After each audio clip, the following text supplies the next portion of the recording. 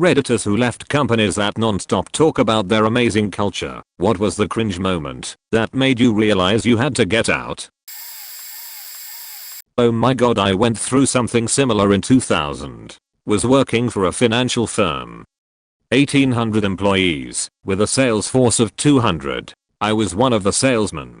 We had our annual meeting in April. It was a big affair. Most of the employees attended, and the CEO gave a big speech about how the previous year was the best in the company's history. Blah blah blah. The next month, May, we each submitted memos basically justifying why we qualified for, or should qualify for, bonuses at the end of June. I wrote mine out and explained the sales growth in my territory over the course of the previous 12 months and what percentage my sales were out of last year's total sales. Coming off the company's best year ever, it should have been a slam dunk, right? All of us were excited about how much we'd have coming in June. June rolls around and my bonus is zero. But it's not just me. It's all over the sales floor. Less than 20% of the sales force got bonuses, and holy shit, everyone was pissed. All the supervisors were dealing with angry subordinates, the sales manager was too, and even the VP and director above him. Everyone was furious and insubordinate. Angry accusatory emails were flying, and the company was facing a mutiny. It got worse when it came out that the supervisors were offered bonuses that they could determine for themselves. Most of them took them, but a couple, knowing their subordinates wouldn't be getting anything, refused. My supervisor took his. When it came out, he tried to explain to his sales team about how he felt it was justified and how hard he worked. He ended up with people screaming at him about how they felt the same, but they didn't get jack shit. So for a week or so, things on the floor came to a stop. A lot of people just didn't show up, and the ones that did were angry. I came in and started reading Monster.com ads at my desk. I also stopped selling anything or answering my phone. When confronted by my boss, I told him that as soon as I got the bonus my sales justified, I'd start working again. Until then I'd be coming in late, reading and responding to want ads, and leaving early. He could expect me to keep that up until I found another job or was fired. The following day I was sent to the regional sales manager's office. She said she'd heard about my work stoppage and asked me to explain myself. I told her that if she heard about it from my supervisor, then she already knew why I wasn't working, and I didn't need to explain it again. She tried buddying up to me, being friendly, then being stern, then being angry. I kept my composure and told her that the longer the company held out on my bonus, the longer it was going to miss out on sales from my territory. I then gave her my average daily amount of sales from the previous year, quantified what the total loss would be for a week of me not selling, and how much cheaper it would be just to pay me the money I was owed and get me back to selling. Then I thanked her for her time and told her I'd be leaving work as soon as I left her office. And I did. The following day I came in, checked my emails, some of which were farewell emails from coworkers who quit over their stolen bonuses, and sat on Monster.com until I was told to go to the office of the national sales manager. He's the gatekeeper. He's in charge of all 200 of us. He told me he understood that I was upset and could see why. I asked him if withholding the bonuses from 80% of his sales force was his idea or someone else's. He didn't answer. He did tell me that I would be getting a check on Monday, and could I please go back to work now? I told him I'd be going back to my desk, but work wouldn't start until the check was in my hand. When I went back and checked my emails, yup, more defections. The next day an email went out to the entire sales force. Management had taken a look at the numbers, re-evaluated the financials, and determined that June bonuses would be issued shortly. The email also apologized for the delay and reminded us that as salesmen, we were the core of the company and our hard work was appreciated. I also received another email, this time from the national sales manager, who told me, while bonuses were scheduled for Monday, he'd be walking my check to my desk the following day. The following day I showed up, sat down, and shortly afterwards the national sales manager walked on up and handed me my bonus check. I thanked him and handed him my resignation effective immediately. In my resignation letter I requested that a check for my unused vacation time please be cut and given to me before I left the building. When he finished reading it, I told him I'd clean out my desk while I waited for the vacation check. While I was doing that, one of my coworkers also resigned effective immediately. We were walked out at the same time and ended up getting drunk at the bar across the street. I learned later from coworkers that remained that even though the company issued the bonuses, they lost about 20% of the sales force in the following 2 months. Gotta love corporate greed. When I was asked to sleep with a potential client. Edit. The rest of the story. At the time I was in my early 20s. I'm female. Looking back I realize I had more going on looks wise than I knew back then. This was decades ago. My boss, business owner, always told us that he thought of the office as one big family. He also referred to the female employees as his girls. A new client is coming into the office. My boss called me into his office and told me he was going to give me the company credit card so I could take the potential new client out for dinner and drinks. He told me to sleep with him. We need this client if everyone wants to get paid. Nice added pressure. I said no and the next day quit. A couple of months earlier my boss had invited me over to his house for dinner with his family and a swim in his pool because he said he knew how hard I had been working. I was a little surprised that he finally noticed and thought it was kind that he wanted to do something nice for me. I get there and his wife and kids are gone, but there is a 25-year-old guy in his pool. The son of a client who just got out of the army. He told me he was trying to fix me up on a date because I needed to get out more. Like an idiot I believed him. It wasn't until later that I realized that he was hoping I'd show more interest in the guy. I found out later that he had asked all the female employees at one point to sleep with clients. The secretary actually did. She was a young single mom and was worried she'd be fired if she said no. After I quit she told me she wished she had the option to quit. I didn't realize what she was saying until we talked later. At the time his daughter was around 4 years old. When I quit I asked him how old would his daughter have to be before he asked her to sleep with clients. I thought he was going to hit me. I have 1,000 stories about working at this place. The guy was an unethical idiot. A dangerous combination. But I learned a lot about how to not run a business from him. I've owned my own business for 30 years now. I've never asked an employee to sleep with clients.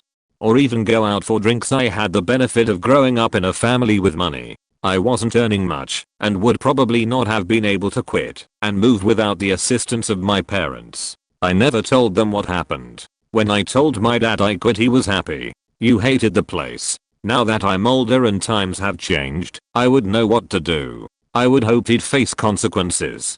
Today this isn't considered a regular part of business. #metoo wasn't a thing back then. No one really cared. This was the only time I was directly asked to sleep with a client, but not the only time I faced sexual harassment at work. It was so common for me and my friends that when we pushed back against it, we felt like we were really on the leading edge of changing work environments for women. I guess we were, but sad that we needed to be. I certainly hoped women didn't face this anymore, but the recent news set me straight on that. My boss came up with a campaign called Smovers, Smile and Move. We needed to be Smovers and encourage other associates to be happier that they worked for a dead-end retail corporate job. He gave us bracelets to wear and little cards to keep on our person at all time. Like, we worked at a shitty timeshare property with owners who owned part of a small independent timeshare in the early 2000s that was bought out by a huge hotel conglomerate that destroyed the entire aesthetic of what they originally invested into. So these are embittered, hateful people always wanting refunds for silly shit like a broken treadmill in the gym. Literally had a grown-ass man, followed by his wife an hour later, yelling, raised voices in the lobby at my young visibly pregnant self because a lifeguard moved their towel from their beach chair after they left for 2 hours to take a nap in their room. On the 4th of July, while we're at full capacity lol. On top of the daily emails reminding us that working for Wyndham was the best choice we've ever made in life, and constant reminders from upper management what our mission in life, your life's purpose, the reason you were born was to reason on a daily basis with unreasonable garbage humans as hard as you can until they give us a 5 on their surveys. I declined all requests for transfers and just got out as fast as I could. Pizza Hut. Where will Pizza Hut take you? During the interview I was told the work is hard, but we feel like a family and we can always bitch about the bad customers after a shift. The people there were horrible. The managers made you do two people's jobs for less money. I was paid minimum wage for my age, 4.00 an hour, and the company purposely brought on 16-year-olds for that reason. I was also told that they didn't have enough money to pay me, so my shift was cancelled. I was told I'd be paid to complete my training, and I wasn't. Our manager would fling the corks of Prosecco bottles at the waitresses to make them scared. There would be regular breakdowns from cooks and waiters. I would regularly get screamed at in front of the whole restaurant for silly things like the knives and forks not being straight enough, even though they would leave me by myself. As in, I was the only waiter still working. 1 week after my first shift point, the waitresses would always bitch about the other people in the restaurant and would shout at me for asking questions. Even on my first day point, at one point an outside chef was brought in from a different restaurant and he didn't realize he had to wash up cutlery because he doesn't have to at his place. That's an entirely separate job point. So we ran out of cutlery and the two more experienced waitresses, instead of helping me and washing up the cutlery or teaching me how to do it myself, would just hoard the cutlery. So it was me that would run out. Then my manager would have another go at me. Point, fuck that place. I was working at a startup. I put that in quotes because this place was a startup for over 8 years and continued to refer to itself as a startup until it reached break even. I put my heart and soul into that place, worked nights and weekends, all for a salary that looked on the slightly high side of average for 40 hours a week, but stunk for the far more common 60+ hours. I fought tooth and nail to get the business critical application rewritten from the ground up, as it had been written by a contractor who had retained ownership of the source code, so the company had no ability to modify code or even properly investigate software faults, and there were plenty of those. So, I had only 3 requirements. 1. The company must have the source code. 2. It must be written by a developer that understood SQL, aka a different developer to V1.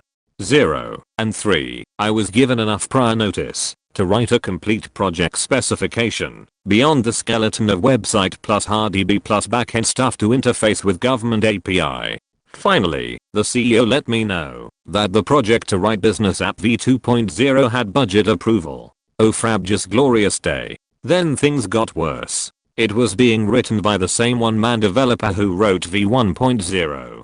who was once again retaining all rights to source code, and who was being retained on a very generous contract to provide ongoing support. And he was already working on it, without a proper project specification, just he knows what he's doing. That's when I knew I would have to leave soon. Very soon. Finally, as I approached my 8-year anniversary, the CEO announced that the company had finally reached profitable status. He was right now signing the checks for the first ever dividend payment to the shareholders. For nearly 8 years, they'd stymied my requests for salary increases with not this year / no money / poor startup. Well, surely now that the company was making a profit, they could bring me up to compensate for the years of watching inflation eat my salary from the bottom up. I had a review meeting with the CEO and a director. The director gushed over how I had single-handedly pulled the company through the dark times, how the company would not have made it to the present day to break, even if it had not been for my personal efforts over the last years. The CEO then informed me that, effective immediately, my salary was being increased by $1,000 on a 40-hour work week. That's slightly less than $0.50/HR. Given the hours I actually worked, it was more like $0.30/HR. Given what inflation had done to my salary, the skill set required, and responsibilities involved in my role, it should have been more than 10 times that. The CEO then offered me a one-time bonus of $1,500 if I could get the developer's new application into production within the next 3 months. I responded that I couldn't even get it through functional testing in the next 3 months, as it required a test connection to be established in a government-controlled data center, which would take anywhere up to 2 months to get installed correctly. And we couldn't even start that until the CEO approved the expenditure, which had been sitting on his desk for so long that I'd have to get the vendors to requote it. I went back to my office and called a recruiter. Less than a month later, I handed in my notice. Within 3 months, I had sold my house and moved to a different city. Within 12 months in my new and far less stressful position, I earned more than 150% of my previous salary. Quitting turned out to be the best thing that I ever did at that company. I only wish I'd done it sooner. When I was told I wasn't human enough. I was in a telemarketing sales role for a startup in the wine trade. I had recently left a 10-year-long sales and business development career to pursue full-time study and was looking for a stress-free job that gave me work-life balance. I stumbled across a well-paying, fun-loving startup that sold wine. I knew sales and I liked wine, so I got a job selling wine over the phone. Now I'm no wine expert. I'm not the best salesperson to walk the earth. But I was hitting all their measurable targets, but something felt off. I felt singled out. I was constantly pulled aside to review recordings of my calls with supervisors that had never received formal training in teaching and developing staff. And after being awarded a certificate for completing my 3-month induction training successfully, I was shortly after issued a performance improvement plan, not a performance management plan. I was assured the first action I was to be measured on was my personality, and I quote, "needs to be more human."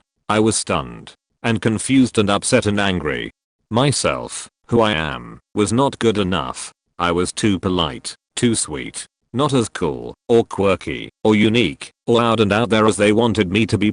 I'm totally turned off the idea of working for a startup after this experience. The ping pong tables, free wine, monthly drinks, birthday, and Christmas parties were such a ruse. The constant rewards were there to imitate amazing culture, rather than really investing into the team, to teach and develop them, and really listen to what they need. Not everything is as it seems. Worked for a hospital that was going through a culture change. They brought in a management group to help them get in better financial shape, and what was their first recommendation? Cut nursing staff and pay. Within 90 days we lost 10% of our nurses. We were struggling to legally and safely take care of patients. Meanwhile, the management team and the senior management went on a 2-week trip to the Caribbean, all paid for by the hospital. Flights, food, rooms, alcohol, all of it. I came into work that next morning after discovering that and saw an email saying the 4 nursing jobs I needed filled were denied due to budget costs. I pride myself in being level-headed and rational when I'm angry or frustrated, but that was enough. I know that cutting some of their benefits wasn't going to save the hospital, but you lead by example. I never opened the email, as the info was in the subject line, and I called the local newspaper about 5 minutes later. I set up an interview with a journalist and told him to bring a big notebook. I resigned after making sure that my staff had their vacations approved and their bonuses, if any, were locked in to be paid. I did everything possible to help my unit out, and then I just sort of left. I left the key to my office with my resignation letter in hours. They called and offered to keep me, and I told them it would cost 4 new nurses. I never heard back. Spoke with the reporter 2 or 3 times after that, and told them everything. I told them exactly what the community was paying for on a daily basis. He dropped a small story that eventually grabbed some serious attention. I know from some former employees that a lot of people were forced out over that. A few had to stand in court for minor monetary charges, and one was charged with embezzlement. They were in serious trouble after that, and eventually a bigger entity bought them up. Supposedly things are doing much better now, and those that rode it out went through some serious hard times. I don't know how or why they stayed. The funny part was that new culture program was never implemented. They paid a ton of money for it and never even opened the box. Well, not what set me off completely, but some red flags for an old job that talked excessively about their community and how great their company and product was. I was paid intern wages, $13/$16 per hour, when another developer quit to keep me. My 21-year-old friend makes that, managed 17 clients, support a new development alone, expected to work 68 hours a week. We were brought in and yelled at because the 60-hour weeks plus Saturdays were meant to be 12 hours MF and 6 to 8 on Saturday. Owner showed up at 9 and left at 3 that day, and I lived an hour away. Always told we don't have money for more developers, but the owners both bought new cars. The one's wife did work, but the other had a stay-at-home wife with 5 kids under the age of 10. The single working parents also bought a motorcycle. Blamed my stress level and working less to maintain mental health on working less and not giving yourself enough time to accomplish tasks. Owner told me to find a wife to do my laundry and housework I was also doing while working less. Annoyed that hourly employees clocked out to take a 3-minute stroll next door to get a snack or drink. Complained that the small development team, all friends, took lunch together leaving work at a standstill. Complained that friends would take smoke breaks. Tojatha had an executive, sales and backroom bathroom. Not gender separated. One owner used the executive, nicely renovated. The 2-man sales team used the other, somewhat renovated and spacious, bathroom, and the 9 other employees, 2 females, had to use the unremodeled, extremely tiny, mold/dirt filled bathroom. Refused to give me a proper work email because they ran out of slots and it'd cost $5 a month to give me one. They tried making employees clock out for bathroom breaks until one threatened to sue for illegality. Employees, except sales, had to park in back on a gravel lot that flooded, so the actual lot looked inviting for clients that never came in. I could probably go on for another 100 points. Won't name the company, but was called ugly, fat, talentless, and many other names by my manager. One of the associates that worked there started to chime in and would text bomb me multiple texts that I should die, no one likes me, etc. My manager also liked to humiliate me and would talk down on me in front of customers. I have a medical condition that makes periods unbearable and sometimes I need to sit and rest for 15 minutes then I can go back to work.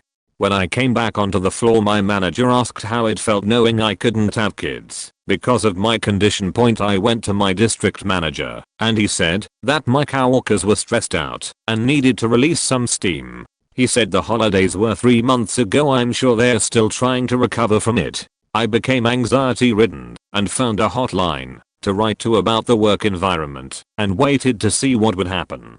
A few days prior a different employee went to the hotline because my manager wouldn't allow her to take her medication at 3 each day because it was an inconvenience.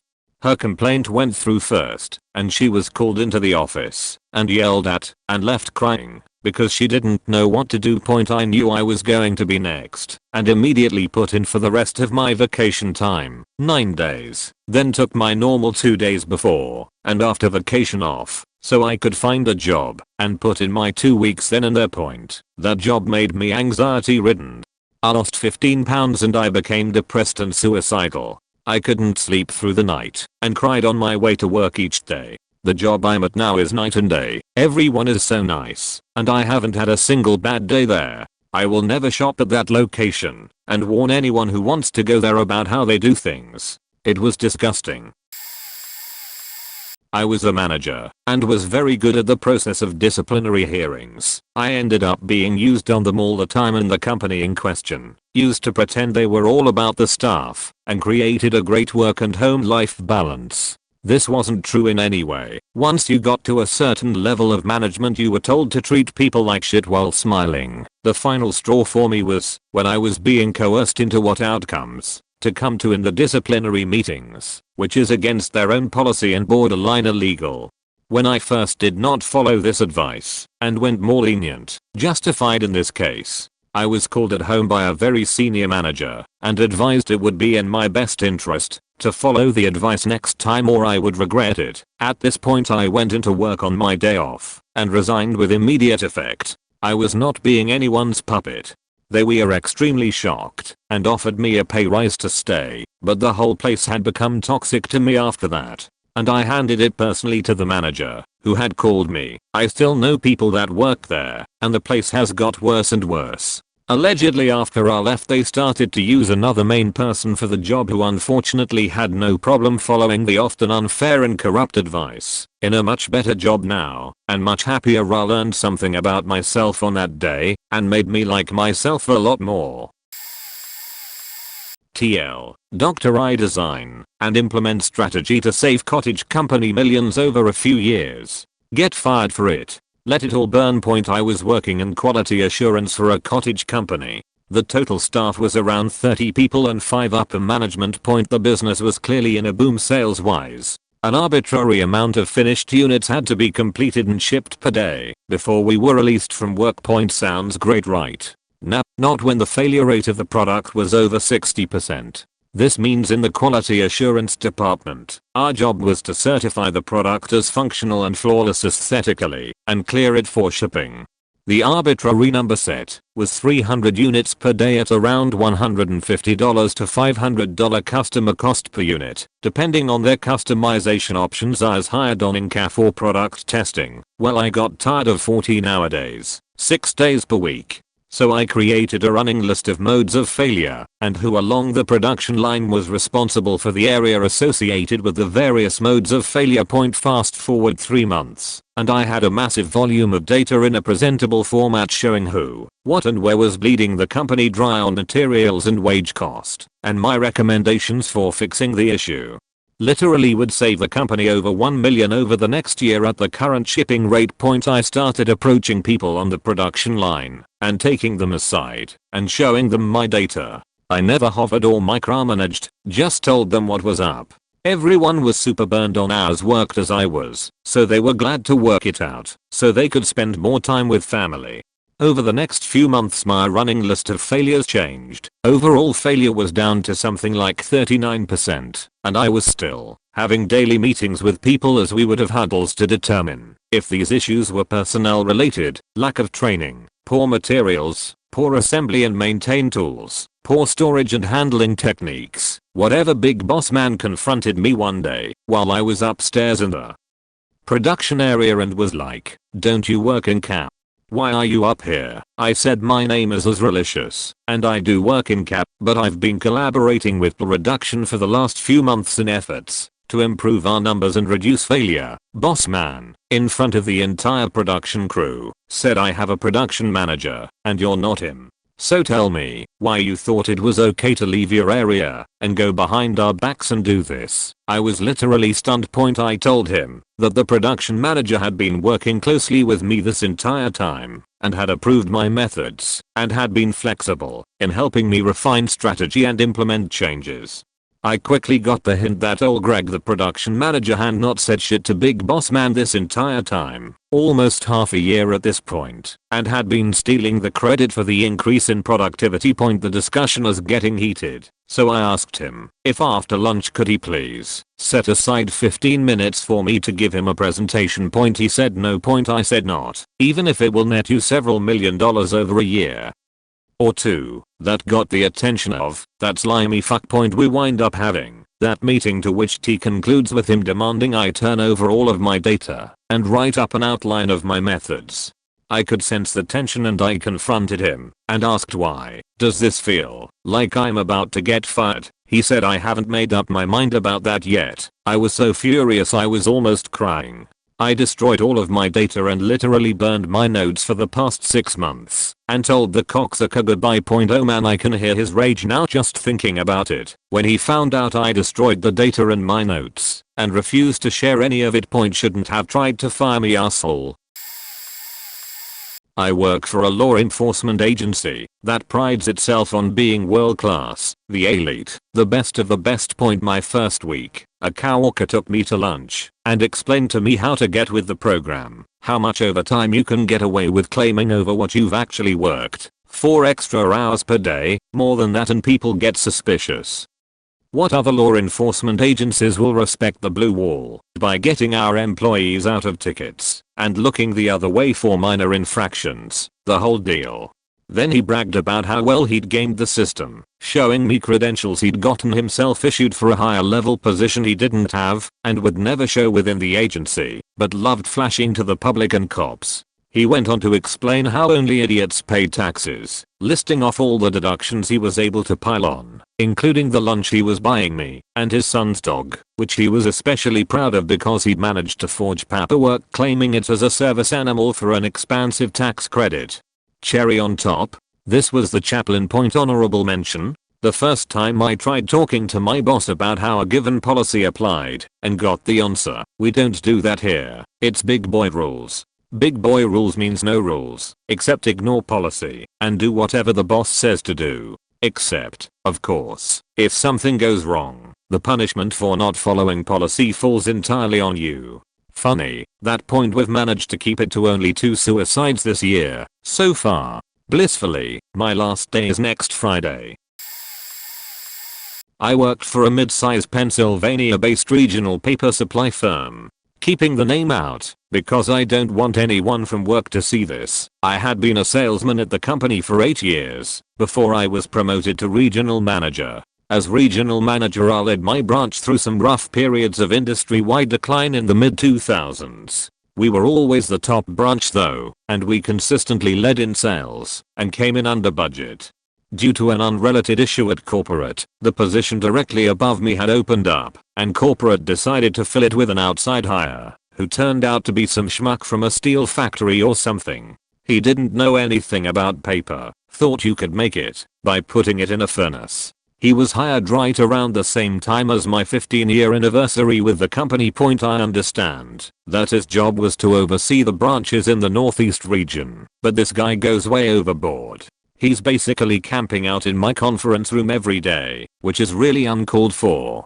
I mean, this guy has 4 other branches to manage. He is so obsessed with kissing ass and being able to say that he's cutting waste that he decides to freeze all discretionary spending, office parties, break room crap, stuff like that. Well, turns out that he cancelled my 15-year anniversary party. What would that have cost? $100? After 15 years, I was so mad.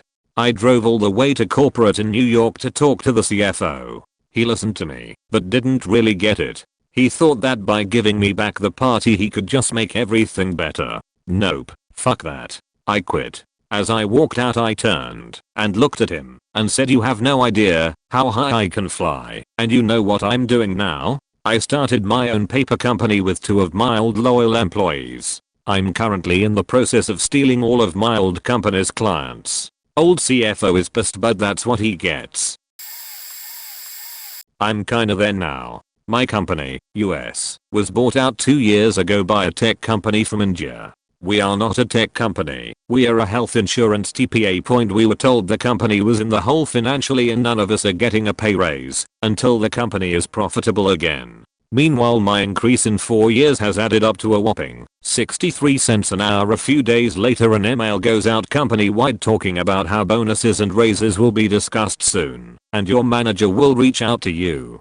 Turns out that wasn't for us, it was for the other employees in their other sectors, and we still weren't getting an increase. My department is the only money generating department. Because I'm in sales, then this parent company decides to build this lavish office on the first floor. Special lighting, fancy chairs, like 20 of them, a special order desk that's 20 feet long, or whatever, new floor to ceiling windows, to overlook the lake. The table itself cost $40K cause it's some fancy ass zebra wood I don't know. The chairs were $800 a piece. No one from my company is allowed to use it, it's for the corporate guys to use when they visit from overseas. I know the cost because one of the security guards got chummy with the construction foreman who showed him the room and told him the cost. He told me on his last day, since he had quit. They also sent their CEO to our office for a meet and greet. He's a billionaire. They made us take time on our lunches to go to this dog and pony show so he could pretend like he cares about us as employees. Worked for a semi-large craft brewery. Seemed like a dream job. In marketing, fresh out of my old internship. Free beer, work at a brewery, get to work events, right? Couldn't believe I got such an amazing job. They talked about how they were all best friends with a great work culture. Flash forward a year, everyone I worked with was a mega piece of a shit drug addict alcoholic who talked shit behind everyone's backs. Management expected you to work 60 hours a week with an unpredictable schedule for the most useless health insurance benefits and terrible pay. I was salary. You were expected to be centrally located to the brewery, which was downtown, but guess what? You only got paid $30,000, but they got a Miss Pac-Man machine in the office. Final straw was when the married owner was sleeping with the married receptionist, resulting in divorce, which resulted in receptionist's husband coming to the office, threatening to kick the owner, and all of the Employees, asses, resulting in us not receiving a Christmas bonus and the owner being an overall dick for the next 2 months. Despite 6+ years experience in high-end sales, and bringing them a fucking sales plan in the interview, when I tried to move to sales in the northern part of the state, to get away from the office shit, I was passed over for a bartender, because he had interviewed 3 times already. They even had the balls to tell me I interviewed the best, and had the best credentials. It's okay though, now that I live up in the area I tried to work for them in. I laugh every time I realize how irrelevant they are up here. I should walked out of my original interview when I got hired, when my future boss told me they all took significant pay cuts to work more hours because they all loved the brewery so much. I went through a phase after I left for retail, that's how bad it was, where I wanted to go back. Because I thought I'd love going back. Boy, I'm glad I never did. I make 3x as much and work 40 hours a week. There was a quarterly meeting with this new CFO who started around when I did. He had just moved to DC and found an apartment in Georgetown. He took time in one of the first meetings complaining about how there was no good public transportation from Georgetown to our office, so he had to walk. Now the reason Georgetown doesn't have good public transportation is that people living there fought tooth and nail against it to keep the riffraff out. In a room of over 100 people who couldn't afford to live there, this douche was complaining that he had to walk from there. Oh, then there was the election meeting. A week after the election we all came in, and he was super chipper and asked, so who wants to talk about the election? We all groaned out a collective no that held him up for a second. This is DC, where Clinton won something like 95% to 3%. No one was in the mood. He tells us about how some investors wanted nothing but to talk about the election. Sure, whatever. And then he started telling us about the stock market. Something like, yeah, the market started dropping when it looked like Trump would win, but then they started to realize that if he brought jobs back that would be good, so it went back up. The guy next to me did the jack off motion, which I think summed up the moment perfectly. To his credit, the next guy to get up and speak actually knew something about economics and basically went over why the previous comment was stupid and that markets are fickle and don't like uncertainty, which is why when something unexpected happens they can panic. The CFO single-handedly made me hate the company. When my project manager had to go care for his sick mom, another project manager was assigned to us temporarily. My team was just me and one other guy, and we were very self-sufficient. Our manager was basically just there to get us info from clients, software developers. This new manager was absolutely crazy, thought she'd change absolutely everything and make it amazing, ignoring the fact that it was already running great. She also didn't give a shit about us as people. Our first exposure to her was when she scheduled a meeting between us and some of her other subordinates, but never actually invited them. Apparently we were to blame for that, and she screamed at us over the phone calling us stupid. She was requiring us to work 60-hour weeks salaried, for no reason. We weren't on any kind of time constraint, and were actually ahead of schedule before she arrived. Apparently she went to our personal managers and asked if we could work that much. They said no, if she couldn't prove a need. So she came back to us and said our managers approved it and we had to do it. Straight up lead to both of us, and our managers never knew until months later. During this time of absurd hours for no pay, there were long periods of time where we'd be required to learn from her team, which means sit on a screen share with one of them while they worked and do nothing. These were always in the evenings and useless. I missed the beginning of my own birthday party before I finally said I'm leaving now. I'm accomplishing nothing watching you, and it's my birthday. One of the weekends we were required to work, I told her I couldn't attend any Sunday morning meetings because I had church. She bitched me out for it and basically insinuated that she'd be willing to lie about why I was missing so I could get in trouble for missing the meeting. All of this was peppered with screaming, insults, snide comments, and work that took a significant dive because of her micromanagement. This happened over 3 weeks and was hell. When our original manager finally came back, we told him everything. She actually ended up being reported by me, my coworker, the project manager, and my personal manager after hearing how she lied to him. I saw the emails go up the chain of everyone she was reported to. No clue what happened, as I'd be job hunting every waking moment after that, and quit soon after. After nearly 5 years, the company claimed to be family first, because all companies say that. It make them seem nice. You were voluntold to do optional mandatory overtime. The company reported massive profits in the billions, built new facilities, refused to hire enough people to operate properly, kept us at a skeleton crew for every department except the office, where the secretaries had secretaries. The company physically controls the private label market for just about everything food, condiments, or drink based. When they told me to ship mayo that had sat in the warehouse for 3 months in unsealed, 2,200-pound containers, at room temperature of roughly 85 degrees, that turned brown, to a packaging facility that then went to small packets and served to humans. The other was being forced to use long expired, as in 3 years expired, ingredients in something I would put on my food and my kids' food, that I thought was safe and clean. That was the straw that broke the camel's back for me.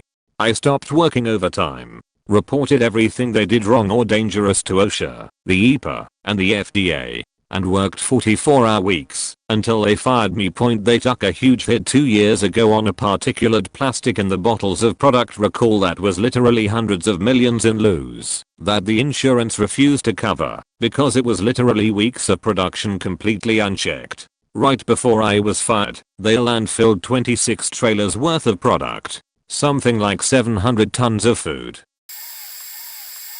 I used to work for a company that when I first started working there, all the upper management was promoted from within. There were family holiday parties, etc. Once a month we'd have a pizza party and there would be a cow, and employees were encouraged to ask tough questions and upper management was actually accountable and responsive. There was the idea that if you worked hard enough you could pull yourself up by your bootstraps. Then the company got bought by a financing firm. They brought in a whole load of executives. Then the cuts started. On occasion we'd have the pizza, but now our questions had to be vetted through our managers. I saw a case where the CFO basically asked, "Does anybody have any more questions?" And an old timer proceeded to ask a you could hear a pin drop type of question that went something like, "All the departments have end-of-year cuts and compensation freezes. However, because we are public, I can see that in the last 2 years all the executives got a 20% pay increase. Why is that?" It was literally a no fuck moment. The CFO basically responded with, "It's not our policy to talk about the executive staff compensation," and walked away from the podium, leaving everybody to stand there aghast. The guy was fired by the end of the day, according to ours, for performance reasons. It was ugly clear it was time to go. I worked at a small marketing company, like 25 employees, for about 18 months as my first real job out of college. This was like 15 years ago. They had a real startup feel and everyone was very friendly and happy, and there were lots of perks like free snacks and drinks and lots of team building and happy hours. etc. The moment I decided to leave was when I got my year-end review and didn't get a raise while my job duties had increased. I effectively replaced 3 people because I figured out how to automate the reports our department generated and learned SQL to pull ad hoc ones on my own without needing the DBA. The same week 2 other things happened. I learned that the new hires, there were 3, every 3 to 6 months 3 to 5 people quit to get better jobs and were replaced by fresh college graduates, were getting paid about $4K a year more than me as the new starting salary, and I couldn't get a raise at the end of the week. The CTO of the company, i.e. #2 and co-founder, went around the office high-fiving everyone with a brochure for the new company car that the company just bought him. It was a fully loaded Lexus sedan that cost almost double what I made in a year. I left him hanging on his high five and started my job search immediately.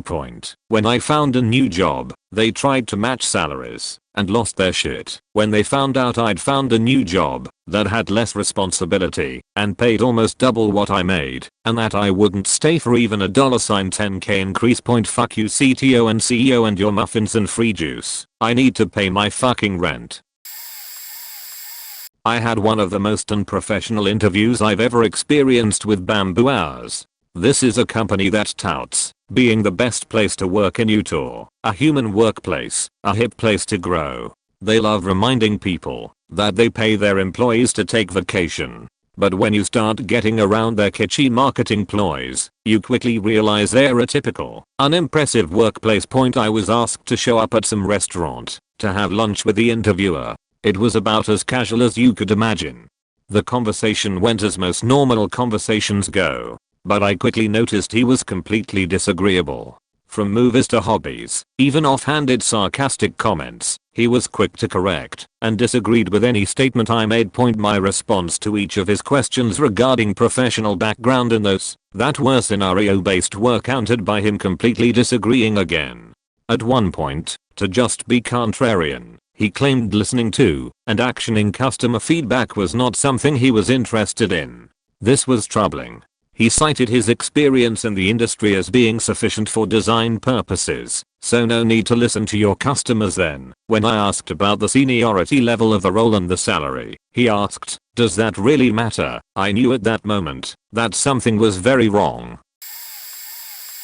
I worked at a skilled nursing facility as an RN and tried to take a day off to go see the eclipse. I live a few hours drive from the belt where the eclipse would be visible, but figured it's one of those things you only get to see once or twice in a lifetime. We had to put in days off almost 2 months in advance, and I had missed that window, so I got another RN to agree to pick up my shift. She was happy too, since she had no plans to see the eclipse and owed me a favor from when I helped her out by picking up a shift for her last minute. A few days before the eclipse, I went to the scheduler's office just to inform them of the shift swap. This is one of those things that technically everyone is supposed to do when they swap shifts, but no one really did. I wanted to make sure I was covered just in case the other RN forgot or didn't show up. I submitted the shift change request form that I never even knew we had and thought that was that point. Then at the end of the day, I got the form back with my request denied. Apparently the assistant dean of nursing was denying shift changes since we are going to be short that day, so anyone who is willing to come in on a shift change should just come in. His masterful plan was to deny the shift change with the hopes that both me and the other RN would come in instead of just one or the other. Of course, she was only picking up the shift as a favor to me, so had no plans to work unless it was picking up my shift. So instead of having one RN who wanted to work that day, he got one RN who didn't want to work that day. Smart. I worked at this place that was essentially an entertainment venue / company run by a few guys that had good intentions. The guys referred to the company as a premier multimedia production conglomerate. They had an open bar like 24/7. They were into film production, television, radio, advertising, records, DJs, YouTube. They were doing stuff with Twitter and Facebook. They did promotional stuff, clubs, personal memorial videos for pet funerals, dogs, cats, fish, tiny horses, giant lizards, you name the animal. Visual effects for raves, laser light shows, regular light shows, amateur mixology. They said they would turn your gold into cash. They also dabbled in chef competitions. Also personal styling, guerrilla marketing, viral marketing, interior design, personal bodyguards, wildlife sepia tone photographs and catering. They would install AV systems in people's houses without their permission, then test them with the Fast and Furious to make sure they were up to paragraph. They would create tiny carts for grandmas, change your sheets, pillows, and comforter, then sleep in your bed for a week to break it in. They would give you shoes and teach out how to tap dance. Basically, if you wanted something cool to happen, they would do it for you. They had a money bowl for the petty cash that was literally a clear toilet filled with cash. Just reach in and grab what you wanted. They said they did it because they were flush with cash boxes to play with randomly.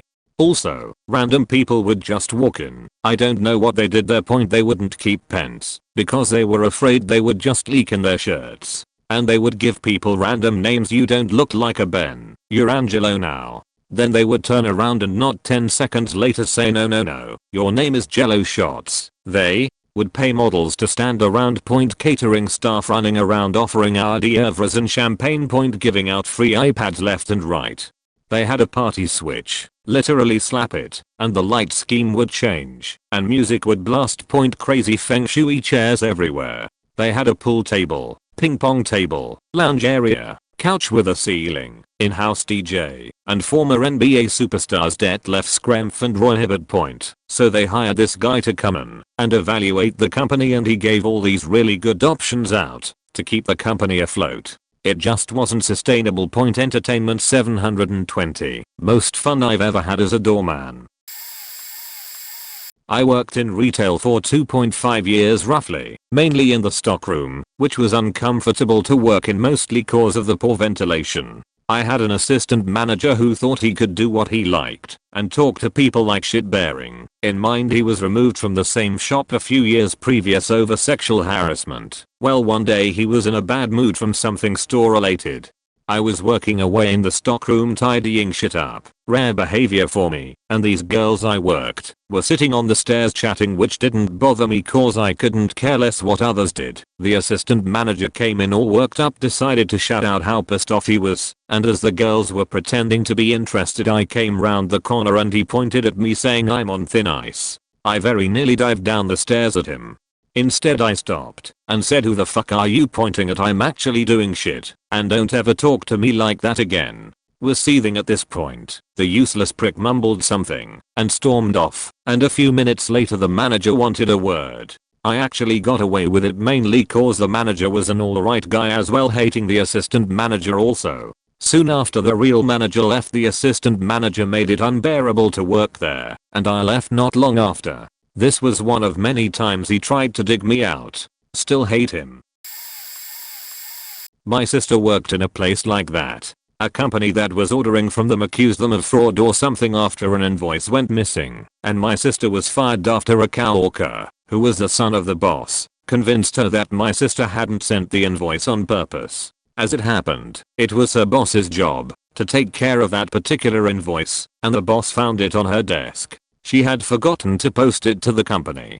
The next thing we knew, the boss was calling our house to get my sister, but after an accusation like that, the attitudes of some of the other people who worked there, and the condescending and judgmental nature of her boss, she pretended that mum had never received the call, walked into the office, put the keys on her desk, said something along the lines of, "You can't fire me, I quit," and walked out like a boss. That place really ruined her, though. She's always had anxiety and depression, but it was never as bad as it was after she worked there, and she never recovered from that. She can't even drive past the place without feeling physically ill. I mean, I did my work experience there, and I can vouch for her. The woman and her son were just horrible. I remember that her daughter-in-law worked for her, and she practically banished the poor woman to a building to work on her own, just because she disliked her, and for no reason. Her poor grandchildren on that side of the family are neglected too. For her grandson's 18th birthday, she got him a jumper, and for her other grandson's 18th birthday, he would be the first grandson's cousin. After he stole from her and hid drugs and alcohol in her house, she bought him a Mercedes, all because she was prejudiced towards the first grandchild's mother. I'd honestly rather not have anything more to do with that woman. We had a town hall one day to discuss the business. Before this town hall, people were stressed out and pissed about the company's direction and how we were doing analytics. Everything from automation, which was a joke at the time, to outsourcing, didn't help with workloads, to work hours just had everyone on edge. The VP of our division came up and started talking about how awesome our company was and how we are such a talent factory that other companies steal people away. One person piped up during his spiel, "If we are such a great company and a talent factory, why are you outsourcing our analytics?" He started stuttering and stammering about how it's to drive efficiency, so we can get more important things done. Another person piped up, "It's not working, we are doing double the work now, because we are constantly cleaning up the mess of the people overseas. What are we doing to fix it? Something automation. Are you fucking kidding me? The automation that you're creating is Excel workbooks with macros that break 90% of the time. How about we get some actual automation via other programs?" The VP got red-faced, while one of the directors stood up and told them that it's all coming down the pipeline and that if we don't like how things are being done here, we don't have to be here. We can find another job 6 months later after that fiasco. Myself and about 20 other people left the company to work for other companies. Morale and turnover got so bad, the senior directors and VP were running risk analysis on people in the company to determine who would leave and when to try to curb the turnover rate. It failed miserably. The whole division, after there was maybe 5 people left, got folded into another one and then completely disbanded after that point. But sadly, that's not the first time I've seen a company who talked about an amazing culture where shit went downhill. The second time was yet once again during a town hall meeting. Sales had been down for a portion of our business and there was rumbling about a potential sell-off. The CEO came on stage and started talking about how we shouldn't hit the panic button, that we have an amazing culture, and that everyone will still have a job in 4 months.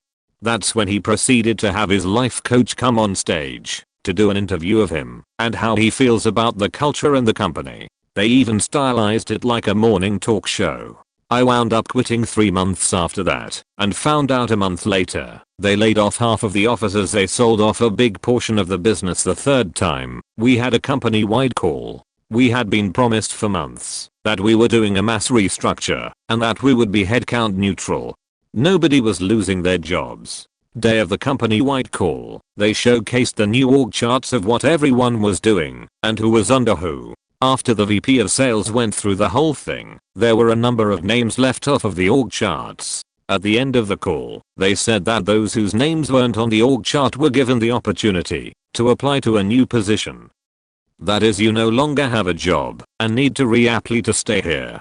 Not surprising that after a year, 90% of the people on the sales team left. We are talking 10 to 20 year veterans getting so pissed off at the company that they just up and quit. They changed CEOs recently because culture got so bad. And today, I'm going through the same bullshit. Our CEO retired back in May, and the CFO just left last week. Welcome to corporate America. Future Shop, Canadian version of Best Buy. Every morning there would be a pump-up meeting where a group leader asks how are you feeling. They hold their hand up and everyone has to say fan, and when they put their hand down you say tastic. Then the managers would ask about sales yesterday, commission work. They particularly enjoyed calling out people having rough times and belittling them in the group. Fantastic stuff, right? Extended warranty was called squeezing the juice because for commission sales you made a shit ton by selling it. To sell a printer would get you like $10, but with the juice you could make $50. The director rolled in from Winnipeg one day and this put the fuckface managers on extra asshole mode. Some cuss came in and asked about a printer, then walked away and left. First manager comes up and says what was their objection to buying this printer today, so you feed the general bullshit lines. Second manager comes up and says the exact same thing. First manager comes back and asks me again. Needless to say I was less than enthusiastic at this moment. He follows up with, do you like your job here? To which I replied nope. After some awkward silence I suggested perhaps it's time for me to go. So I went to collect my things in the back. By the time I'm out panic has ensued. They are asking me to please stay and now the director wants to talk to me. I didn't stay, met with the director and told him how much the management sucked balls and that nothing about the place was fantastic at all. Future Shop is no longer in existence. Surprise surprise. Late to the party here, but I was executive sous chef for a long-standing catering company, over 35 years in business. When I was brought in it was to establish some order in the kitchen. I was told that it was a great team and everyone knew what they were doing. They just needed some help getting prep lists and recipe development done. I ended up cataloging hundreds of recipes, developing a prep system with auto-scaling spec sheets, links to recipes in the spreadsheet, etc. It took 2 months. After those 2 months had passed they fired the executive chef, hired their business consultant's best friend, and brought in a company to establish goals for all the company's employees at exorbitant costs all round. I was told by the new chef that everything that had been done was not good enough and that we needed to elevate our performance. He then took 2 weeks off for the birth of his twins. Understandable, but that left us alone for our biggest weekend of the year. We had nearly 20 events to cater throughout the day, and not a single member of management took the time to check on us. I was told that we had done a great job almost a week after the fact. The final straw was when management refused to pay one of my guys' bereavement when his father passed away. I brought up the fact that it was fucked and got shut down. I told my crew how it was and that I would be writing and to probably have somewhere else to go. I waited a few weeks and my boss was giving me shit over the phone about needing me to work another long week. So I made the schedule, took my name off it, and never talked to anyone there again. Best decision I ever made. I went to a new company for more money, closer to home. I got a promotion and a further raise in under 2 months. And I just got a job offer for significantly more money than I make now. It's been a good year. I had to reflect on a memory I had long repressed in order to share my experience. When I was about 22, I had traveled a little bit and ended up in a small town in Idaho. I saw an ad in the paper that said travel, make money, have fun. Well, I was young with few responsibilities, so why not? I called them, and they immediately put me on a Greyhound to Denver, where they had already traveled since the ad was placed. Exciting. When I arrived, I was picked up in a very pimped out Escalade by a man who looked like a bawling rap star. He took me to a nice restaurant where we discussed the job, and then he took me out for new clothes and a haircut. I needed to look the parts for this Fortune 500 sales job, selling magazines door to door. I wasn't sure, but overwhelmed at the luxurious feel of this new job. We made it back to the hotel where I watched movies for a bit until all the other mag pimps got back from their sales routes. A diverse crew of 20 to 30 guys and girls arrived about the same time, and they were riled up, like they had just gotten back from Disneyland. They jumped around, danced, bragged about their sales, made it rain dollar bills. They shared stories of people who made it big in the business, and what they would do with all the money once they advanced, and had their own crew to drive around. Everyone was interested in meeting the new guy, and it was pretty glorious for a young dumb guy like me. Dinner consisted of pizza and beer ordered to the hotel. We stayed up partying a little bit, and even had a quick meeting about how well we did that day, and how much better we would do the next. I've never seen a boss treat his employees with such encouragement and respect, and I was sold that this was going to be a good job. The first morning, and every morning thereafter, consisted of waking up early, spending an hour in a very loud and excited meeting, practicing the South Pacific subscriptions chant, and sharing new pitches, spiels, and sales tactics with each other to get our heads in a place where we are ready to push those customers into sales.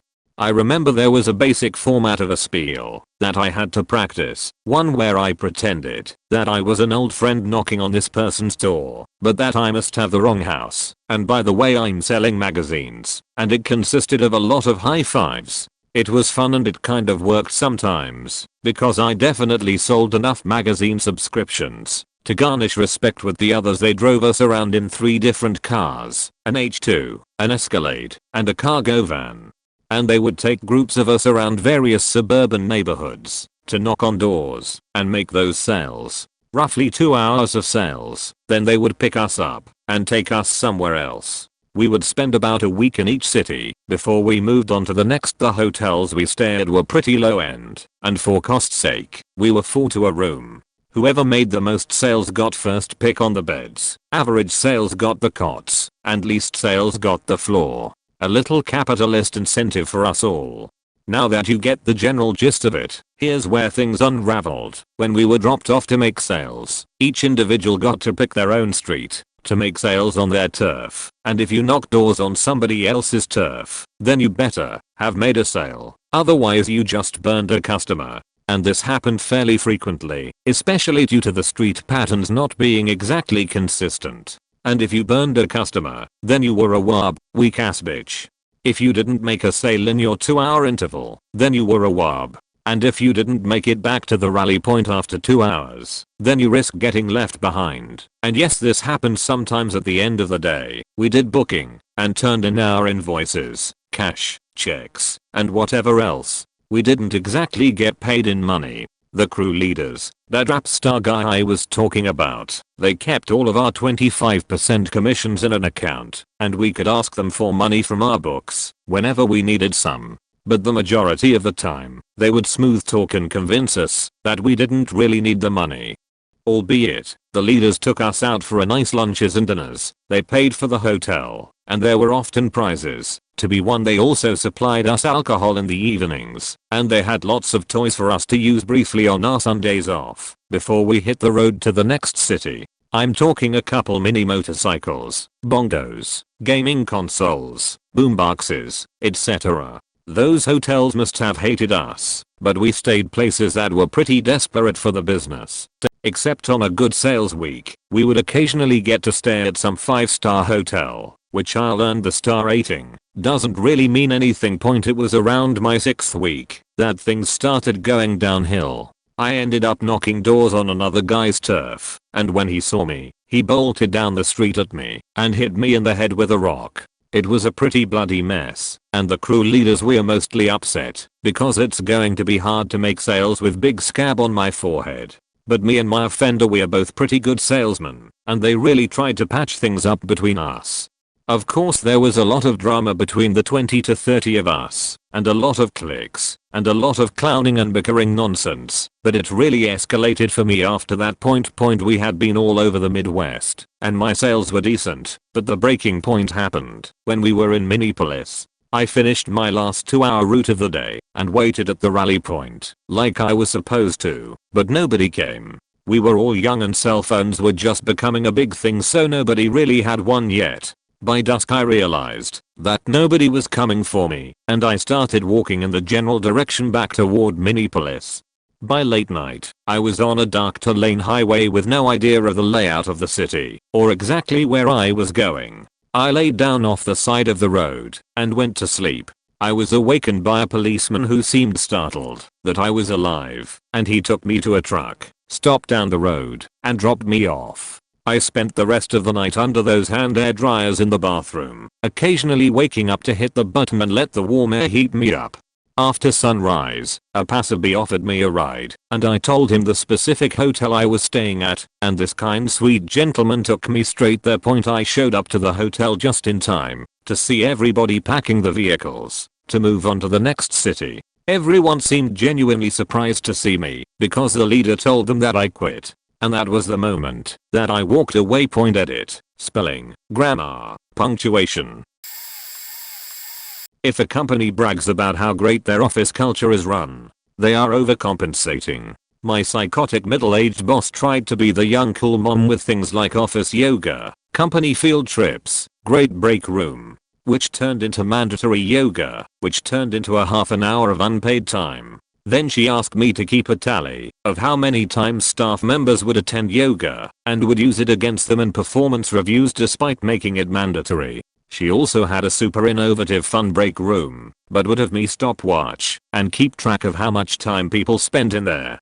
Our company field trips were scheduled for weekends, completely unpaid, and her way of making her feel like she had friends. She even would schedule them on Christmas Eve, and you didn't want to be the employee who didn't show up. Trust me. The same middle-aged woman who pulled me from my office to do her hair for staff pictures and then proceeded to inform me I wouldn't be getting paid for the hour I spent doing her hair because it would be silly for me to get paid for doing hair. The same middle-aged woman who would send me across town to get a dog a sweater, not even kidding, in the middle of the workday, and then berate me at the staff meeting for disappearing and slacking off. I would cringe when new hires would come in, and she would tell them about how much fun we have with group pictures plastered on the walls. I wanted to tell them to run far, far away. My ex-manager drove me into a deep depression, and the owner hauled me into her office nearly a year later to go around about my performance. Let me explain. I worked there 8 years. I could do multiple positions in the store. It was a pharmacy with multiple departments, I guess you would call them, like a CVS, but in Canada. And I was the right hand of my manager in 2 departments. I was trained to do their jobs so they could take vacation time and not come back to a load of work. I busted my butt doing extra stuff, cleaning the office, making sure old stock got sold, doing up reports so my manager wouldn't have to, fixing every goddamn register every time there was a problem, coming in on my days off to help the other people because they had no effing clue what they were doing and taking all the calls my manager should have taken at all hours of the day and night. Manager writes me up for something and uncharacteristically I burst into a full-blown snot-faced tear fest. Sends me home. I go to my doctor, diagnosed with depression, OCD and anxiety. Okay, I get medication and get told things may be wonky for a bit. I tell my manager this. I fuck up once. It was a pretty big fuck up, but a misunderstanding on my part, and he promises me for 2 days it's not my fault. Then writes me up. I bawled so hard they had to send me home. My hubby is convinced I'm going to go crazy if it happens one more time, and he starts suggesting I look for other work or go back to school. Finally, it's a cold winter day and my husband, who usually would pick me up from work, has been called into work, so I have to walk home. He brings me a coffee and asks if I have my warm mittens and such. I had left my hat at home. So he walks with me across the store. I had no customers, and it was a quick 2-second walk, and tells me to pick a winter hat, and he'll buy it, and bring it back. He doesn't. Goes home. Owner calls me to her consultation room and launches into a tirade about how I've been having all these issues in one of my departments, that I need to learn to keep mouth shut, and that I'm a bad employee. She reiterates back that I was hoping to get more hours in that department and that I'd get more hours if I was a better employee. And to top it all off, my family is now banned from the store during my work hours. All of my uncles, aunts, cousins live in my neighborhood. They are now banned from the store if I'm working. You tell them that then. I held my tongue, went back to my department, and called my husband crying. He told me to quit then and there. I typed up a resignation letter, printed in triplicate, and even gave them 2 weeks notice. They blacklisted me, and I haven't been able to get a single job since. But fuck that place. I'm in school now, to do something I've loved all my life, and they lost someone who was loyal, reliable, and good at her job. I regret nothing. My girlfriend just went through a situation that has her looking for new jobs. Depending on how this shakes out in the next 6 months, it's hard to envision her staying there. She works for a property management company that is family owned, about $1 billion in revenue, and has a national presence in the US. They rave about their culture and how they take care of their employees. For example, they give people $1,000 a year across 2 Visa gift cards to buy work clothes and look sharp while showing off their properties to prospective renters. My girlfriend finds a new position and promotion internally and was hired into it at the end of May. She gets a raise and prepares to start moving over to her new job at a different facility. While she's getting ready for this, her current manager says he's concerned about finding a replacement and being short-staffed. So her new manager makes a compromise with her old manager and she's to split time between the 2 sites, doing her old job and new job simultaneously.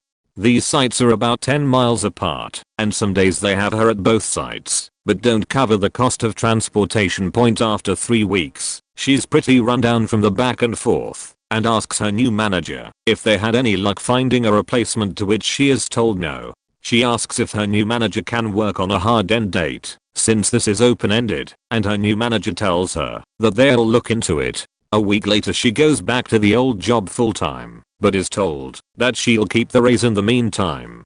A month in, and the company interviews 5 replacements, but doesn't like any of them.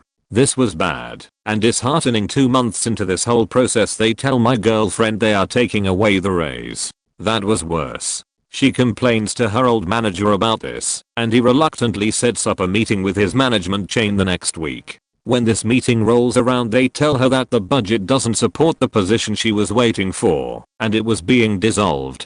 They also wouldn't be doing anything about the raise. As a consolation prize they set up a meeting with the HR director to discuss openings they may have that she could apply for, but they won't guarantee any position. I work for a heartless corporation that where I'm not wacky_water_weasel. I'm just 137,876 on a spreadsheet, and we've never done anything this fucked up before.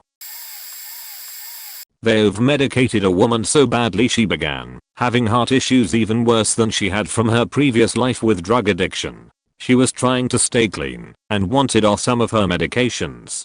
She kept being told they were fine and to keep taking them and that they would level off. She complained of issues staying awake and focusing Bix's use of the medications. They told her it was normal and completely ignored her complaints about her physical health and just told her to wait on her doctor's appointments. She ended up dying in her sleep one night, likely due to a heart attack. She was alone in her home because the supervisor wouldn't give her a roommate, even though she requested one many times. My supervisor offered everyone who worked there counseling, except me. I was with this woman several times a day every weekday. This was a residential facility for people to begin their sobriety in. All of the staff fought for her, but the bosses wouldn't listen. Few days later the phone rings. I answer it. It's for my client who passed. A reminder call for her heart doctor appointment. My supervisor was standing right there and asked who called. I told her it was a call from heart doctor for client who passed. Her reaction was to ask who that was and then laugh like it was funny. When I explained later I found out she lied to the police about the situation revolving around client's death as well. When I left I gave ours every scrap of information I could on everything that my boss did that was a violation of policy as well as just against basic human decency. Nothing changed. Fuck that company. I was very quickly promoted to management after a series of great visits from our district manager. The company culture is of healthy living and continuous learning and well-balanced life. A month after I take the title of general manager in training, I receive the worst district visit I have had ever, but not because my store was in bad shape. He sat me down and talked about my weight, told me I was unhealthy and not living the company values. He proceeded to emotionally terrorize me for the next 6 months and sell me a $300 a month starvation diet. Told me if I stopped the diet he'd make sure I never work for this company again. I didn't have the sense to call hours. I previously had so much respect for the man, and even though he made my existence miserable I somehow thought he was trying to help me. They moved me to whatever store they needed a manager and never sent me to formal training. When they left me abandoned in another city's bus station with no car or hotel at 11 p.m. with instruction to call him in 3 days. I quit and called a ride back home, more than a 4-hour drive away from where I was. Then I called Hours, who offered me my job back a month later with no intentions of firing him. I denied. Now, he's been fired, as apparently my leaving inspired others to report to Hours. But honestly, how was he able to thrive in that position before that? So many members of higher management supported this guy. Victoria's Secret is consistently paraded as this empowering, progressive and helpful environment when really, it's barely masquerading as the equivalent of a really bitchy all-girls high school. Not including the dash of being afraid for my life. Not only does the culture refuse to acknowledge the fact that most people aren't Adriana Lima's size, it also put me directly into harm's way on multiple occasions. I found a couple of sensor tags from stolen items where a regular shoplifter just was, and she saw me calling it in. She and the dude with her proceeded to threaten both myself and my fellow assistant manager with bodily harm and told us she'd be waiting for us outside when we were off work. Corporate asset protection rather than loss prevention, because obviously we shouldn't make the criminals uncomfortable, refused to trespass them from the store, and mall security couldn't do anything because refused. That same assistant manager, when she was the store manager at a lower volume store, don't even get me started on the promotion structure, had been fucking maced in the face trying to recover merchandise, and is a stone's throw away from being legally blind. Corporate did nothing to trespass them, and I think she was denied workman's comp. It's an unbelievably toxic environment, and I refuse to purchase anything from that brand ever again. I haven't left yet, but I have an urge to leave. I work at a hospital. Here are some cringe instances. Hospital claims come grow your career with us, but they have failed to train me in being a nurse assistant and in doing phlebotomy. I requested that training from my supervisor several times. Finally I paid out of pocket for training. My career development receives virtually no help from here. Also, they fail to provide a translator training course because it doesn't apply to my job duties, even though I translate often for patients for simple, non-medical needs. Hospital claims to offer on-site childcare, but it costs so much. They have the audacity to advertise this perk to food service kitchen workers and to nurse assistants in giant posters, but they fail to mention that the cost for childcare is the same as the average salary for those positions. You would be working to make enough for someone to watch your child, Ren, while you work. Hospital managers use all sorts of corporate euphemistic language. They never admit that layoffs are indeed layoffs. They use the term internal restructuring when certain departments get dismantled. Also, when I asked about a raise for doing a good job and having good annual evaluation scores, my manager said that there would be adjustments to our salary. That is quite vague and quite frightening because an adjustment can mean decrease as well as increase. I know sometimes a hospital genuinely has financial losses, but I expect open communication about it. Don't mask it with fancy words and terms. Stop advertising perks that are no longer valid. Worked at the HQ of a large classic business clothing for women with a famous red door. At the time, it was yearly on the list of best places to work. Job description didn't remotely match the actual job duties. Make a noticeable mistake and get the pumpkin head award, which is to be prominently displayed on your desk until someone else screws up. Cola raises. Bonuses were non-existent despite being part of the benefits package.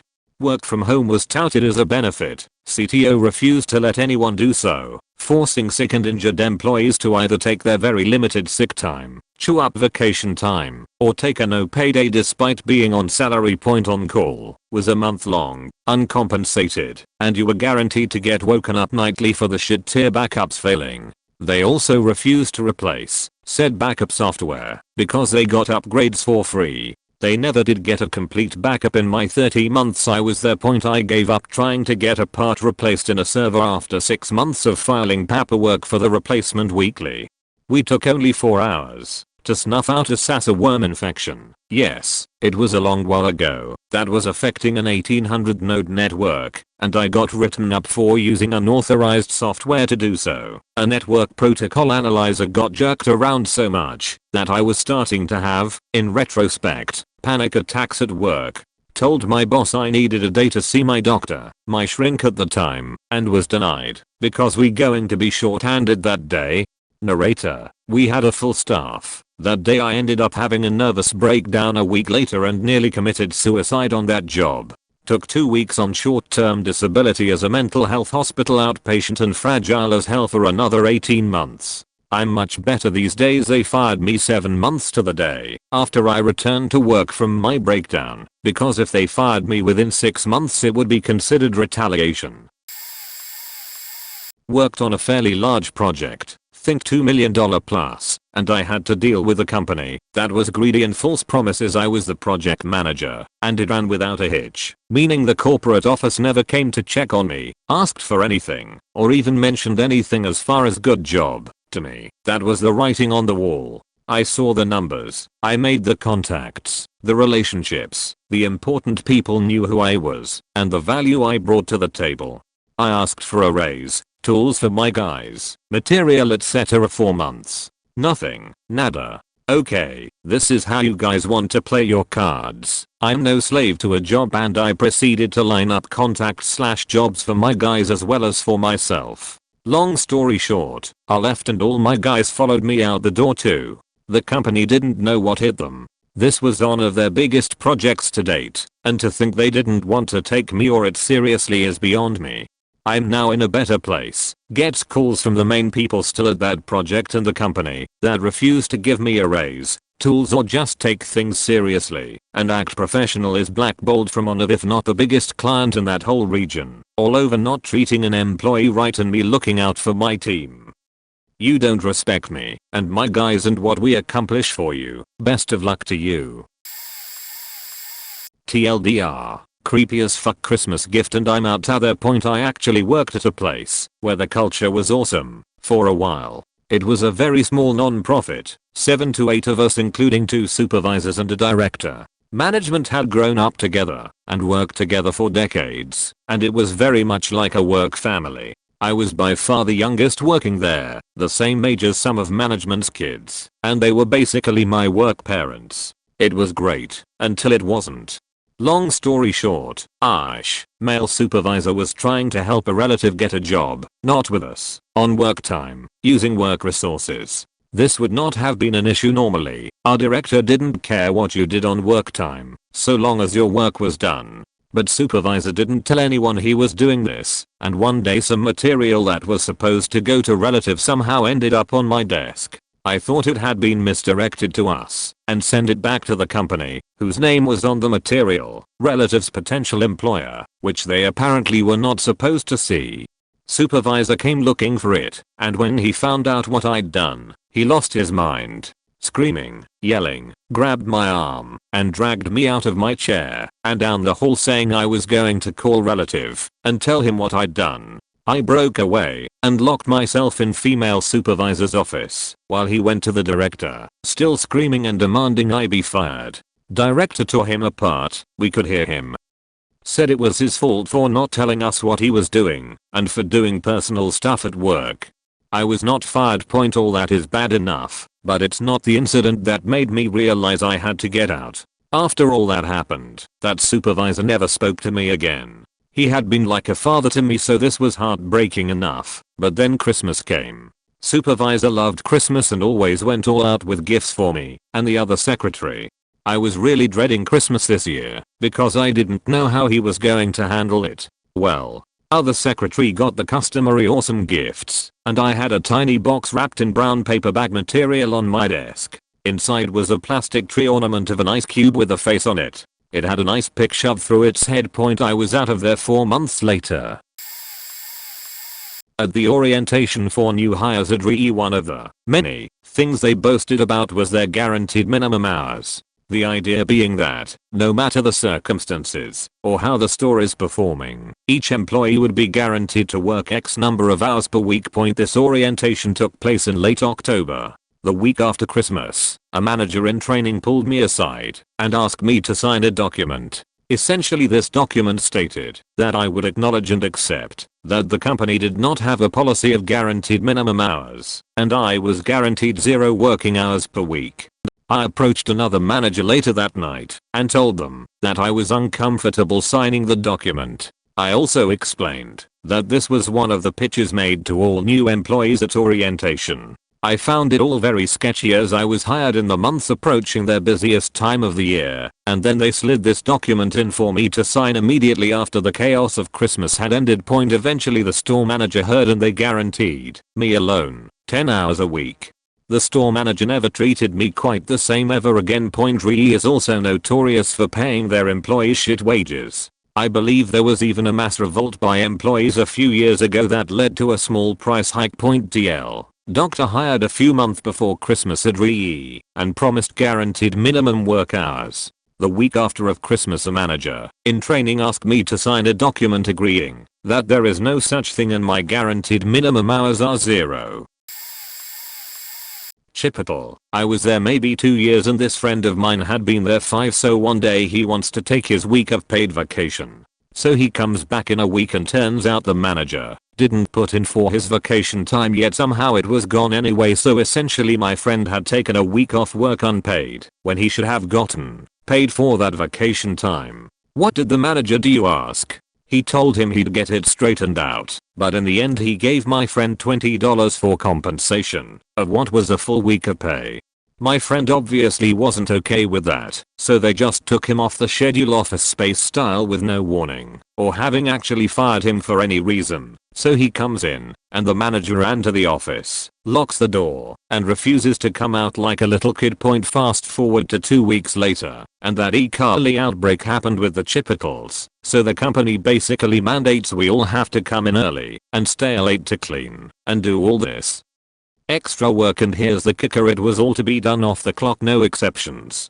So when I and 3 others refuse to do that, they tell us we are no longer demonstrating the 13 qualities of a top performer and therefore weren't team players. We come in the next day and our names are erased from the schedule. The 2 others leave immediately pissed off. I stay and ask the manager why, whom I had to wait on to finally emerge from his office once he believed I was gone. He confessed that we were fired for not being willing to work off the clock, and I informed him I work for a company, not a cult, so I left and signed up for unemployment. Wish I'd have seen how messed up those places are beforehand though. I worked at a church. You could say by definition, most churches are all about their culture. It was large enough to have 2 buildings, multiple services, and multiple full-time employees, but not quite a mega church. I quit for a variety of reasons, but central among them was the hypocritical behavior of the leadership. My pastor literally was endorsing Bernie Sanders from the pulpit, trying to fit Jesus into a socialist box, and preaching against the top 1%. They then basically kicked out a renter because they wanted to use the space for ministry usage. First, they tried to do it because they had adopted a kid who had turned 18 and was not on the lease. When that failed, they bumped their lease to month because they were a week late on the water bill. Our church was also in a bit of financial decline, and I quit partially because I did not think my job had much security and for the sketchy reasons above. Sure enough, my replacement was hired half-time at $15,000 less a year. However, when I looked at the broken down budget, I see that the 2 pastors got exactly $15,000 in raises, broken down into various categories. Obviously, they could not throw it into their salary in a declining year, but if you throw $1,000 into your housing allowance, add $1,000 to your insurance coverage, it adds up fast. I thought this was pretty rich coming from a pastoral team that reduced their faith into basically socialism and stoicism. There are plenty of non-sketchy pastors and churches out there, but be cautious of cultural Christianity, the church growth movement, and the emergent/missional church model. Trying to leave currently. About 2 years ago I took over responsibilities of our technical writer as he had just left, while still managing to do my core job at the same level. Almost a year goes by, and I'm suddenly emailed a job opening for our company for, you guessed it, a technical writer position. It irked me that they had decided to make the position open full time, but didn't bother telling me about it.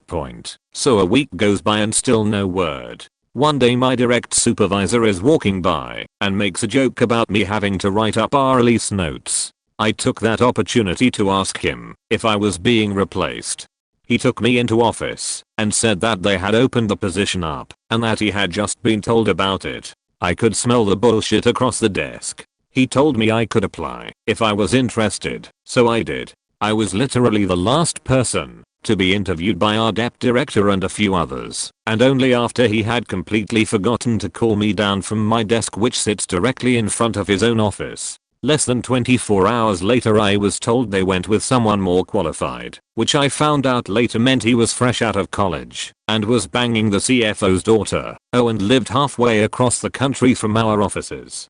They decided that paying to fly this guy down every month and nepotism were better than offering the job to someone who had already been doing it for a year. The director told me during his rejection that if I were interested in doing that I should look into classes, but don't take any classes that would interfere with my schedule at work. I decided after this that the company was worth no more effort than what is stamped on my contract. I've been looking for job openings ever since. I was severely underpaid and overworked. At one point I had lost 3 people on a team of 4. Meaning it was just me left, and I was working late nights and weekends to keep up. I had accepted the extremely low salary because I was promised that it was possible to double or even triple my salary with quarterly and yearly bonuses based on performance. After working hard enough to keep things going, even while down the team and being promoted to team lead, no pay increase, I expected that it would be a good bonus quarter. I got the same bonus I always got, which wasn't meaningful. The final straw was at Christmas. At the party they gave everyone a $1,000 bonus, what they do every year, and went on and on about how they didn't know if they were going to be able to afford it this year. I was thinking my gap in pay was paying for like 30 to 40 other employees' Christmas bonuses. It felt so disingenuous, it gave me the jolt to get out. In the interview for my next job they asked me what I wanted, and I asked for over double, and they laughed at me and told me that I didn't understand what I was worth. They gave me exactly what I asked for, and over another 3 years doubled my salary again. Sorry if this is triggering for anyone who is working really hard and not getting ahead. I recognize that I'm writing from a place of privilege, and that I was lucky things ended up working out for me. I worked at a small, family-owned marketing company out of university for 2 weeks. Holy shit, what a mess that place was. In my interview, the CEO, yes, the CEO of a company with 3 employees, one of whom was his wife, said I treat my employees like family. And when my family is happy, I'm happy. Nope. This dude was so verbally abusive it wasn't even funny. He would routinely call his wife into his office, yell at her to close the door and proceed to scream his head off at her. I was right next door and could hear it all. So uncomfortable to be around. It's also worth mentioning that the office was a townhouse on a farm in the middle of nowhere. Everyone's office was a bedroom, mine literally had a bed in it. Anyways, back to his verbal abuse. When I started, we agreed that I would start part-time and become full-time after I got back from my vacation to Japan. On my second day he called me into his office and yelled at me for missing the previous day. He forgot about our agreement, which was in writing in my contract. After one day, my manager there, who wasn't related to him, once told me, yeah, honestly I've just gotten used to getting yelled at like that. This guy was also trying so hard to be seen as a business influencer. His Instagram was nothing but selfie videos of him giving motivational speeches. He had a comic of himself made up detailing all the services he could provide. He also bragged about being an Amazon best-selling author. The final straw for me was when he told me that I would be required to work while on vacation in Japan. I made it very clear that I was only going to take this job on the understanding that I would be doing no work while on vacation. His justification was, well, they have internet in Japan and you can do a lot of your job remotely. I quit via email the next day, had to hound him for the money he owed me for months afterwards, and reported his business for illegally operating in a home. I worked at a chain fast food restaurant who has had an outbreak of illnesses. Because of this, their high standards were supposedly higher after the fact. Got to work one morning and the walk-in was down. We temped food and it all sat in the 60s. From meat to dairy. Area manager insisted it was okay to eat. Called the local health dept, and they said it was not okay because we didn't know how long it had been in that temp zone. This was around 11 by the time all the drama played out, and I finally got a hold of someone at the health department. At this point the food had been at these temps for about 3 hours. Danger zone is 40 to 140 for more than 2 hours. I asked them to come do a random health inspection, and they said it takes 24 to 48 hours to get someone out there. We were told to put the food on ice baths, which makes perfect sense for the first couple pans of stuff. We had about 10 hotel pans that could hold maybe a total of 2 pans of each item. After that, they wanted us to just use what was sitting at 60+ degrees. We had put some food on ice baths, but again, there were dozens of boxes of food and other pans of food that would sit in the 60s until it was their turn for the ice bath.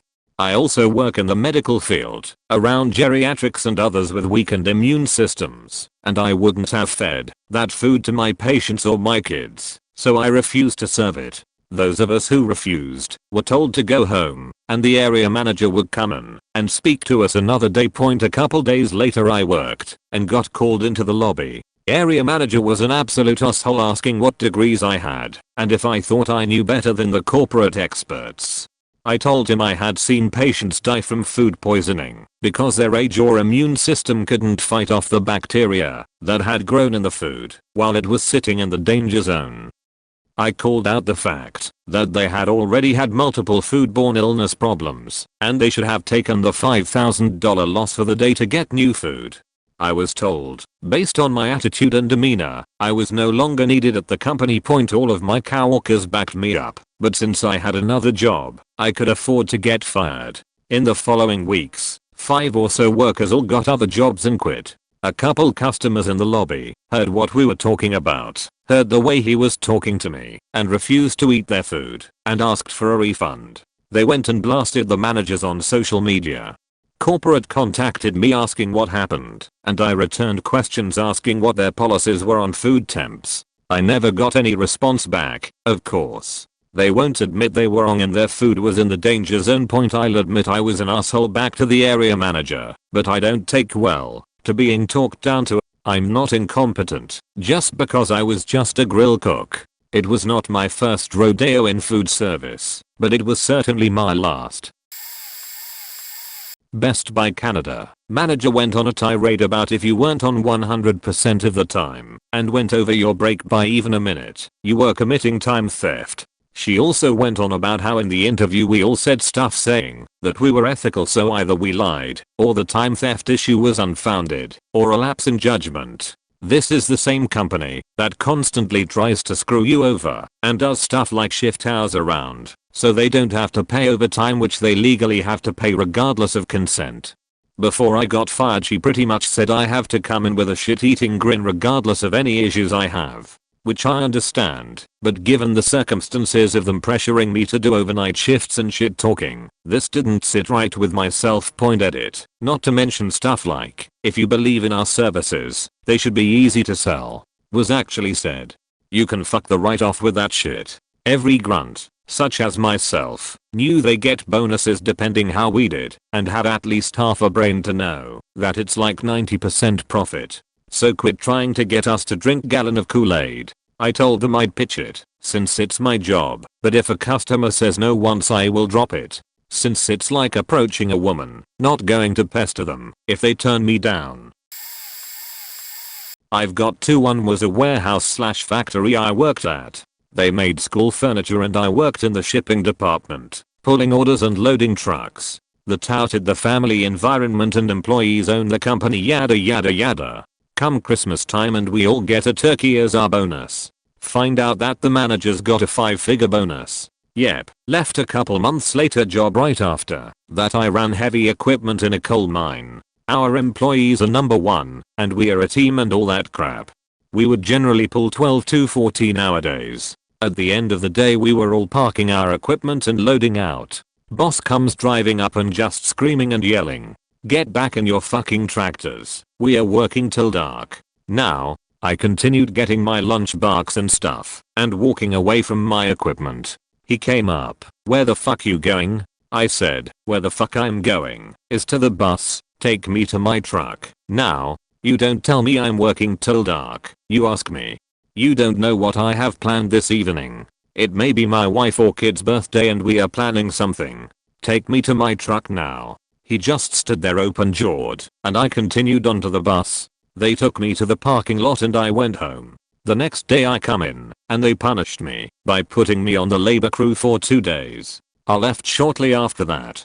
Company was shady as all get out too. We contracted with the mine, so the company got paid for how many yards of dirt was moved, and each operator had a clicker in their tractor to count how many loads we hauled. I would get in trouble because I was honest with my loads. I'd write down 95 loads and get yelled at because these other guys were hauling 150 loads. I'm like, bullshit, they were. They're extra clicking. Not me, but a close friend, let's call him Rick, recently worked for just a few days, not even a full week, in a very small company as a salesperson before resigning, saying that being an introvert he couldn't stand the overly friendly culture there. So according to Rick, they apparently have an ice-breaking session every morning, where they would gather in a large circle, where everyone would over enthusiastically tell everyone how their previous day went after work. For instance, what they did at home after work, what they had for dinner, etc.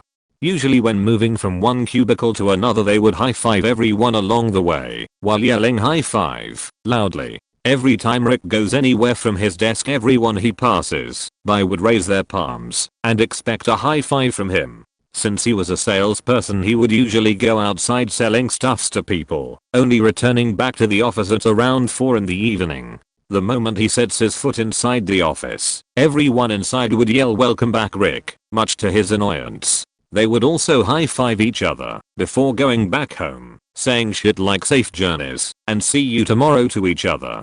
During meetings, when someone presents an idea, they would all clap hands, cheer, raise their fists in the air and chant "yes, yes, yes, yes, yes" loudly. During lunch breaks they would gather at the lunch place, then one person would recite the prayers loudly, while the others say amen also loudly, and then they would eat together. Some would even say things like "mmm so delicious" loudly. Unsurprisingly, sharing food and feeding each other during lunch breaks are very common. Rick Quit the job less than a week.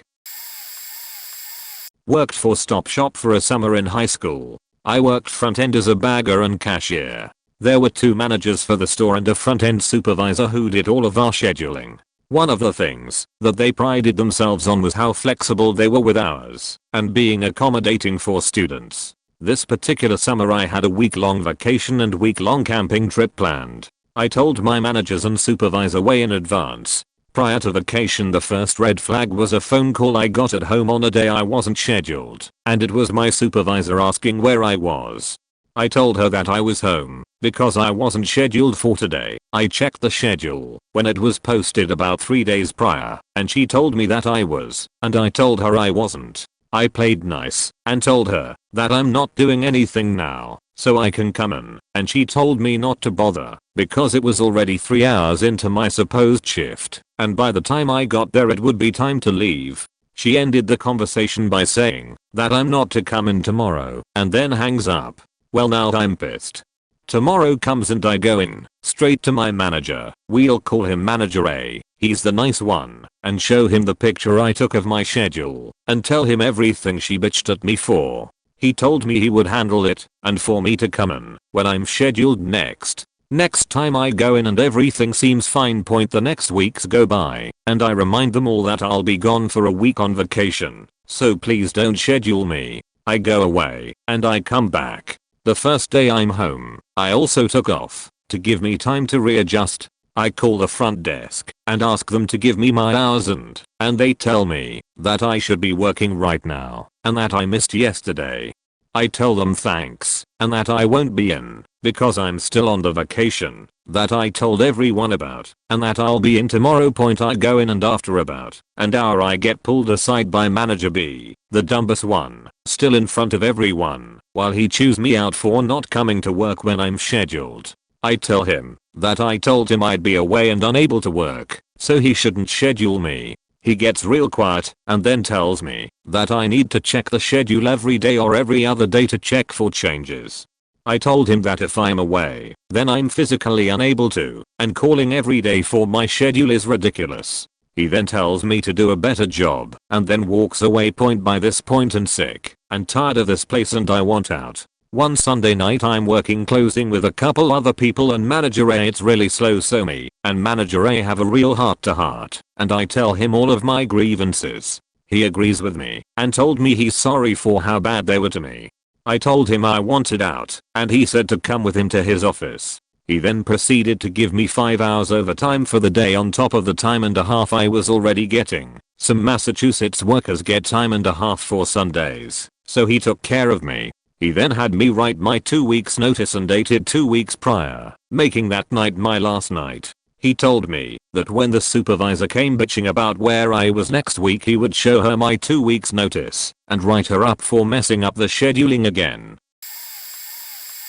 A few months back, the CEO sat in meeting with upper senior management and asked why so many of our employees were taking FMLA time. How about because it's legally required, because we want our employees to be taken care of, and because it's important. Yeah, but how do they even know they're supposed to have it? Cue me, flabbergasted and disgusted. This then turned into him suggesting that we seek legal counsel to see if we can carve this department out to be considered a separate company so that the number of employees is below the threshold. I knew then that I needed to go, but first I needed to get my people the raises they deserved. During that negotiation process, there were challenges like, well, doesn't that employee live at home with their parents? Apparently, you can justify paying someone less that way. Eventually we got it settled, 25% plus, which I'm so over the moon thankful for, and now it's time for me to move on. It breaks my heart. I have been here over a decade. I love my team and my boss, but I feel that staying will damage my integrity and my soul. I have worked so hard here, and to see leadership transform this company from a family, truly, in the best of ways, into what it's becoming, well, I won't be a part of that culture. Currently, my employees are happy, they love working here, because the frontline management is exceptional and their day-to-day experience is pretty great. But, now that I know what's behind the curtain, I can't stay. The place I worked at last year blasted about how diverse hiring was their most important goal to enhance culture that year, and for the next 10, until they reach parity. They boasted about how different cultural backgrounds, sexual orientations, genders, etc. were of the utmost importance to them as an employer. In reality, once I started working there, all they ever did was marginalize me and make sure I felt like a quota hire. Not the best place to work. Would never recommend it.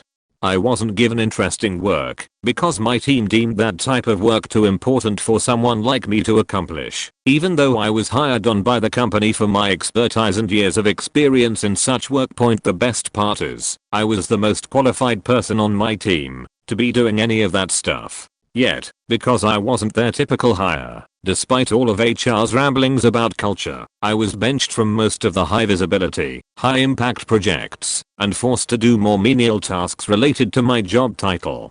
I did, however, still get to take home a nice fat paycheck, but the boredom nearly fried all of my brain cells and my boss was an abusive cunt. So I left that job in quick succession. I proceeded to find another job at a different company that truly practices what they preach, which is something along the lines of get shit done, work when you want, make things better, make time for yourself so you can have a life outside of work. They give no shits what you look like or who you are, as long as you can be a functioning and contributing member of the organization. Now that is my kind of place.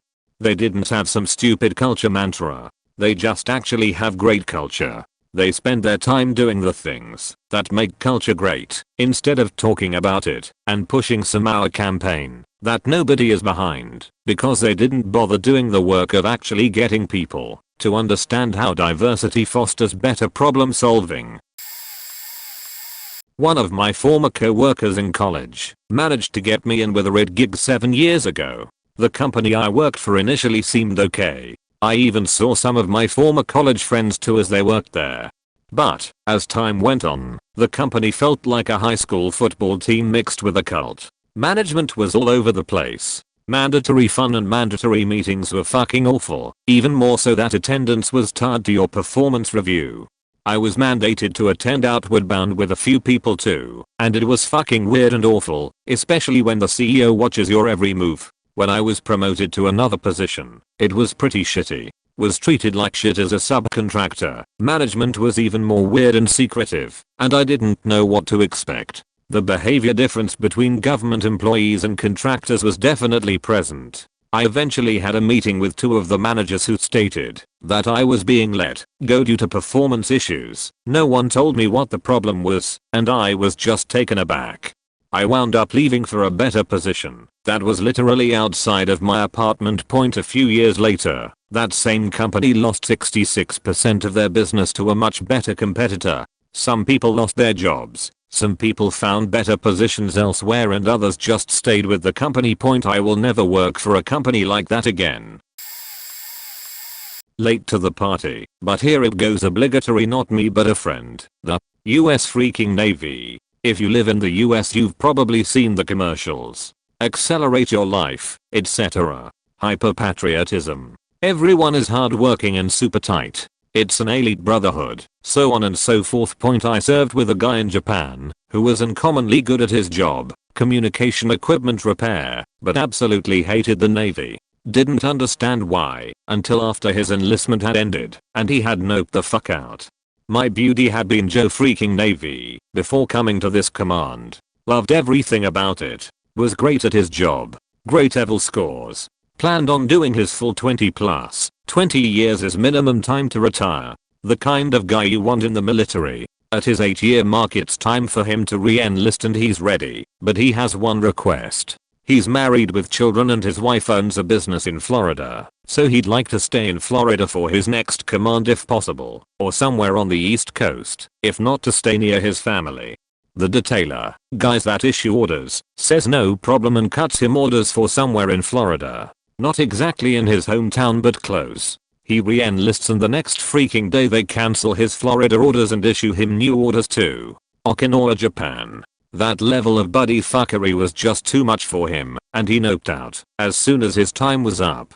To top it off, The command master chief of this command decides he doesn't like my beauty's attitude when he expresses his anger at the situation and spends the next 2 years shitting on him every chance he got. The same CMC that would deny people's housing requests because he had to live in a hotel for 8 months while waiting for housing, so should you. The Navy is a special place. Good times. Good times. Not me, but my husband. The company he worked for 20 years was always going on and on about how awesome their corporate culture was and how awesome their awards for loyalty and hard work, etc. It was all bullshit. Absolute, utter bullshit.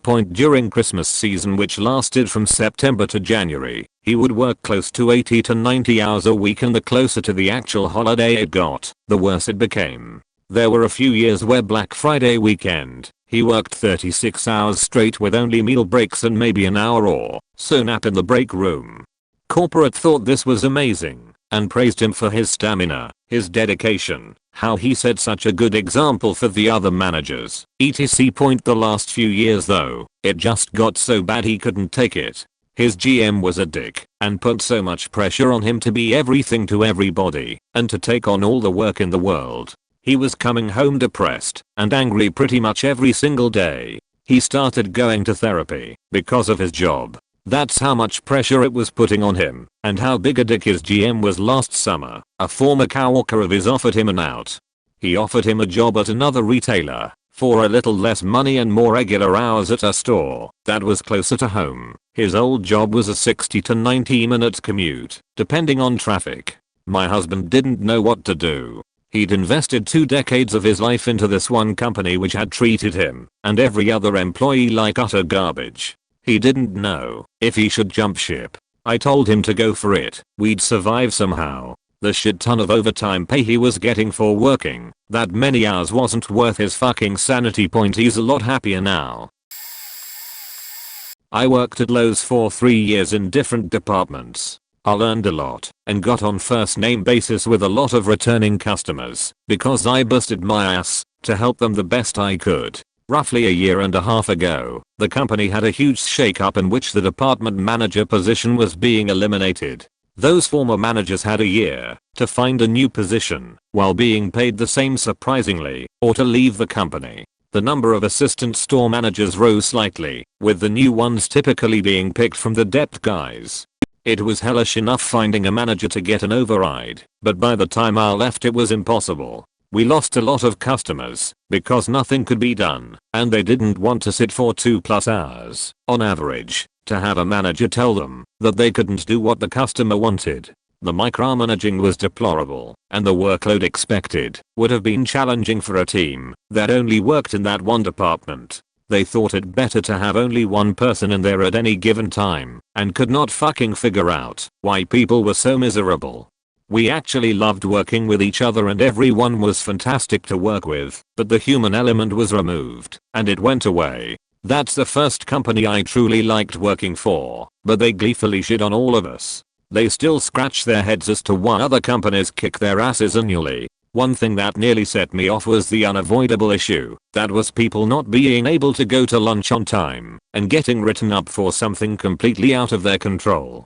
I only ever did closing shifts. Policy discarded for full shifts that no lunches were to be taken no earlier than 4 hours after the start of your shift.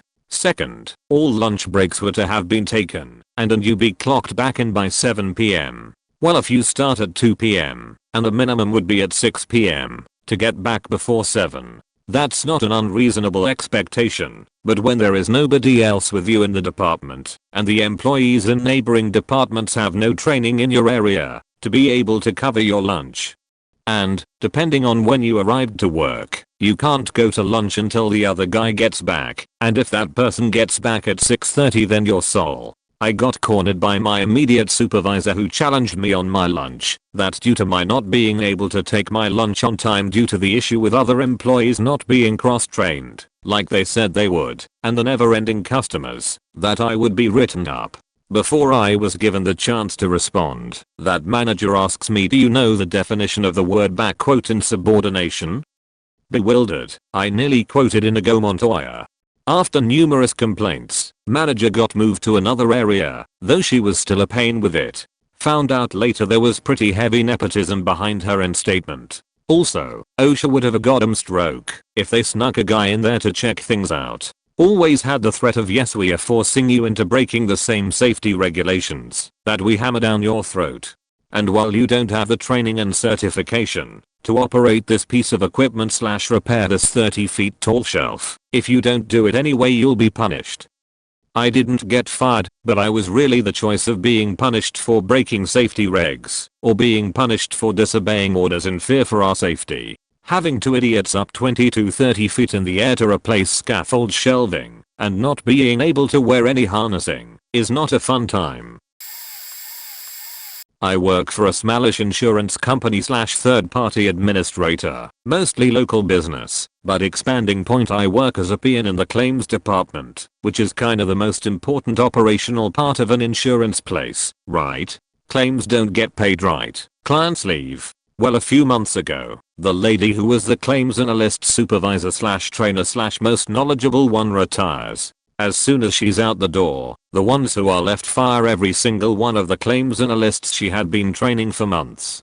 This should have been the first warning sign, but I don't think anybody really knew. Soon after they promote a woman to her position, who has almost zero experience in the claims department. She then promotes people from her old department to supervisor / team leader positions all throughout claims. Everyone is super uncomfortable with all this, so the COO sits us all down one day and says, don't worry, we don't actually need to know how to do your job to be managers, we just need to know how to manage people. This was the second warning sign, and I think more people started to understand. Now it's been a few months since then, and our most experienced people are leaving like rats from a sinking ship. There's no accountability, tons of high dollar mistakes. When issues arise it takes literally weeks to sort them out. It turns out that all these inexperienced managers don't know how to do our jobs or manage people.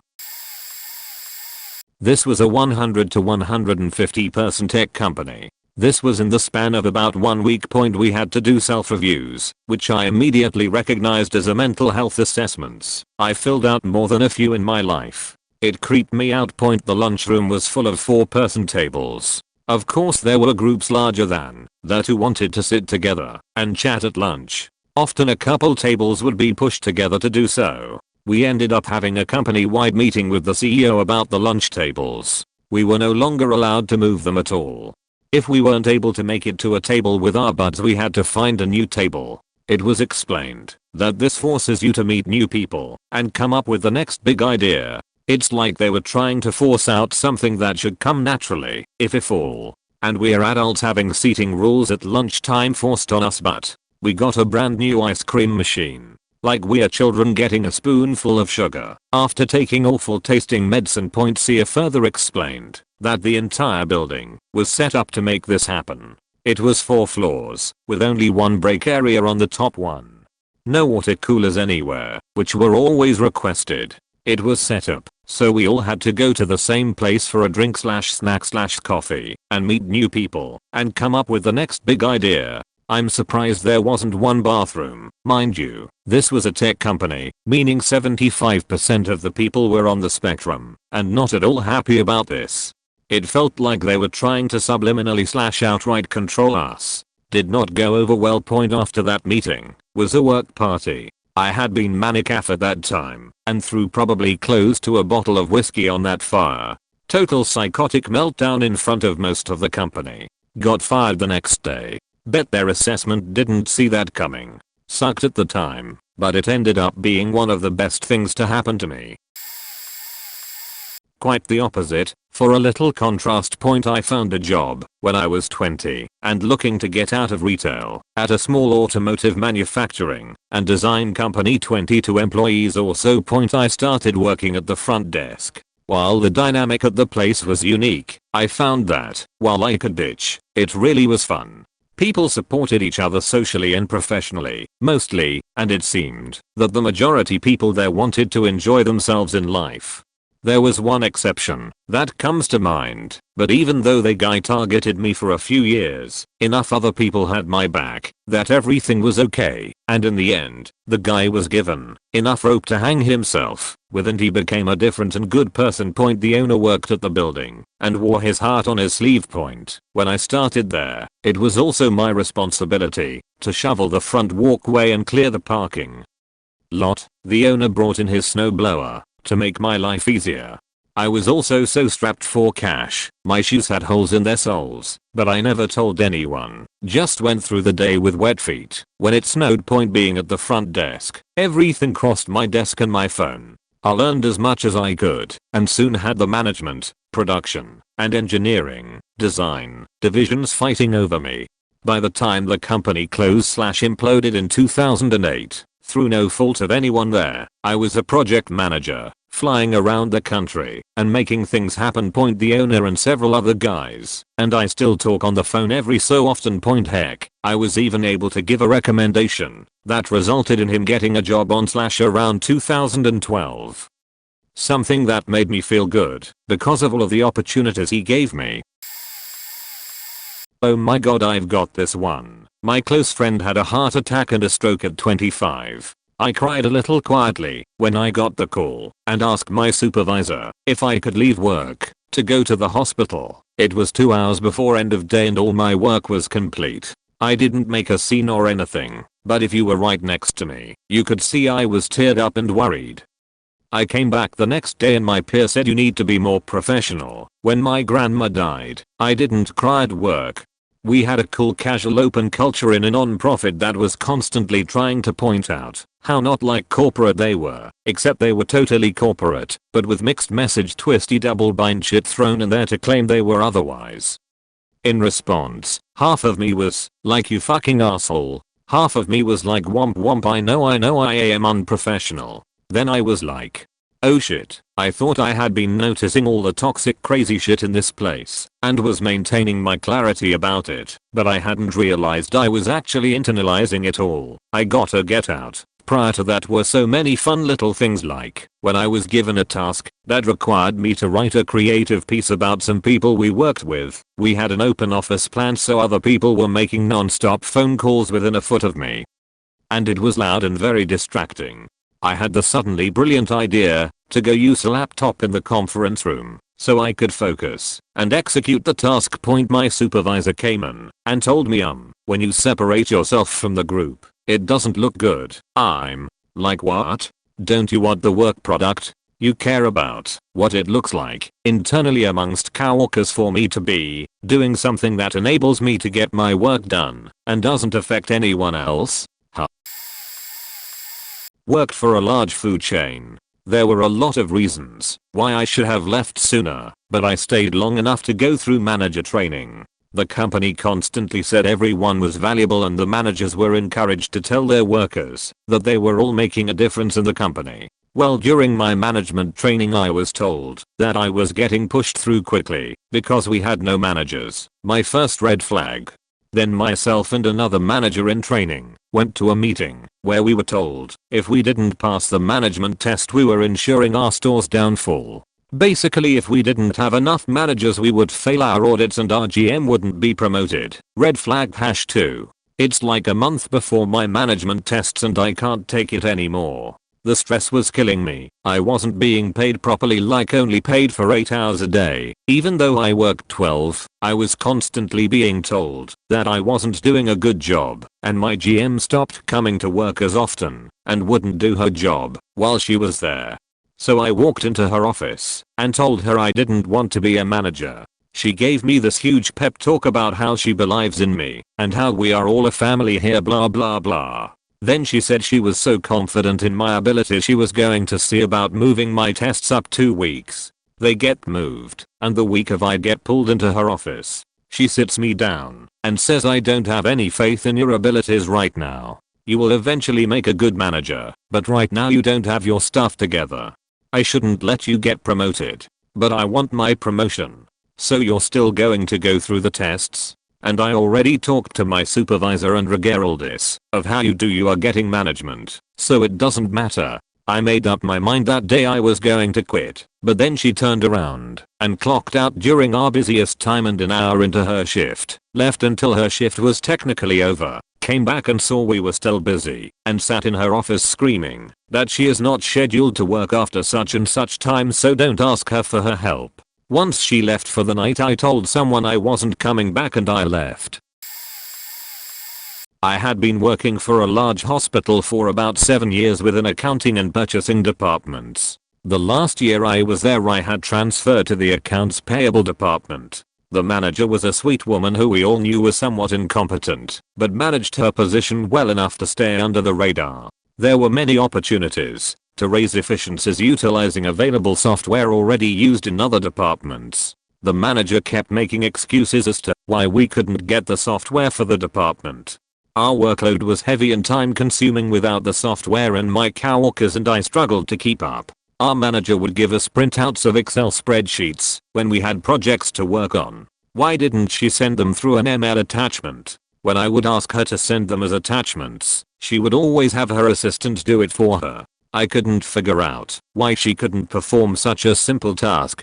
My cubicle was right outside of my manager's office. One day I had overheard her and her assistant discussing a spreadsheet on manuscript Excel. After overhearing bits of the discussion, I realized my manager didn't know how to use basic manuscript Excel software. She had a bachelor's degree in accounting, and she didn't know how to use manuscript Excel. Her assistant was showing her how to sort columns. That was my cringe moment. I had an accounting manager that didn't know how to use accounting software.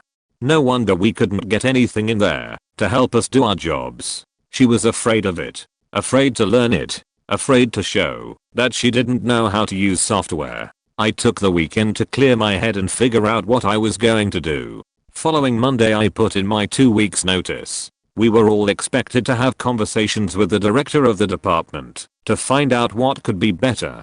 I told him everything. How I realized she didn't know how to use basic software and that it was limiting our ability to do our jobs better. I made several suggestions for software and processes that would improve the efficiency and productivity of the department before I left. Last I've heard, and it's been a year, nothing has been done. Nothing has changed. I'm glad I left. Unfortunately, the signs have been here since day one. My company has a strong reputation, and the position attracts many self-starters / entrepreneurial types looking to carve their own path. Training was about the only positive aspect of joining, although I suspect it is identical to training offered by the competition. Warning sign #1 No instructions given on day one. Literally a post-it pad and a pen in front of my computer. Had to ask my desk neighbor how to do everything. Didn't meet a manager until probably a month or two in. Management has been a constant carousel of reorganization. Warning sign #2 The first years already have a washout rate of over 90% and are compensated probably half what the regional competition offers. People accept this for the upside of the long-term compensation. Only problem is I have met coworkers who have struggled here going on 10 years without that becoming a reality. Warning sign #3 For an organization of this size, it is flabbergasting how few resources are made available. Newbies are expected to supply their own leads, close business, handle all admin / back office paperwork, as well as manage any clients that they do manage, to bring in 80+ hour weeks lead to an equivalent of minimum wage compensation. Warning sign #4 People are often in and out of the office, client meetings, but management felt like this was being abused. They just incorporated policy that requires notification anytime an employee is offsite during business hours. It isn't very fun being treated with less respect than a college student. Can't get out. Thanks non-compete clause. Worked at the main HQ of largest national bank, where over 10,000 banksters fuck up our lives diligently every morning. Every morning as I arrive to my sector, then building, then floor, then wing, then area, then our private offices, then the vending area, I'd go and get a coffee from the machine. I worked there for over 3 years.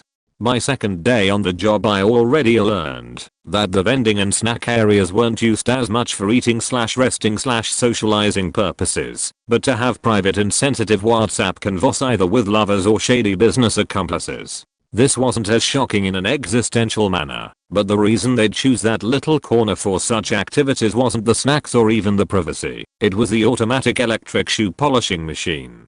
So many male coworkers were nuts about it. Some would spend so much time every day mindlessly, though anxious about it, sticking their feet under the magic roll that'd make them feel a tad better about themselves. A spin at a time, point, never mind the endless amount of illegal operations, adultery, all kinds of pornography, highly inappropriate mother-daughter pics of very dubious nature, intent. I worked in the largest cesspool of narcissists in my whole country and I wasn't fully aware at the time, and eventually the worst stuff I went through at that job was all the usual and well-known narc repertoire of distasteful behaviors.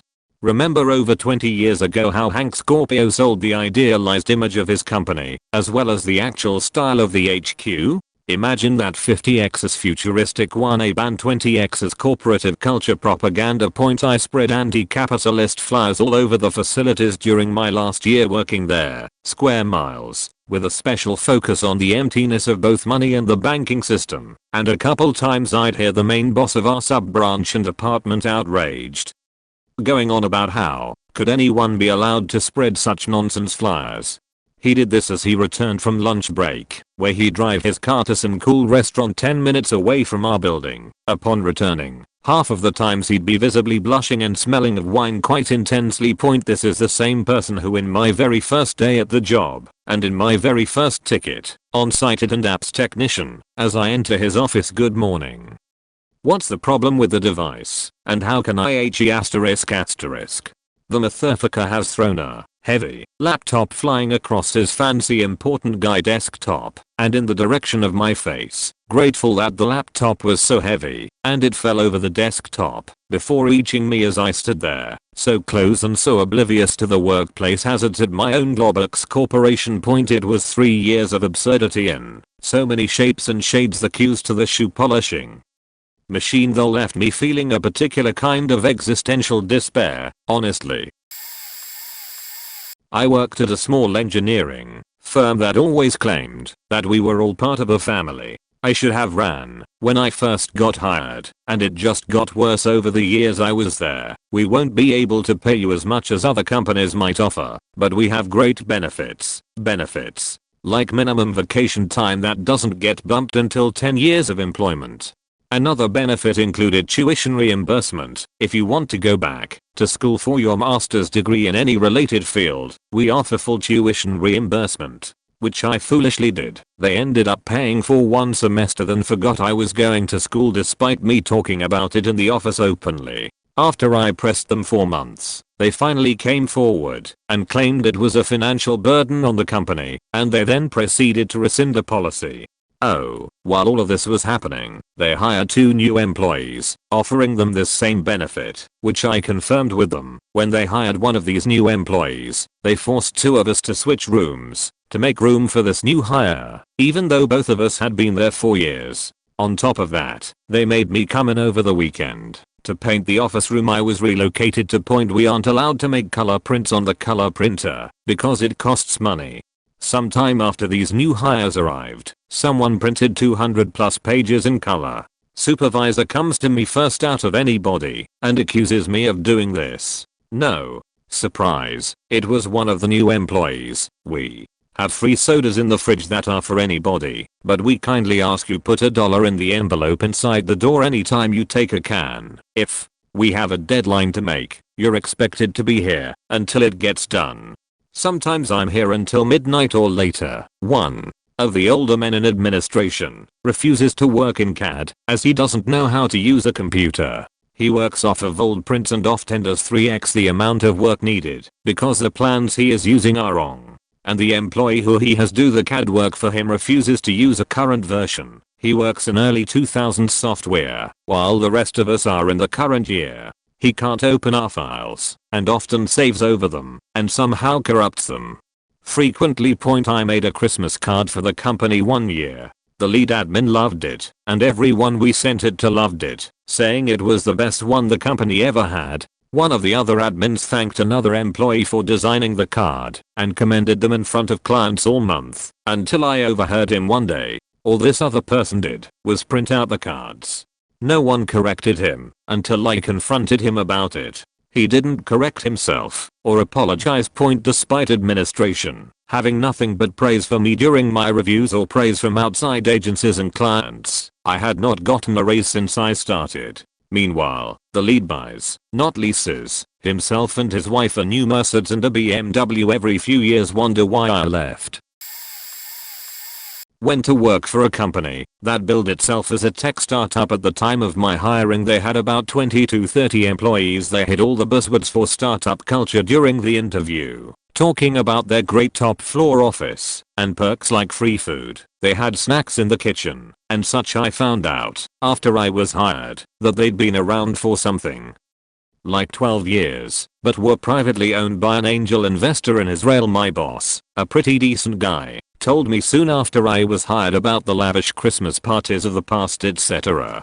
Within 4 months of my employment they laid off about 10 to 15 employees and then a few more a bit later, leaving us with a skeleton crew each time someone was laid off. My debt of 3 people had to absorb their work. They had me incorrectly labeled as an independent contractor for 6 months, although the original agreement was a 60-day probationary period before moving to full employee. This left me with a huge tax bill. The CEO was never in the office. She owned a 3-4 meter apartment in Manhattan and a mansion in Court, and I often saw pictures of her taking her kid on hunts in Africa and such. Yet somehow we almost never got paid on time. More on this below. CEO would occasionally buy breakfast for everyone and send out an email to the effect of delicious breakfast in the kitchen for everyone. This was always a plate of about 2 bagels and 3 muffins. And every person was expected to take 1/4 bagel or 1/2 muffin so that everyone could share. We had 20 employees. Christmas parties were the same. There would either be a plate of cold cuts and bread, where by the time the last 5 people in line got to the food, there was nothing left, or it would be dim sum with just enough so that each person could have maybe 2 dumplings, a shrimp and a small spoonful of noodles or something. The CEO would say shit like, "Man, that was so much food, I'm so full." TBH, I think she might have had an eating disorder. She was really thin, but most people went hungry at these events or were constantly paid late. One time a coworker said she needed to pay rent and asked about her check. The CEO cut her a personal check and then hounded her daily about when she was going to be paid back. Literally, she hadn't received her actual paycheck to pay the CEO back. Coworker ended up not cashing it and just giving the check back to her because of it. We merged with another company that was in another state, and I was pretty sure they would close our tiny office down, so I finally quit. Which was good, because they shut our office down 2 months later. Apparently they gave people the choice of moving out to the other state, but no pay for moving or anything point. But the real cringe moment was when my coworker, a young mother who was probably the hardest working in the whole company, had to call out because her 2 toddlers were violently ill and she was getting sick as well. I overheard the CEO later asking her why she couldn't just hire a nanny to take care of her children so she could be at work. Coworker was paid an extremely low wage in a very expensive city, while CEO was raking in millions. Unreal. I worked for a small business, 5 employees, that routinely talked about how no drama and completely supportive of individual goals they were. And for my first 90 days, they were everything I wanted in a job. Then my manager went to chiropractic school, and I dealt with her manager, the big boss and company owner, face to face every day. Dude, Jesus Christ. She got mean about small things. Then the health insurance I was promised after 90 days never happened, and I had to get my own. Then the paychecks started bouncing, even though the company was over $150,000 revenue in April, because of some really bad business decisions the owner made. Then she cut her hours in the office in half and expected me, the only other practitioner in the office, to make up the differenza, even though her services cost 6x what mine did. I noped out of there after I'd had a talk with her about needing financial security of paychecks on time. I'd said the next time there's a bounced paycheck, I was sending resumes to other places. I think she thought I meant next time I had a bounced paycheck, but I had meant for the office. I found out a month or so later my good friend had had her last 4 paychecks bounce. The money was fair for my field when I got paid, but it wasn't worth it. I'm working with a good friend of mine making $20 more an hour now in a better location. Started with a payroll company a few months back which was lauded for its presence in the community and its work culture. I had jumped ship and was making a career change by quitting my previous job, alarm company call center, so I could go back to school. Interviewed and was sold a family-like environment. Welp, I started at year end and it was a shit show. Training as self-directed for 5 weeks with little oversight. Trainers check-in were infrequent. New hire manager regularly ignored 2 out of the 7 of us who were hired at the same time, but had the balls to send a team lead over to ask the 2 of us why we were ignoring her when she talked to the group. Seating was such that the 2 of us were cut off from the rest of the new hire group and we literally could not hear or see the group. What the fuck? On a tour of the facility, the room designated by New York state law as the room for new mothers to use breast pumps was called the crying room, where one could go to scream and cry when stressed. Back to the family culture. Everyone is so eager to help. New hires are paired with a mentor. Mine is in another city, which is apparently the norm, and it's common for the mentor to ignore your when you need help avoiding fucking up someone's paycheck or employer taxes. My manager literally stopped helping me when I sought help in the local branch. I've had people walk away from me rather than help. I was once here working 45 minutes into my shift when my manager called myself from across the room and left me a message asking if I was going to show up for my shift. If she got off her ass, she would have seen me at my desk on the phone with a client. The company literally springs last-minute projects on you during your designated training time and get pissy when you don't complete training or the project by some arbitrary deadline. Zero regard for balancing workloads. As someone working in payroll, you're expected to provide tax support since the tax team isn't client-facing, with little training. Amend returns, zero training. Tech support for web product, little training. I've been looking for another job, but I'm finding not many employers want to hire someone who intends on going back to school full-time in the next year. But it's still better than the alarm company, but having little support is causing a few of us in my training class to quit or look for other jobs. Management doesn't understand why. Hahaha.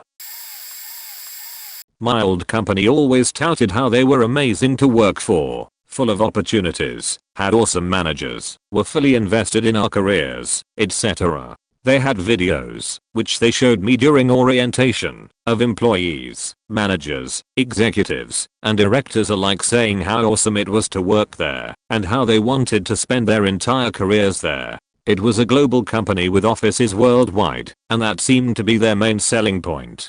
Under our benefit plan we were given an extra day off per year to do volunteering work. We were encouraged to participate in company hackathons and conferences, and there were multiple company-run programs to accept. In my department, none of it appeared to exist at all. When I joined, my department was freshly acquired, so naturally they were already a bit out of touch from the so-called culture. My department made money primarily off billing hours to clients, so naturally our performance was based mostly off our percentage of billable time.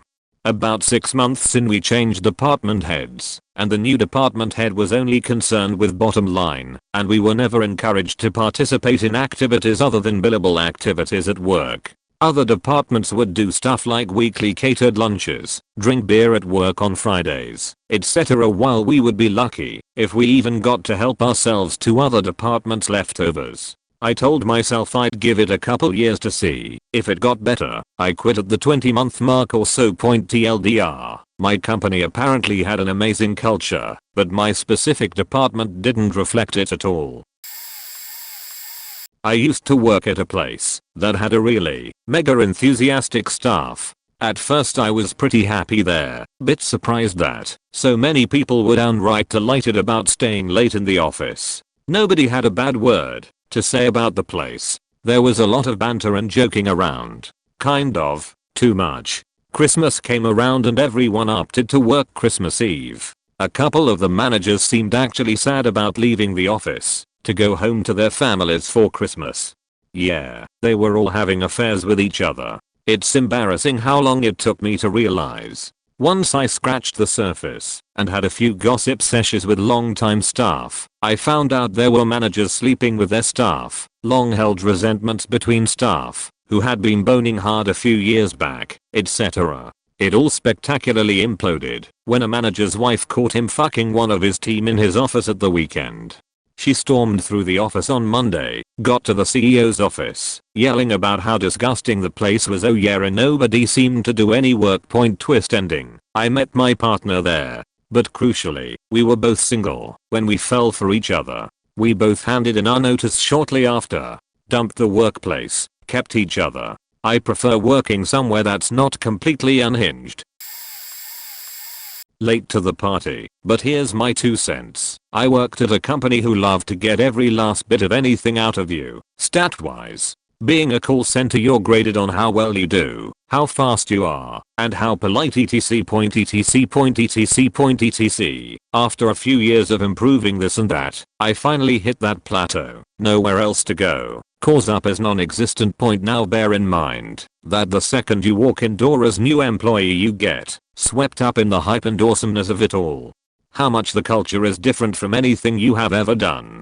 How much your bosses and company do for you and help etc. That cringe moment. It hits when you stop drinking the Kool-Aid. You clear that fog they blinded you with. You slowly realize it's just like any other company, but they massively sugarcoat it, so you don't realize it. My moment came in a manager meeting.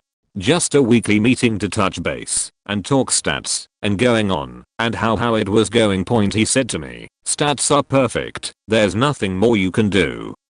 He laughed and then said, "Guess we squeezed all the juice we need out of you." I casually laughed with him, but in my mind, reeling from that sentence. What happens when they can't use your juice? Tossed in trash. For the next few weeks, I started noticing things I would have noticed from day one.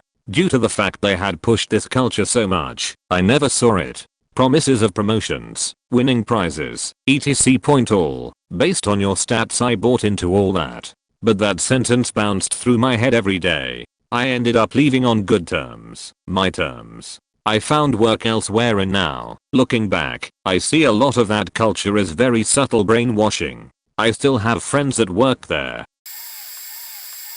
Worked reception/office manager for a company that touted they were one big happy family to all customers and potential employees. I had to take an hour here and there to see doctors leading up to a tonsillectomy, and even though I asked for the unpaid time 2 to 3 weeks beforehand, they kept threatening to fire me if I took more time off. I kept telling them I would have to take up to 2 unpaid weeks off eventually for the tonsillectomy, kept showing them copies of the doctor's note saying the same.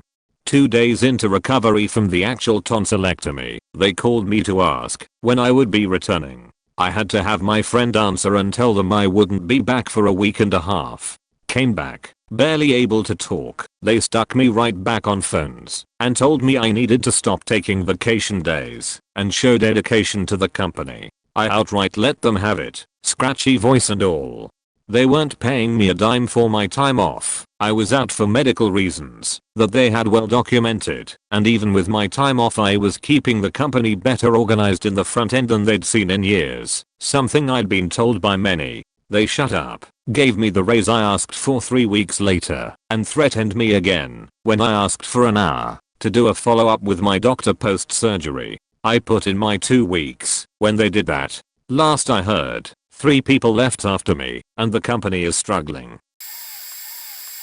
This was a year before 9/11. That same year my boss spent $10K on hiring a consultant instead of giving us 5 employees at 2 locations a raise or bonus. We were all pissed too. I was mere change above minimum wage. A few years later, he'd gone on a business trip and gave us all specific chores. My list was tied into the other 2 coworkers' lists because they had to do something before I could do mine. I ended up having to do parts of his and mine while they just sat on the internet all day.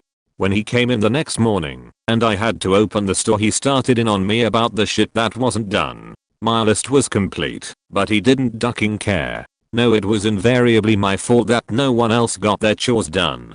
I began seeing red. Takes a lot to get to me, but I was crying mad. I wanted to beat his face. I snapped. I took my name tag off and threw it at him and told him I was fed up with the shit.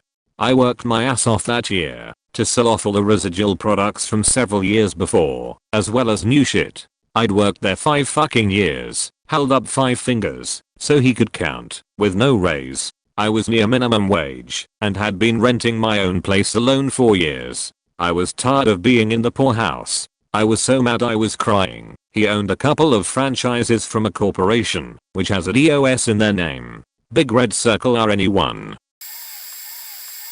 Had a job working at a froyo place. I was, admittedly, not the best employee and I make no excuses for my lackluster performance. However, the owner of this location noticed that sales had started to drop to the point of at cost, and he decided that he would try to get more young customers in the form of if you know the employee you get a discount, which I thought was strange when we started getting in trouble for talking to the customers instead of staring at the yogurt machines. Literally nothing else to do. Then this new hip guy came saying he was going to start a new store in a new town with a gimmick, waffles and coffee. Now I'm no expert, but if your sales are slipping, you don't spend thousands on new hardware for a product where you had zero demand for. We had maybe 2 customers come in between when we opened and 12 PM. I suggested we just close for the mornings and open at 11 AM. Nope, waffles. I was terminated shortly after because I kept telling this owner that the prospective owner was scamming him to try and sell his brother's company's coffee and not to trust him. Good thing too, the store closed a couple months later. The other town opened and closed within the same year. TL. Doctor, if your company is struggling, fix the issue. Don't create a gimmick that no one wanted. Also, listen to your employees. Sometimes as an owner you're too close to realize the obvious red flags. My company was big on pushing healthy living. From eating right and staying hydrated to stretching and avoiding workplace injuries. Then I got injured on the job during a car accident caused by another company's negligent employee. There was nothing I could have done to avoid it, since I was parked, had my cones out, and was doing everything right. I never even got one full day off despite it being a back injury, and I was having trouble doing anything including sitting for more than an hour at a time. Workers' comp released me after 8 months saying my back was as good as it would ever be again. A few months later it was getting worse, so I went and saw a real doctor that had more motivation to heal me than get me back to work. He recommended more physical therapy, but focusing on a different area than before. Work wouldn't allow me to possibly shift my schedule slightly to accommodate the appointments. I wasn't asking for much, just if I don't have time to make store X and Y one Monday and Thursday, can I shift them to Tuesday and Friday? No extra help, no expectations of them reducing my sales goal, no full days off. I was still just working slower than before the accident, so I couldn't be sure I'd be off in time for therapy. I was told they couldn't guarantee I wouldn't get write-ups for it, which would lead to me getting fired. Apparently healthy living only counts on my time, not theirs, despite the fact the injury was affecting my job performance and causing me to work 6 to 10 more hours a week than I was before. So I left, took time off for PT, and got hired on with their competitor. I got hired as assistant manager of a retail shop with absolutely zero retail experience under my belt, just because of my prior knowledge of the products. This was a new store and the owner's baby. Well, my boss was apparently an alcoholic and got trashed on a company business vacation and threw up everywhere, so he got fired. The GM that hired him had apparently hired a couple other managers that were shit, and he got fired for hiring so many shit managers. One of the temp retail employees got fired of leaving dirty underwear in the bathroom. What? And basically it was just me and one other employee under me who had been there longer. That employee had me convinced that big scary corporate was coming in to law down the law and keep watch. Having been 19 years old with no experience working up to 11-hour back-to-back shifts and getting screamed at for small mistakes, I went into the back office and emailed hours directly saying I unfortunately wasn't able to continue working, then left my keys and drove home. Funny thing was the company owner, as in CEO, was in the store earlier that day and was telling me we are gonna figure it out, and here's all the resources if I need help and stuff like that. Super cool guy. The damage was already done though, and I was stressed and panicked and couldn't handle college and all of that real world shit. I ended up getting a phone call from the owner after I left asking what was going on, and holding back tears I half-assed an answer, somewhat protecting the other employee who, in hindsight, I believe just wanted me to quit so she could take my job. Never fessed up. Till this day I feel regret I let the owner down. He seemed really ambitious about me. Whatever though, all in the past. Hope that bitch enjoys her $9/HR. The company has this acronym, SIGHT, that represents the culture they like to brag about: caring, innovation, trust, and excellence. All four actively discouraged and ignored, but they enjoy the circle jerk pretense of it. Our director of marketing actually exemplified those values, the only director of the four in our small division, plus the GM, who was actually smart, deeply respected, and worked harder than any of those guys combined. Also the most calm and rational person I ever met in my life. Nothing shook this woman. She was just cool AF. 1 year sales sucked exceptional ass, and our Game of Thrones leadership team knew our GM and director of sales were in trouble. So they sent this woman on a grueling travel schedule, working back-to-back trade shows. It gave them ample time to put together the paperwork to Ned Stark her. She returned on a Sunday, and that very day received an email from the GM inviting her to her year-end review at 7 the following morning. She knew what was coming and got there earlier to pack up her office. When the GM told her that her position had been eliminated for the budget, all she said was, "Steve, you really put the seeing caring, Mick." Drop, walked out the door. It isn't cringe, but it was the most awesome murder with words. Exit from the last person you'd ever expect it from. Her undeserved beheading hit the top of my list of reasons to leave.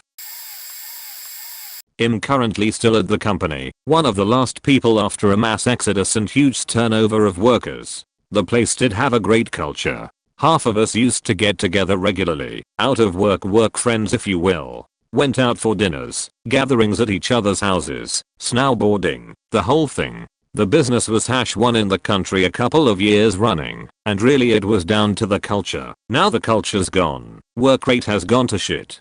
Every year the same old spiel, no one's getting a pay rise, but how good is the culture? I know I wouldn't want to work anywhere else, says CEO who makes more than all of us combined.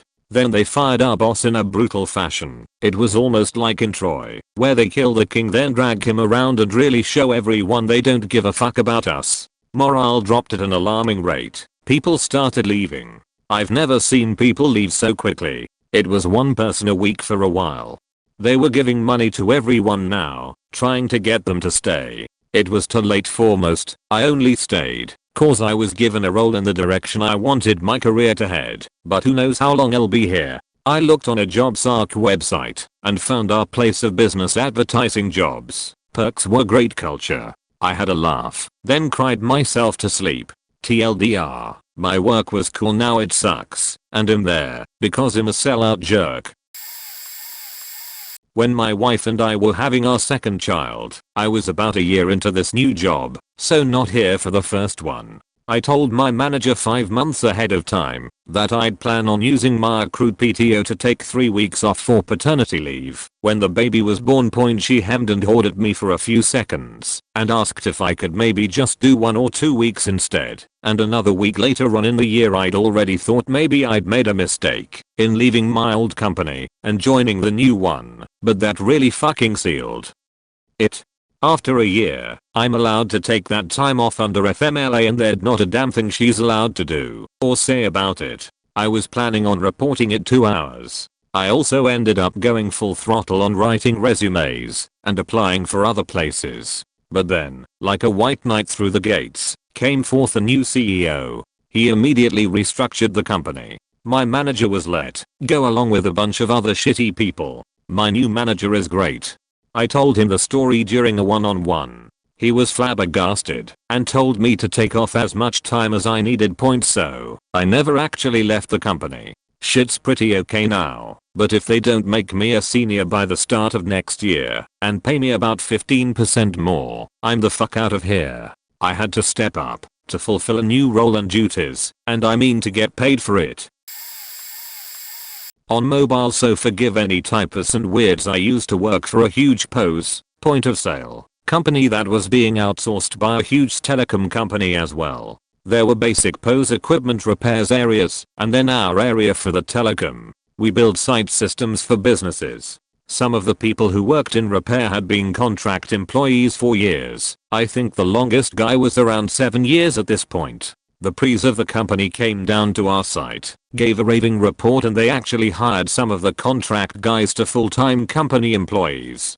People were stoked. We had been busting, but he had reached crazy goals and had managed to get a bonus as well. Fast forward 2 to 3 months and all of a sudden a cleansing happened. People due to retire in less than 2 weeks to maybe a month were given slips. The people they had just turned full-time slips. And we found out we would be moving to a different location. For our department it made sense. We moved to a new staging area in our warehouse, so we would be right with our equipment.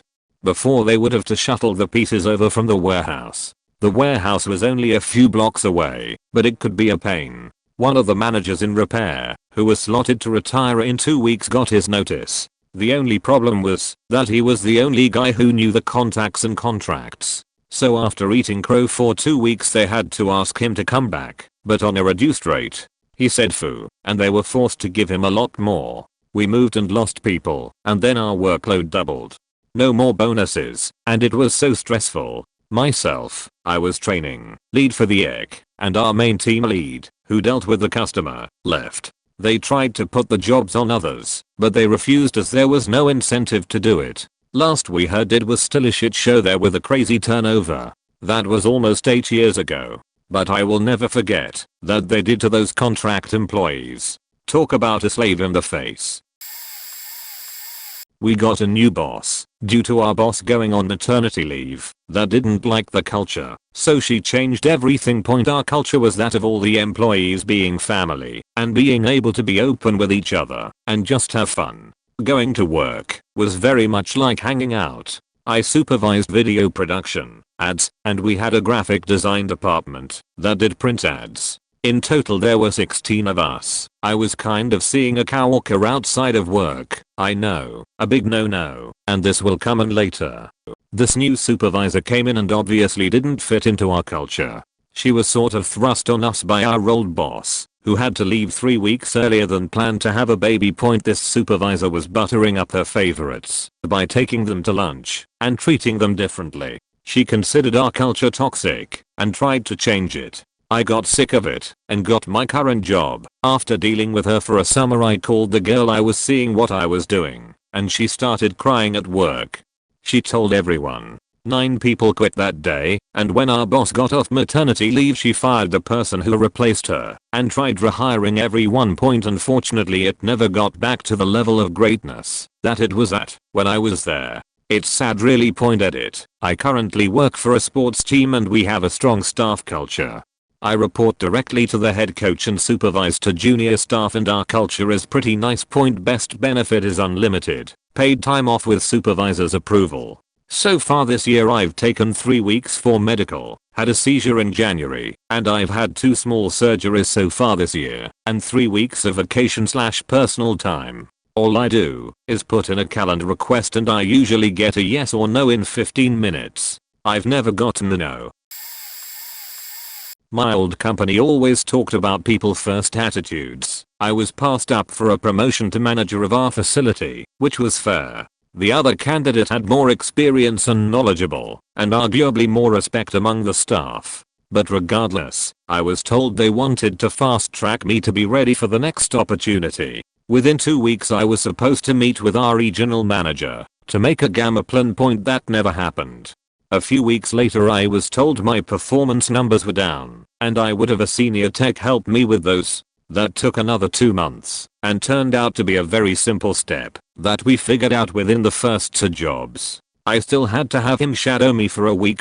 This whole time I kept asking about my personal development plan, and was given no answers. It was finally revealed that it was because of my numbers. I got frustrated, so before I worked with the senior tech I interviewed to work for a friend.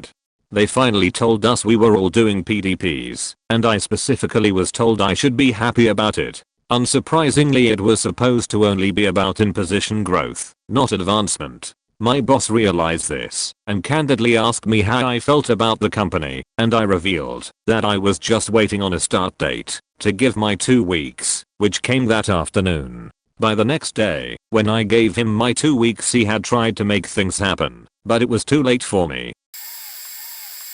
I started working for Disney, and even now, it's not the most unpleasant place to work. I imagine working for a company that is based around the family would Northeast a good thing. I'm 6 years in, really just holding on to this job to get through nursing school, and well, the longer I'm there, the more I realize it's a sham. Point. Disney does not care about family values. They'll turn wherever the money goes. When you hire in, you are put through training called traditions, which is essentially the company brainwashing you and letting you know that Big Daddy Walt's spirit is still alive and well, when in actuality, the company stopped caring about people within the first 5 years of Walt's death. Point. Many of my coworkers are hardcore Disney fanboys and girls, and frankly, the stronger a fanboy they are, the worse at the job they are. And frankly, Will Eisner, our CEO a few years ago, has said that monkeys can do our job, and that's really quite a fair assessment. These Disney fanboys buy into the fact, hook, line and sinker, that the company cares. Our managers care, some of them, but the corporate element, not really. Point. I understand most corporations you work for project a similar message, but with Disney, there's a certain amount of zealotry, and it's both funny and sad when someone finally breaks out of it and sees the company for what it is. I used to work for a credit union whose leaders were obsessed with how Zappos runs their business. They tried so hard, bless their hearts, to create a positive company culture. I think at headquarters it kind of worked, but not in the branches where I worked. They had an ice cream social at the headquarters building and wanted the people in the branches to participate. They sent the branch managers a $10 Publix gift card to go buy ice cream. We got shitty ice cream sandwiches, while headquarters had a Sunday bar. They also made us go to this big seminar on MLK Day when the branches were closed. It was at a hotel and kind of impressive with how they organized it. As soon as someone started speaking to us all, you could almost hear a collective groan and eye roll. They brought in some motivational speaker who paints in a dramatic fashion while he speaks.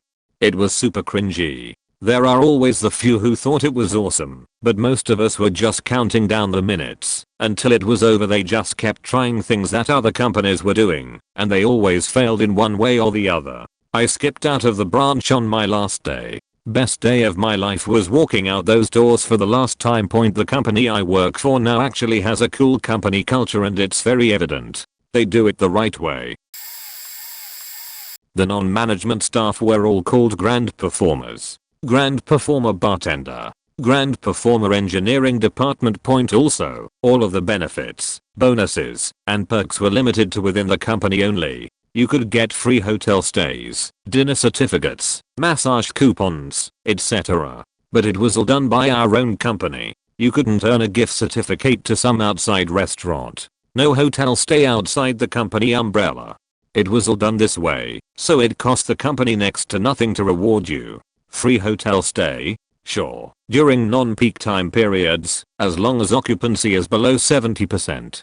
Massages, dinner, gift shop rewards were all cheap because they only cost the company the actual cost. Believe JT not, buying a dinner that retails for $200 realistically costs $80 to $90 and labor is already in place for the evening. The same with massage parlors. The workers already have to be there, so they aren't having to pay extra labor hours. They only lost out on potential revenue by losing a time slot, which only matters if the entire day would be 100% booked, which probably didn't happen. Point. Whenever a company renames standard positions to something with more pizzazz to make people feel like their job is better than it really is, the jobs probably suck really bad.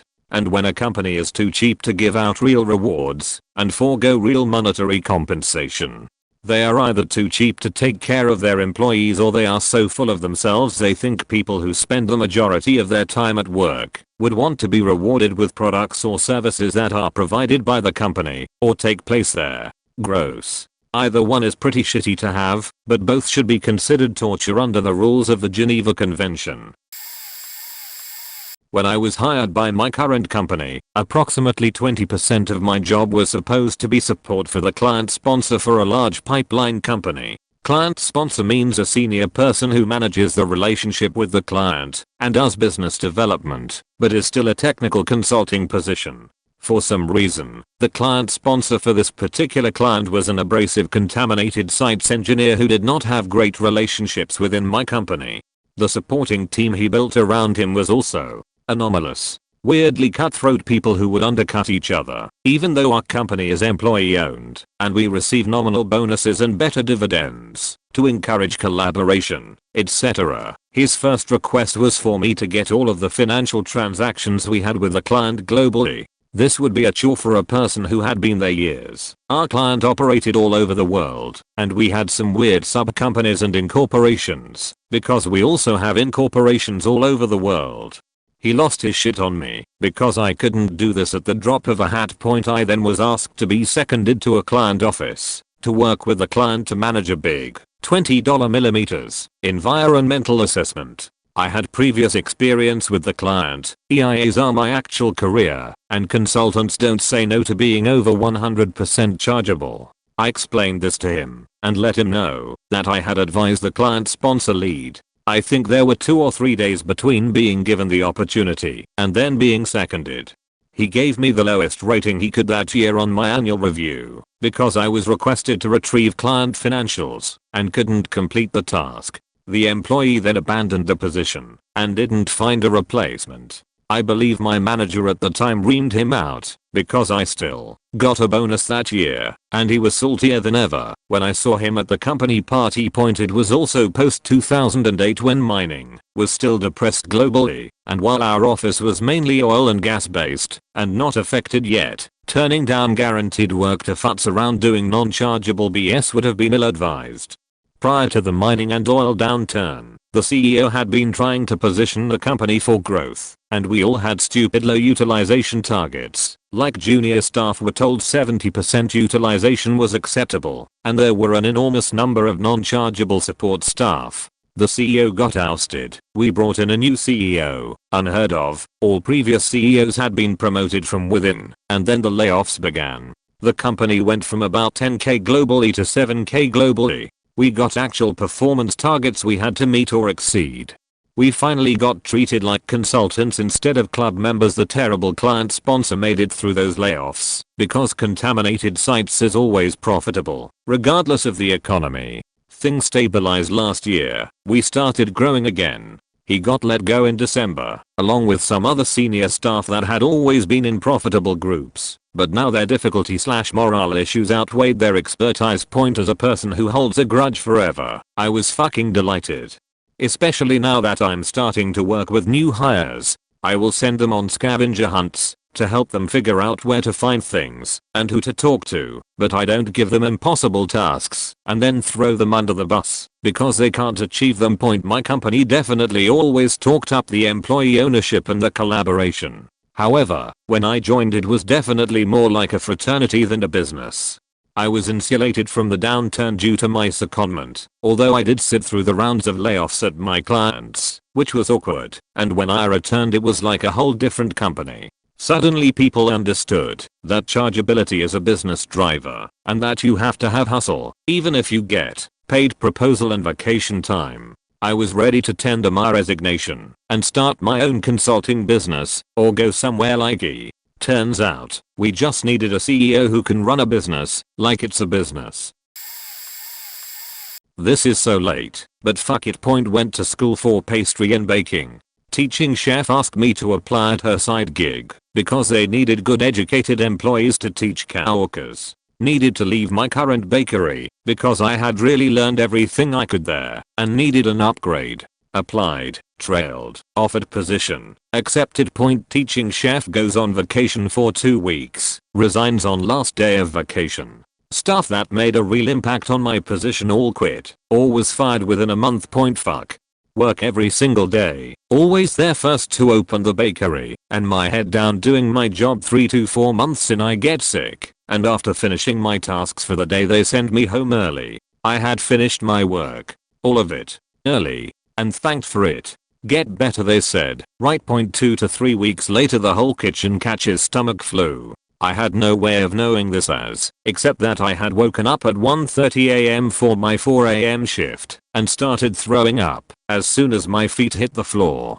Called out for the day. Later received a call letting me know everyone had it, and get better, I was at work, trying not to drag out at 4 am the next morning. They sent a bunch of us home early after we finished out daily tasks early. We were thanked for our effort and returned the following morning for work as normal. A day or two after this the owner gives a mandatory kitchen speech about how not coming to work affects everyone. Everyone is aware, we are not idiots. They made their point with a very threatening tone.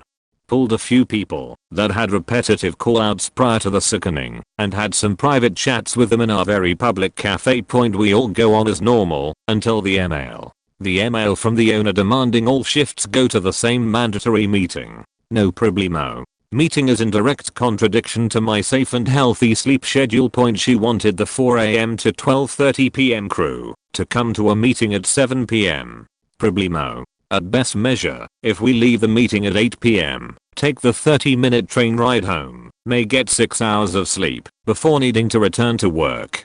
Not seeing this as a huge deal, possibly overlooked. I'll let the boss know it's going to be a tight squeeze to get sleep and politely ask to have an earlier meeting option for the morning crew. In response I am told I was being considered for management, have now shown a complete lack of adult maturity, am no better than insert new employee name, and to grow up. In the same breath they then go on to say they see greatness is me and can bring it out, but I have to drop it. Manipulative language, fantastic. I drop it because I do not want to deal with it and just go to the meeting point. While all this is going on, for the past 5 to 6 months I have found out 2 family members have died and my little brother has a new form of cancer after going into remission. When I find out about my brother at work, I go into the bathroom quickly, have a good quiet cry, and go back to work. I did not disturb another soul, but I did looks little like I had been crying. Later my manager pulls me aside and asks what is going on. I tell them, being so fresh and new I cry a little. The next day the boss pulls me aside and tells me no crying in their kitchen and to focus with hands constantly moving on my task. I tell them I understand and go back to work. Being an exhausted full-time student, trying to complete school, and in an emotionally hard place being separated from my family, I take the wrong and easy road of apply for my externship at the bakery. I wanted to get everything done as simply as possible, and finding a possibly non-paying externship on top of my school/work schedule was terrifying. That was my mistake and I should have just left the bakery. They accepted, which usually means there is no issue, seeing as they only want externs that will later make them look good. So I assume everything's going to be fine. Wrong. A few weeks in another extern is fired suddenly on my day off. They called me to let me know she had been fired and would miss the nice employees. Then warned me they were fired because the owner had watched the cameras and accused them of using work time inappropriately. They had spent a few moments through the morning speaking while working with other employees. Apparently that added up conversation, some of which had actually been with me about processes and procedures, was such a waste of company time they were fired. Moments later I received a short and harsh email from the boss telling me to go to the office at 9 am the following day. Fantastic. I go to the meeting. The talking time was brought up. Apparently since my body faced the other extern, my mouth moved, and a few minutes were spent. The camera must of course know all. They of course did not want to hear that we were actually talking about ways to work out kinks in our kitchen system. I stopped trying to explain myself and let them tell me how horrible I was. An F+ employee, berated for leaving early. My employees needed me. Even though the 2 times they sent me home, owners as thanked for my quick and thoughtful work. That calling out was inexcusable. Even though it was once in 6 months and everyone called out not knowing everyone else was sick. Every phrase for disappointed in me that I can think of. But they saw the good in me. They wanted to harness that and teach me, and they could make me into the perfect manager. More manipulative language. Agrees and nods, just so get through the meeting. At this point I'm 2 weeks away from completing my externship. If they fire me, I have to start all over again, and I just wanted to graduate and look for a new job. I also had requested 2 months ago to have 3 weeks of vacation directly following the end date of my externship to take care of my mother post knee surgery. I really wanted to get to the vacation and look for a job, then I could interview and resign before I had to go back.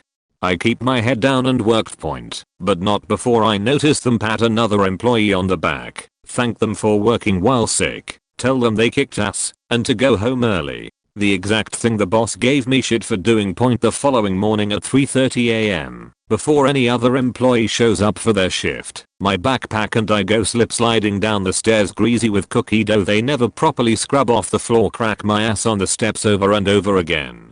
Crawl up the stairs like something out of a horror movie, clawing at door frames and chairs, because I couldn't choose my left leg. The whole time I know I was screaming, like I had found a dead body, but the shooting pain was so intense. Long and short of it, I had a giant hematoma on my ass. It looked like it is smuggling an actual softball in the left butt cheek of my pants. I ended up calling twice more that day on the same place due to that flaw. Nothing was done, and only after the third time was I offered an ambulance ride. I denied it, continued to work, and just went on for 2 more weeks limping and unable to sit until my externship was completed. Finally, vacation time, get to take care of my mom and my ass, and I have graduated. Hardly. Every day of my vacation I have to badger my manager to turn in my paperwork to my school, to the point my school even told me they would deal with them because it had become so ridiculous 3 days before the end of my vacation. They fired me, which I did not mind, as long as they had turned in my paperwork, which they had. Turns out they gave me a C for my externship, cited that I was unreliable to come to work. I had not missed a day of work in over 2 months, not during my externship, and even came to work every day. Since my injury. They tried to fuck me. A low enough score with bad grades would have meant I had to start some portions over, or at least lose my dean's list and honors status. But seeing as I had a perfect grade at school, no missed days, I received my honors with .11 more than the required grade. I was a dumb cunt to work at and put up with this place. These stories did not even scratch the surface of the stupid shit I saw. But fuck that dumb bitch. I hope she chokes on her nasty cookies. We had this mentally abusive boss at the place I worked as a teenager. He told us we would never ever get a job as amazing as this one, and that no company was as much fun as his was. I was 15-year-old when I started working there and left when I was 23. He didn't pay us our salary and told us that grown-ups had money saved in these kind of occasions. He either didn't pay us at all or paid us 3 months late. We were young and we didn't know this was not normal and believed him when he said other companies were even worse.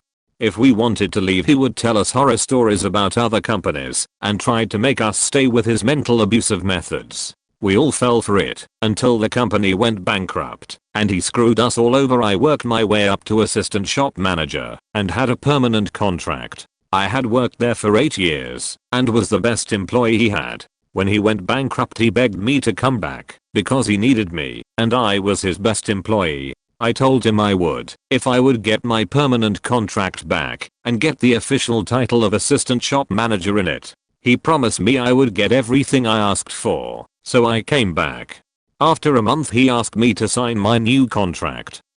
3 months, no guaranteed hours, and as junior salesperson, I would still have to work as a shop manager, but it wouldn't be my contract title, so he could pay me less. He betrayed my loyalty and that's when I left. After this, all of my former colleagues left too and now he has no one left to work for him.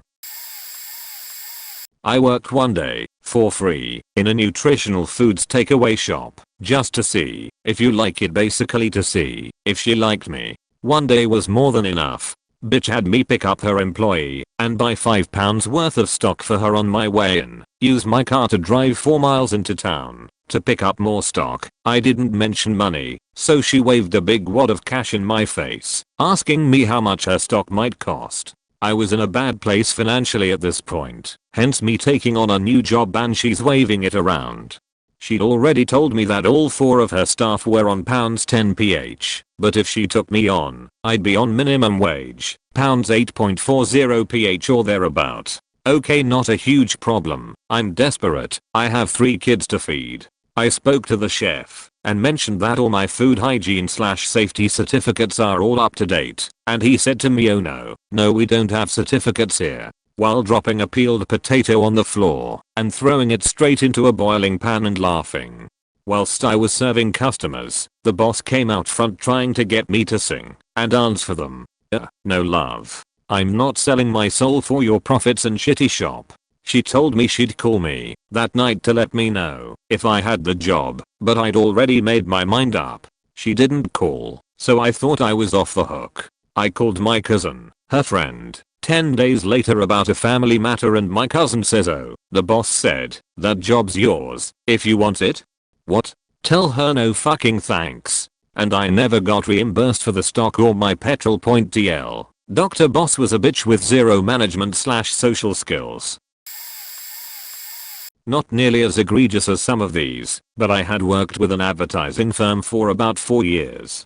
Great place that was making enormous strides to take over our market area. I worked in client services as an account executive. I had a lot of autonomy, got to give input, and management always spouted the Netflix model, which I agreed with. You dealt with normal politics of creatives who owned the place and wanted to use only their ideas. No problem with that. I got it. Eventually I talked with my boss and the CFO, who I really trusted, about how I think I needed a new path. I really believed, still do, in the product and service these guys sell. It's unique and the team gives 110% most of the time. So, when I spoke with them, I pitched a couple of ideas about how I could stretch my skills and learn new things in new roles that aligned with the long-term strategies and goals for the company. In 2 weeks, there were 2 new part-time employees in the office. Their jobs? To do what I brought up as ideas. People who didn't understand our services, our people, or anything relevant to the roles. They always said, "The best part is we are really great at moving people around. If you want to try something else out, then we make that available and do it." I asked 3 times in the last year I worked there to create new opportunities I foresaw in the company and head them up. Instead of letting me take that over, like they were always saying, they brought in others at lower prices. I get the business sense of it, but what a crappy way to treat a person who was invested and willing to work a very long time for you. I moved on. Still love the people there, but that showed me a lot of their true character. It was a blessing, really. After that I moved back to entertainment, now manage an entire department of 33 people, and I'm not in an office all day staring at a computer. The 2 different bars I worked at both happened to be big on this team is a family rhetoric. First bar, manager/owner pocketed 50% of the tips and then some. This is illegal in California. Second bar, in the 9 months I worked there, the turnover rate was ridiculous. It was a small wine bar, so the owner/manager had a small staff to begin with. 2 back of house and anywhere from 2 to 5 in front of house. First, my manager was inconsistent with enforcing his always changing policies and was moody. No one knew what to expect. As lead bartender/server, I couldn't train people properly because the guidelines were always changing. He gave people warnings/strikes on a 3-strike system when they made a mistake under this system, and then he'd fire them after a good amount of hyper scrutiny. He also was always noticeably far more contentious with the men on staff than the women about mistakes, which I suspected was an alpha male mentality he had. If they weren't fired, people quit all the time, citing lack of quality and inconsistency in management. And he was never be able to see why his employees quit, and would assign some reason to deflect responsibility from his management style. He was too cheap and too much of a control freak to hire a general manager to run the business. He didn't have the patience or energy to run himself. I say with some regret that I was way too loyal of an employee for what I was getting paid, so my boss liked me. He also needed me, since people were leaving left and right. I could show up to work late, where a coworker would have gotten a strike. I could slip by. I stuck around as long as I did because I needed the money and I was moving soon. Not enough time to commit to another job, and because it was a good opportunity to learn about wine. That said, if I had more self-respect for myself at the time, I would/should have quit much sooner.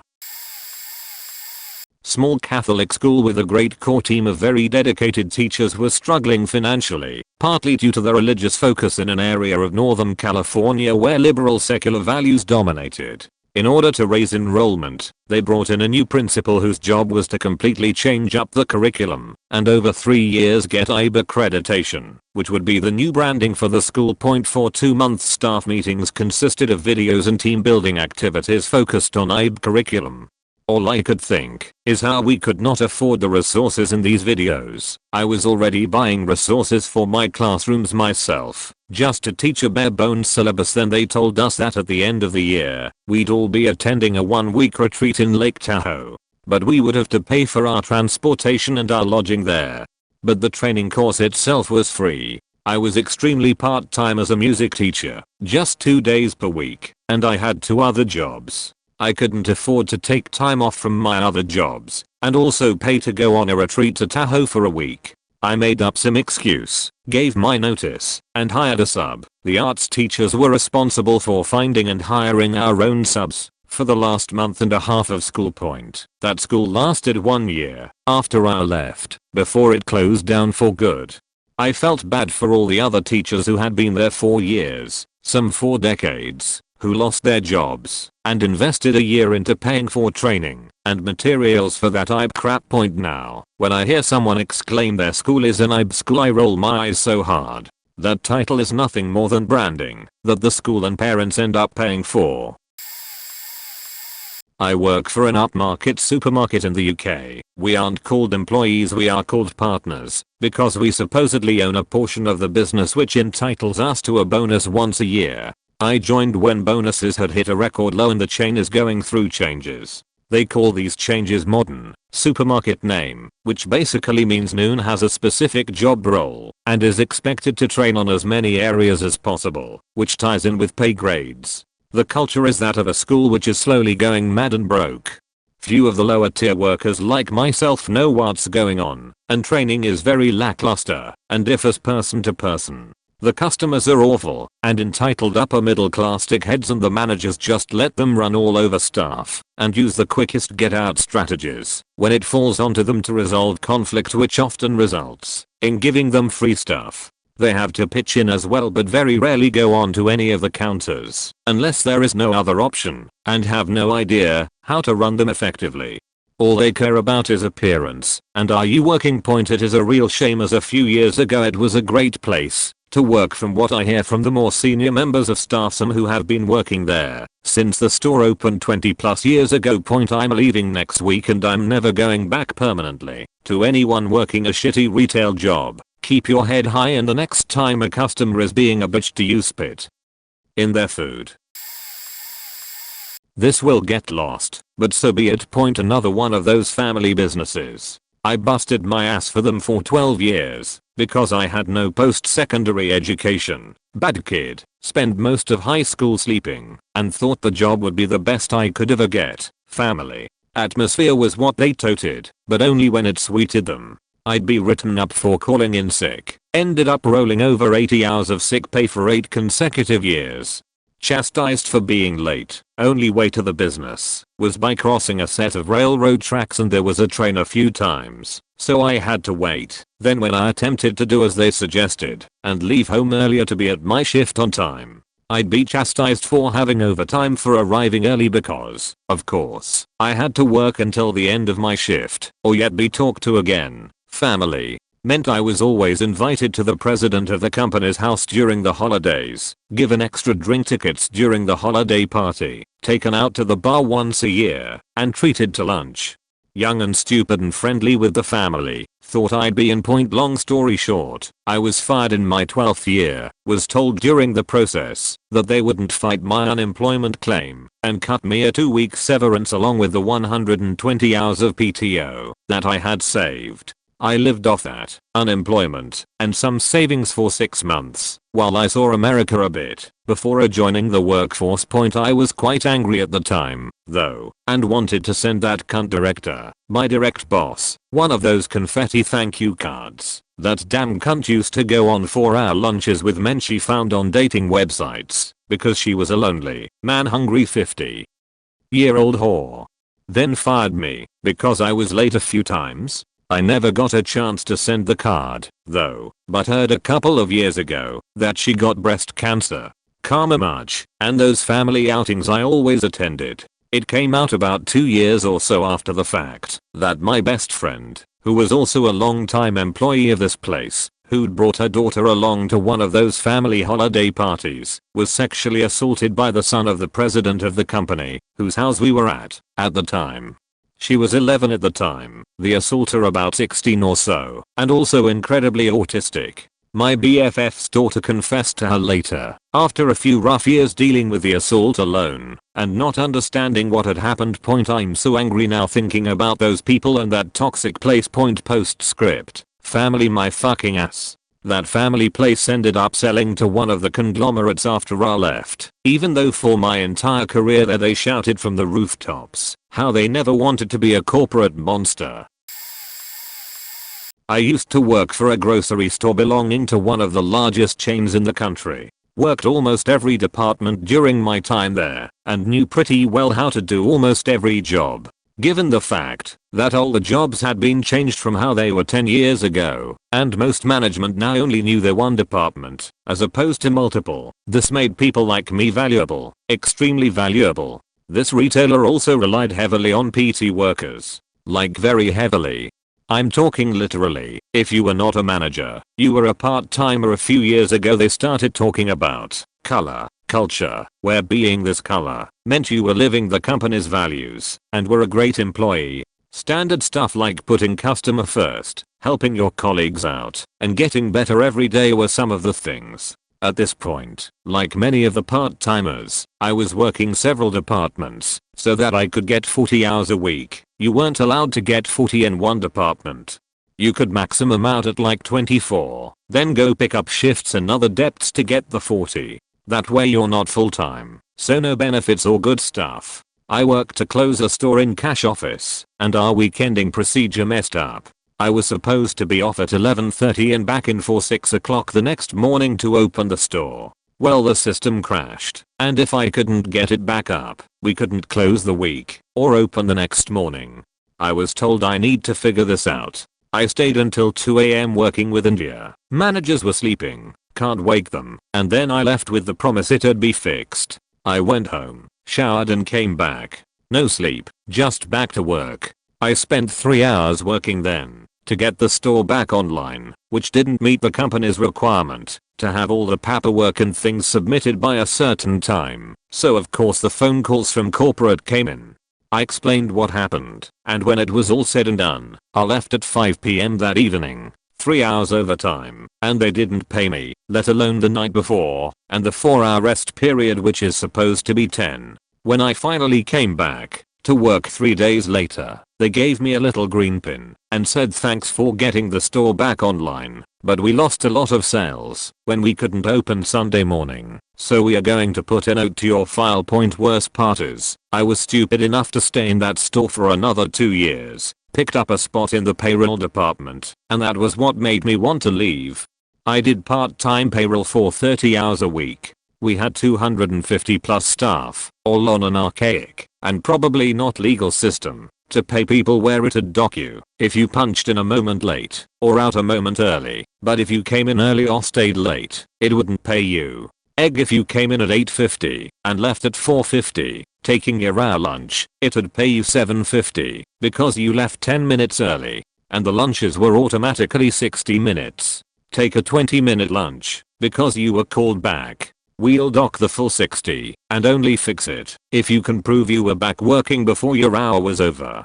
Payroll was a daily thing, and I had a manager who insisted on calling herself the human resources manager. She wasn't, and had the IQ of a lemon. I'd work 3 days, she'd do 4, and the other day for each of us was paperwork or some other administrative thing. Anyways, it came to the point she was flirting with management and not doing any payroll, and I had to pick up the slack. Of course I couldn't report her because the boss loved her attention, as did his, and so on. Too many single men in management. My friends worked here, and as much as I wanted to stick it to the company, I didn't want their meager paychecks to suffer in the process. So my workload increased, hours and pay didn't, and hers decreased.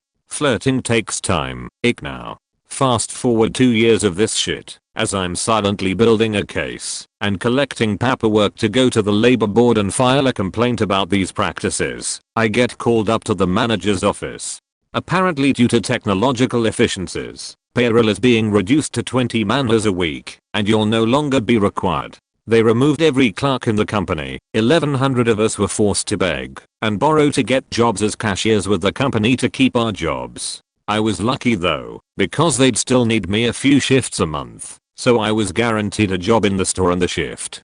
I found out it was a 2-hour shift every second weekend more or less. I left, and ever since, she's been forced to work 60-hour weeks because she can't find time to do her own paperwork, payroll and flirt, and no one will take the job I was doing for a promise of 2 hours a week, generally before a holiday, during a stat holiday, but just take 2 hours lieu time you'll have to fight to use instead of overtime. Or when you cold had a full shift in another department. Found out their sales have been steadily decreasing too, because since I left, a lot of people have been leaving the company because their colorful culture should be brown for their bullshit, not color, and they can only replace them with people who are otherwise unemployable or just don't last more than a week or two. A few years ago I went through several rounds of interviews with a company in Palo Alto that wrote software for doing cancer analysis via genetic testing. Got an offer, but ended up declining because 1. I got a better offer at another place, and 2. So much cringe during the interviews. For the most part, the people I met seemed nice and honestly just trying to build better software. But each and every one of them had a story about their personal connection to cancer, whether this or someone they knew, and how it drove them in their jobs. Okay, I get it. Sorry to hear that, but I'm glad you were able to turn it into something productive. Cringe/strike 1 came when I was taken aside by their internal recruiter and told that people liked me, but were a little put off that I didn't have my own cancer story. They felt it meant I might not share their passion. I explained that, while I did not have the personal, life-defining cancer story to drive me, I had been a coder since I was 5 years old and got just as much passion from building cool software. This placated her, and I guess everyone else, but it squeaked me out.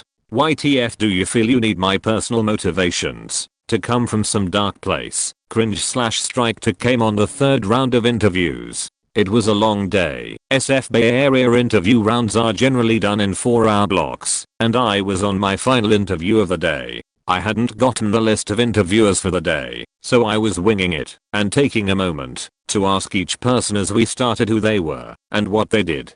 Last one comes in, a guy in a suit, and launches into some personality questions without introducing himself. I vamp, but the way he's jumping around I don't really get a chance to ask him who he is. About 10 minutes in he asks a question that I would answer differently based on how technical he was, so I say, so I want to tailor my answer to your level, but I'm not sure what you do. Are you engineering, product, sales, something else? The guy looks like I slapped him and goes bright red, not from embarrassment but anger. I'm the CEO. You didn't do your research and see my photo on the website. It's shockingly common for this kind of cult of personality thing here in the SF area. People will trash talk companies because their C staff came from some smaller university instead of Stanford/mid/etc. Dude, I don't care. Are you building good software? Then I don't care who your C staff is or where they come from. I'm certainly not interviewing because I saw someone's photo on your website.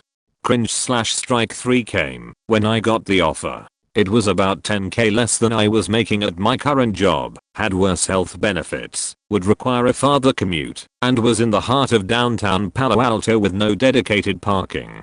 But literally the exact same job title I already had. When I pointed all this out I was given a condescending speech about how everyone at the company was in it for the passion and the good they were doing to cure cancer, and that not everyone is driven by money and convenience. Sure, fair enough, and good for them. But the offer was downright insulting, as was the attitude. Nope.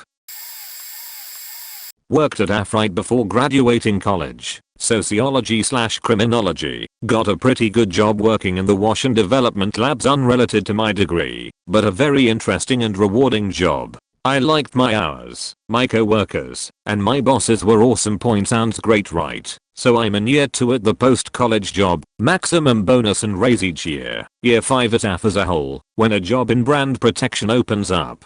The job specifically states a background in criminology and sociology is a huge plus, yay me, and that the job will require international travel. Cool, I'm single, and would love to do that. It also states that a deep brand knowledge is required. Great, I've been here 5 years now, and I've been making tech packets for the actual clothing producers for the last 2. Double check, I'm qualified as fuck for this job.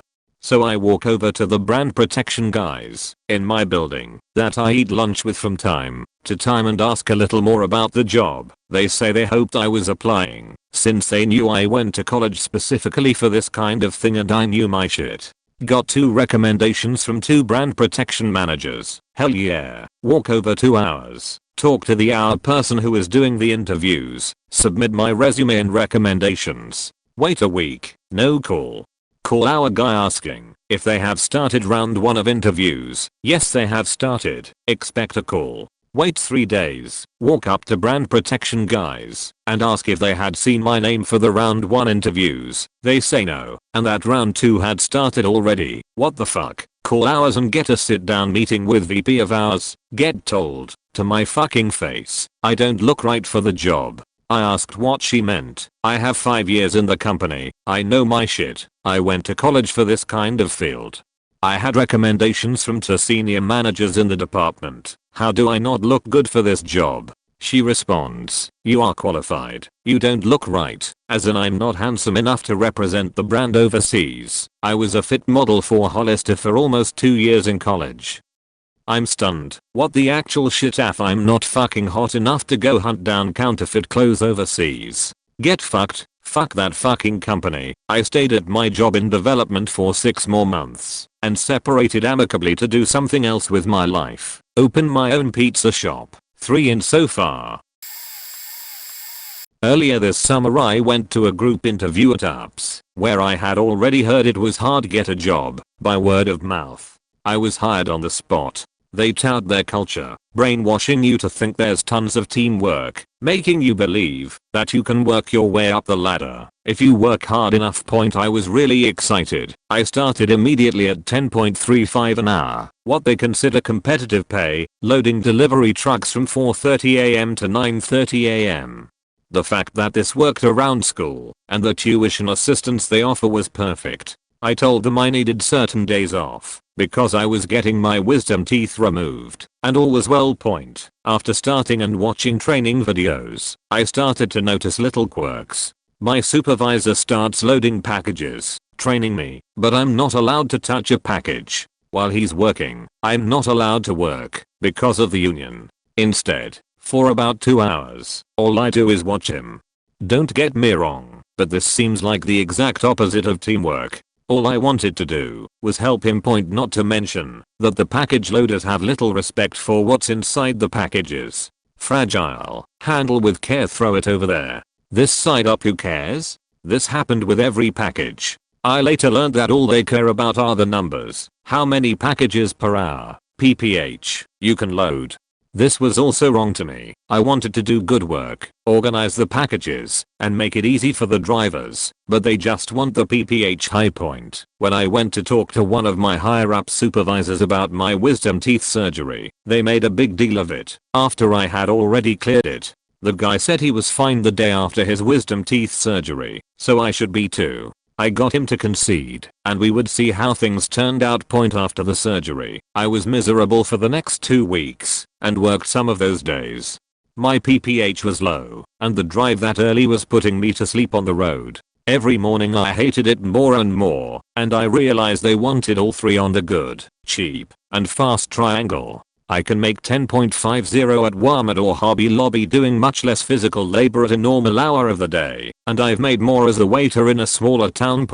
As soon as I called in to quit, my main manager was immediately more reasonable. It was sad. I gave no notice. I was there for less than a month.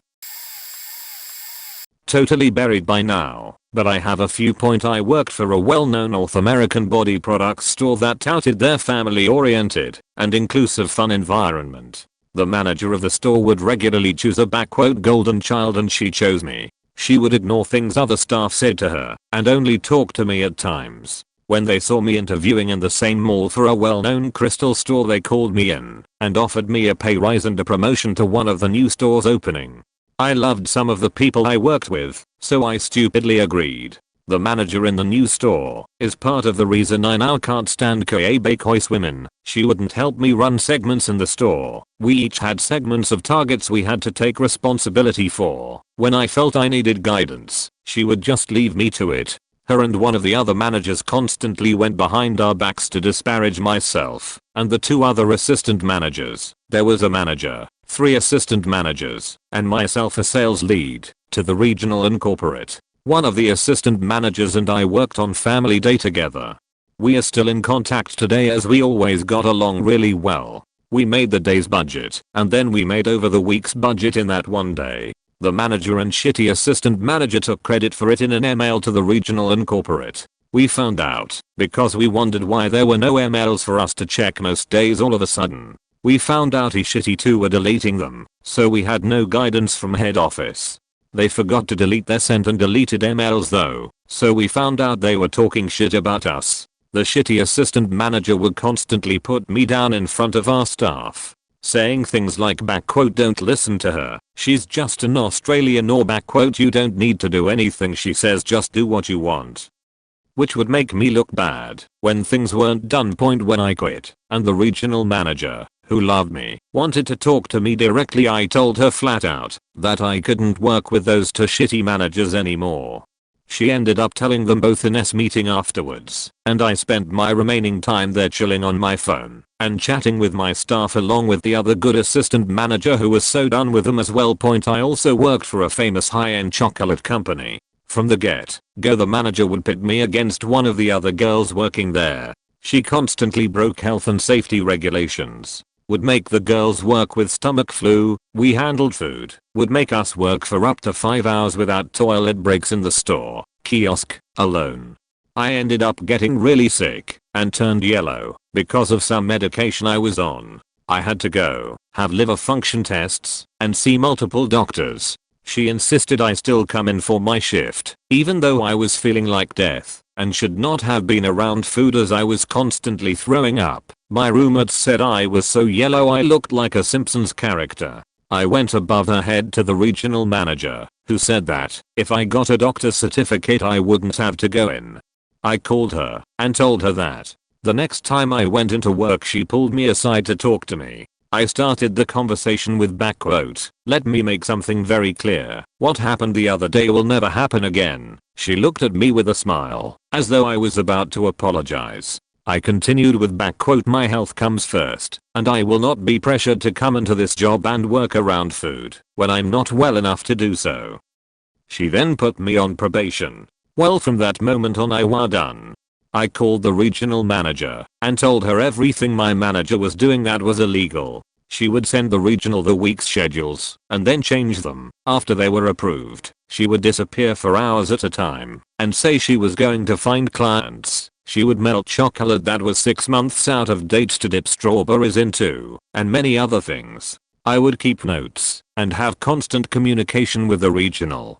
She found out somehow though and stole my phone from my bag. I didn't have proof, but she was the only one who could have done it, and my passport and $50 were still sitting in there. It got to the point that I felt that the regional manager wasn't believing me. My visa had expired, so while I was off waiting for a new one I quit. I should also say that during my time working for the store I briefly managed another store on my own for 3 months while one of the other managers was on paternity leave. He ended up quitting, and I made friends with the new manager they brought on to run the store. It was the only store manager experience I had, so they didn't want to throw me into the deep end with Christmas coming.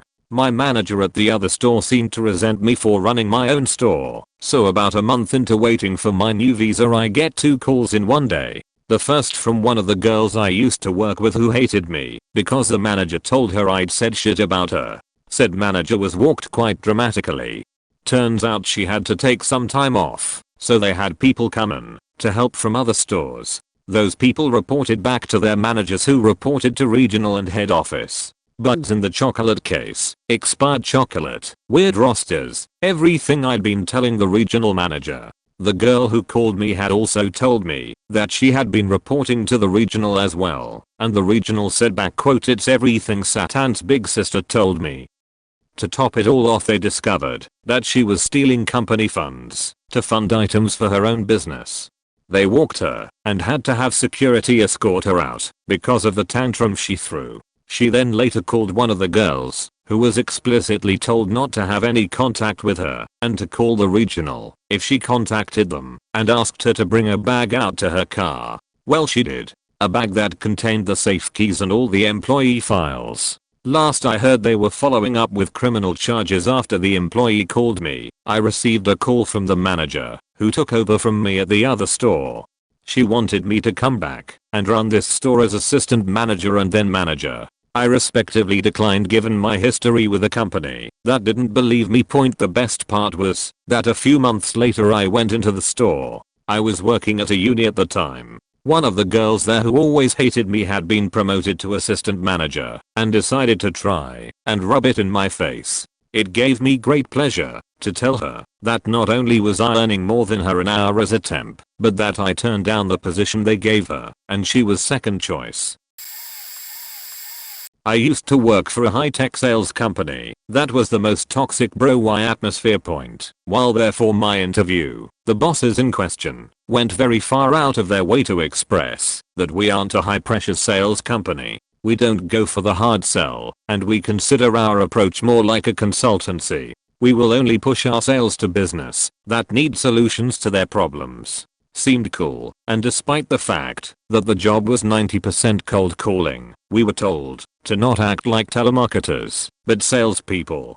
Upon accepting the job, on my first day, I noticed a framed poster for Glengarry Glen Ross in the break room, the movie about a high-pressure sales environment whose succeed or die attitude leads one of their employees to break the law. I shrugged it off, because hey, it's a movie about sales, but it was definitely the first time I noticed a severe red flag. As I continued to work there, I discovered that we were not paid overtime for 40+ hour work weeks.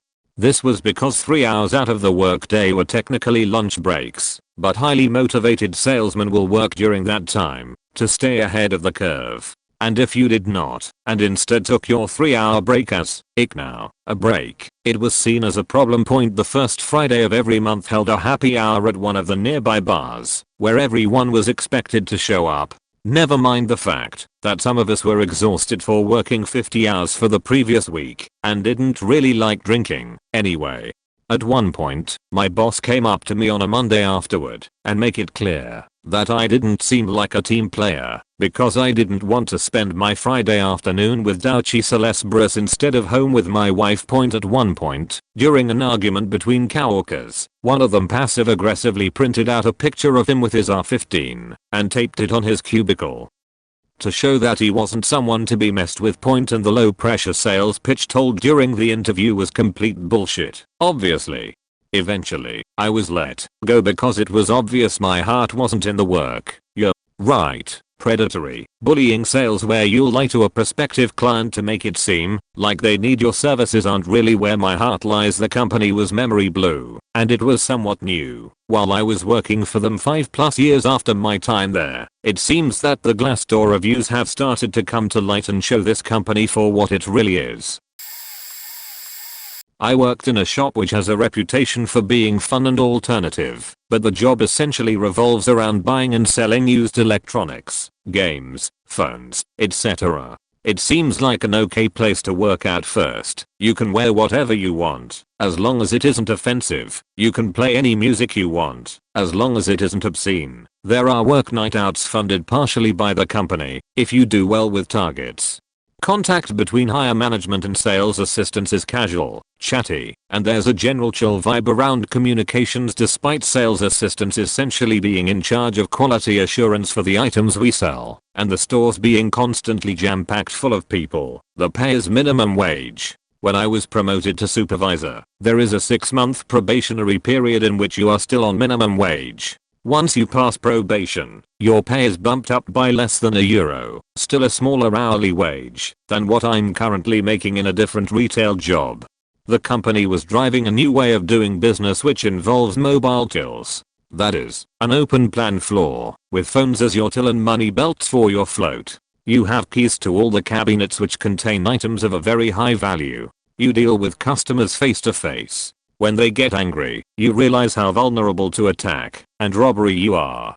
But, because of our store's performance, we couldn't afford more than 2 staff on the floor at any time, and definitely no security point. The store I was supervisor in turned out to attract a lot of dodgy people. One customer verbally attacked me, threatened to shoot a sales assistant, and spat on a colleague. He was using a false name and the police told us he was wanted for assault and battery. Another bunch of gems were a group of teenage boys who would routinely crowd us and try to sell us goods, even though they were underage. We eventually limited their entry in the store to 1 at a time, but when they kept violating that, we banned them entirely. They still kept trying to violate that and began following myself and my colleague while we went on lunch breaks or after work on our way home. They once came into the store in masks. The company refused to give us security and told us to call the police whenever the guys came by. We did. The police were helpful and the boys didn't come into the shop anymore. But they were still always trying to talk to us, follow us outside the shop. I began having panic attacks because of this and because of the pressure of buying second-hand goods and being responsible for any flaws/fuck-ups that were made in the procedure. My phone had to always be on to communicate with my management team, who were great, so that we could solve any issues we were having.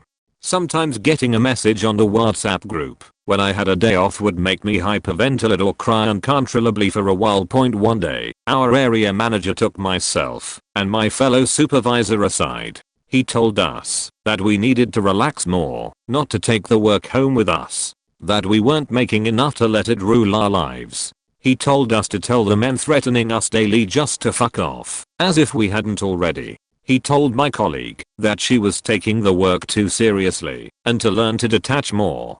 He told me directly after telling me not to take the job too seriously and that I made very little money, that I needed to take more responsibility. The next day, I gave my notice. Everything could have been better if staff were paid fairly for the responsibility they took on. If we had security. If the company wasn't driving for a till system that was very flawed from a security standpoint. But no, all they want to give staff is a pizza party every so often, a few free pints every year, and the right to wear whatever you want. It's bullshit. Holy crap, I described working at this company, non-ironically, as, imagine you were in an artsy prison camp, except they insist that you pretend you're having the time of your life. If the guards overhear you saying anything to the contrary, you're shot. And some of the guards dress up like inmates and try to find out the malcontents. People would report each other for not fitting in with the culture. It was insane. The moment I realized this was batshit insane and I had to leave was during my first mandatory fun moment. They would just stop working and dance and cheer, but you could tell that like a 1984-esque thing. People just weren't into it and tried hard to hide it. So the way I left was that I had only worked there for 3 weeks. I was hired to come in and hack into their infrastructure equipment and recover/reset all passwords and teach the IT people how to manage the equipment. Read between the lines. The guy who set it all up left or was fired and they had nothing. I was making good progress. Then they hired a new CEO and he wanted his own team to come in and take over. So I was told I needed to go to a meeting with this guy, but not to take any notes. It was a get to know you meeting. It was not a get to know you meeting, it was a technical ambush to develop ammunition to fire me. So they call me 2 hours a day later and the recruiter that placed me with this company was there. They proceed to tell me that my technical skills are not up to the job and they are letting me go. The recruiter, who will presumably be placing me at my next position, is visibly concerned. So I can't let this fly. I ask for specific details of how my technical abilities failed to achieve any goal I was assigned. They had nothing. We went back and forth for 20 minutes, where their feeble excuse just couldn't hold water. So, here's what they offered. I would stay on and work for a week, all the while I had to tell everyone I had quit, and they changed the reason for the termination to not a good fit with culture. The greatest outcome I could have ever asked for. About 2 weeks after my last day they called me and asked for the passwords for all the equipment I had worked on. I told them that just like the interview with the CEO I would need my notes for that, but I had left them in my desk when I left. They could not find them and had let so many people go that one of them must have taken the binder. Sorry, so sad. I just don't recall all of them. Another couple days goes by and the recruiter, who in fact had placed me at my new position, calls and says they are offering to pay me to come in after hours and on the weekends in double secret mode to recover the passwords. I declined. Another couple days, same recruiter calls to tell me that if I do not accept they are going to sue me and the recruiter and the recruiter's company. He said, officially he strongly advises me to take their offer, officially only. Unofficially I was covered by the recruiter's insurance and they really didn't have a case against me because I did nothing illegal or malicious. I declined. Another couple days and the ad manager calls and plays a good guy role against the CEO and company's bad guy role. I didn't know it at the time, but she had me on speakerphone in the ad room with the whole ad team in the room. She tried to convince me to come back and help them and don't worry about the company, you'll be helping me out. Well, let's just say I didn't owe her any favors. She set me up for the technical ambush. I said, working for that company is not a good fit with my culture. And hung up. My buddy who still worked there said the IT team burst out in laughter and sadly they fired them all over a couple weeks. The ones I kept in contact with went on to bigger and better things. I just saw on LinkedIn the one guys I was good friends with hit a few years anniversary with his company. There was a group of ex-employees that would rant about the place on Glassdoor and a group of Kool-Aid drinkers that would get on there and defend it and try to figure out who the people that still worked there were. If you ever get a job offer for the barrel companies, be very cautious. I used to work for a very large automotive dealership that was family owned and operated for 40 years. The owner treated everyone well, and several people had been there 20 plus years, a couple over 30 years. It was the best display of loyalty I'd ever seen in a business. Fast forward a few years, after I got hired, and the owner decided to sell the dealership to Penske Automotive. For those who have gone from family ownership to corporate ownership in just about any business, you all know corporate ownership will ruin a place like that. Sure enough, pay cuts to all the commission employees. Have a good year? We need to cut your pay because you made too much money. Some commission employees took as much as a 40% pay cut in the first year. Hourly employees went 3 years without any raises. All the decent and fair health insurance plans were scrapped and new shitty plans brought in.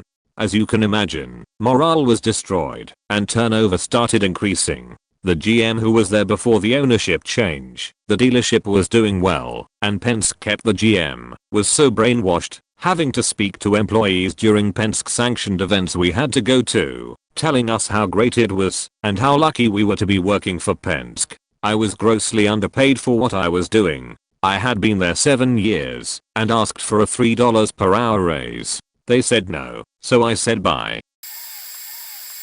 Where to begin? I worked for a company for 2 years that claimed to be the best online shopping cashback portal. It was cool at first. Free food, catered lunches every day, free soda and beer, and lots of unnecessary arcade games. I worked in customer service. We would be evaluated based on 10 random emails that were pulled from our outbox each week to determine if we were keeping to the script. While I always got 100% on everything, a lot of people that I knew were very thorough weren't getting good reviews.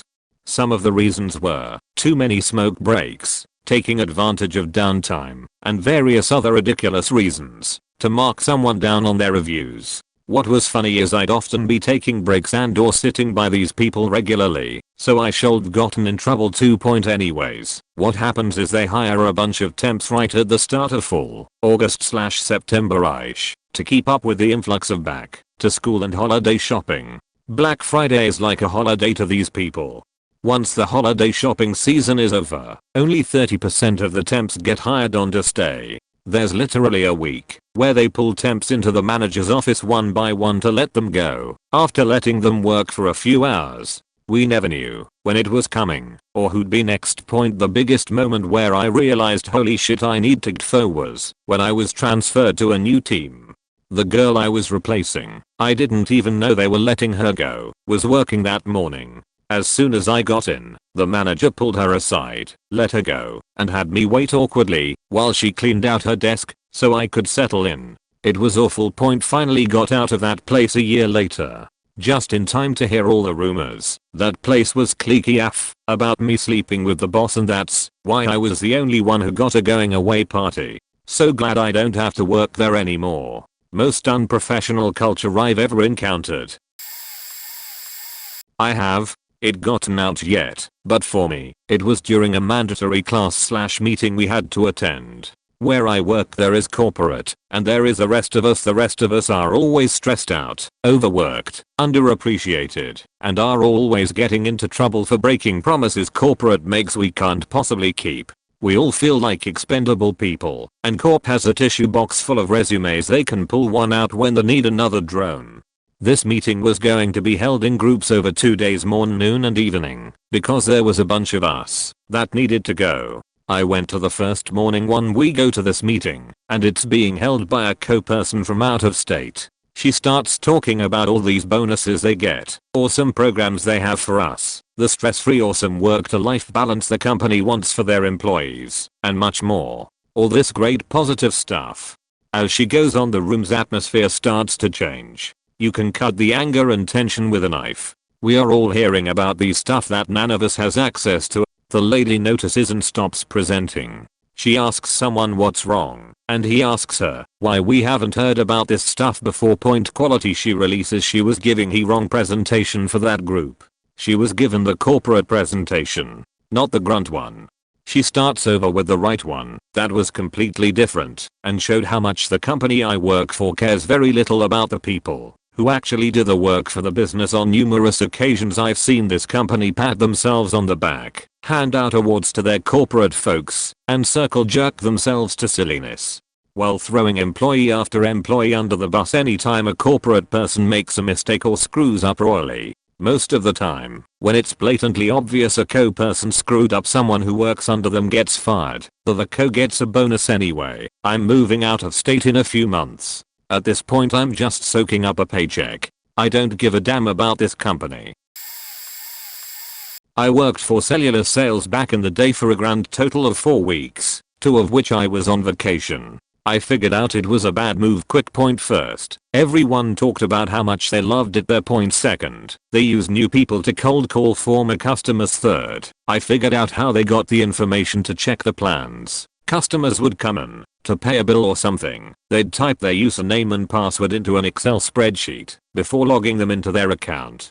Later, they can just use this password to see their plan and how old their phone is and stuff to hustle more stuff. This seemed like a serious security breach to me. Fourth, they charged a $40 setup fee whenever they sold a phone, despite not really doing anything to warrant the setup fee. Seriously, they just pressed next until the phone was ready to go and completely threw away anything resembling privacy in the process. Fifth, their network infrastructure for one of the locations was in the publicly available bathroom. This means that anyone interested could probably just put a Raspberry Pi with some bad juju software in there and call it a day. Sixth, they seem to care only about pumping up sales numbers and not at all about providing good information to the customer. Seventh, they would get pissed if you didn't shave every morning. People who grew hair quickly were told they needed to shave twice a day, once during their lunch break. I left the company. I highly advise anyone with a Verizon phone, avoid any Verizon store that says cellular sales on the sign. That company is fucked up. I can't guarantee the non-cellular sales stores are good, but I can guarantee that the ones that are cellular sales are bad. Slightly different than most here, but I think it fits. I'm a teacher. Several years ago, I landed an interview with a top-notch private school in my area. This place was on the top of every academic performance list you could think of, as well as topping most salary lists for teachers. It seemed like a dream. On the day of the first interview, the principal and dean of students spent about 45 minutes talking to me about my experience, my education, and my personal educational philosophy. It seemed like a standard, if a bit intense, interview point. On the day of the second interview, the principal, no dean of students this time, laid out what the salary and benefits package are. Tremendous, on both regards, what the students are like, and what the culture is like. For culture, he constantly talked about how everyone was invested in student and school success. I swear, I heard invested about 24 times. He also talked a lot about how all of the teachers and staff have a strong sense of school community, how we are so supportive of one another, and how it was the most amazing place he had ever worked. Well, when he was finished, the would-be chair of my department took me on a tour of the building. As luck would have it, this department chair is someone I knew in grad school. She had been at this private school for about 5 years, and knew the ins and outs. Since we knew each other outside of this setting, she was more comfortable telling me the truth. Apparently, invested in student success meant that you were not allowed to fail a student, ever. If a student failed to turn in a single assignment all semester, handed in blank tests, and slept through class, the lowest you could give was a C. You were not allowed to enter anything lower than a 70% in the school's grading system. Also, strong sense of school community meant that you were required to be at every home sporting event, period. If there were two at the same time, that is a swim meet in the pool the same night as a basketball game in the gym, you were required to split your time between both. You had to be seen at every event to show that you were there to support the school. Even if you were staying after for another extracurricular event, such as theater, you had to make a token appearance of at least 15 minutes. This often led to directors and coaches having to temporarily skip out on their own students in order to show support for the basketball team, or supportive of one another was a euphemism for an idiotic policy that the principal, in his second year at the school, implemented the year before. During staff and professional development meetings, brainstorming sessions were often held to find solutions to various student issues. The rule for these brainstorming sessions was that no negative critique was allowed. You were only allowed to praise an idea and add positive additions to it. You couldn't even do the "that's a great idea, but here's an alternative." It had to be "that's a great idea, and here is how we can build on it." The end result would be a proposed solution that just got ridiculous as more and more additions were added. Instead of a reasonable call a student's parents, if they are caught bullying others, it would turn in to call a student's parents, hold a meeting with the parents and all of that student's teachers, have the student write a letter of apology, have the student read that letter in front of the bullied student in class, and then have the bully and victim eat lunch together for a week. It was nuts. Of course, the principal vetoed about 90% of solutions offered, but damn, those teachers were really supportive of each other's ideas. My would-be department chair urged me to apply to a different school. I didn't hesitate to listen to her. Luckily, she left a few weeks later for a public school nearby. A colleague of mine got cancer and dropped everything for the time of fighting it. I told my boss I'd try to cover the position for that time. He appreciated it because the software he supported is extremely important for our business. Luckily my colleague won the fight and came back after about 9 months. Unluckily my boss is an asshole and threw the double amount of work at my colleague when he came back. So the colleague took his first chance and left the company. Best he could do. Now everything was completely on my shoulders and it's fucking heavy. So I claimed for a new colleague as a backup. After nearly 1 year they finally found somebody. He got every trainings for the position within 2 months that I received over 2 years. And he got them before he even knew the software he had to support. Another month later I slowly realized that he is the absolute wrong person for that position. Not capable of speaking or even reading English, which is quite important in an IT position. Absolutely no programming skills. And you need them in this position. And he's sick quite often, mostly when some important meetings are scheduled, or a week before I'm on vacation, so that I'm not able to instruct him about any tasks he should watch for that time. Fuck him. He's sick again now for about 2 weeks, and I'm on planned vacation after that. There is definitely a pattern in this. Never mind. A few weeks ago something freaky happened. Our CEO called me and asked me what are your tasks in our company? Seriously, what the actual fuck? The answer is everything that keeps our company alive at the moment, because there is nobody else left who is capable of working with this software and it's the company's backbone. I think I'll grab my next opportunity too. And yeah, the company also wants to be one of the top employers in our area. Can't confirm that. PGE in California. Granted, I was released from duty due to medical issues, so I didn't quit, but my gods, PGE runs a great marketing campaign about inclusion and diversity. However, the reality of that, at least in my department, 100 folks, couldn't have more white good old boys if they tried. The entire company is all about whose ass you kiss the most, so promotions are hardly merit based. When it came time for recruiting new hires on my team, we were told we needed to diversify because my team was 8 white dude, 1 API guy, and black dude. The entire time the recruitment was active, the bosses liked to make sexist comments about finding a person with the right assets while making a gesture of grabbing breasts. The interpretation by leadership for my department all the way up to the director level was essentially a quota system. 3 black dudes, check. 1 Latina with large breasts, check. That sort of thing. Most of leadership went to church together, so favoritism was rampant. We even caught a dude that stole 40 hours of time from the company, lied about it, and got his boss to cover because the employee was friends with his kid and they went to church together. It might be better in the Bay, but I'm reluctant to say that because I worked with some folks that relocated from the Bay and the stories they had about people and events portrayed a very close-minded organizational leadership that simply pays lip service to the various communities they serve. I worked at a local credit union that always reminds the members that they are not a bank. Every day we were told to have conversations that matter with our members and help them build their life. It was all supposedly about what's best for the members, so they told us to recommend a product based on the person in front of us. We had a goal, but really it was treated as a performance quota point. In reality, we had to get different credited and funded products, including a mortgage and a few loans. When I wasn't meeting the quota because of the mortgage, I was then told I have to offer a mortgage to every single person. The entire company was behind in loan production and the staff were told, if we don't make up the deficit we will increase the quota every month until we hit goal. We were expected to call every member with an outside loan. We had to develop plans and commitments for our products.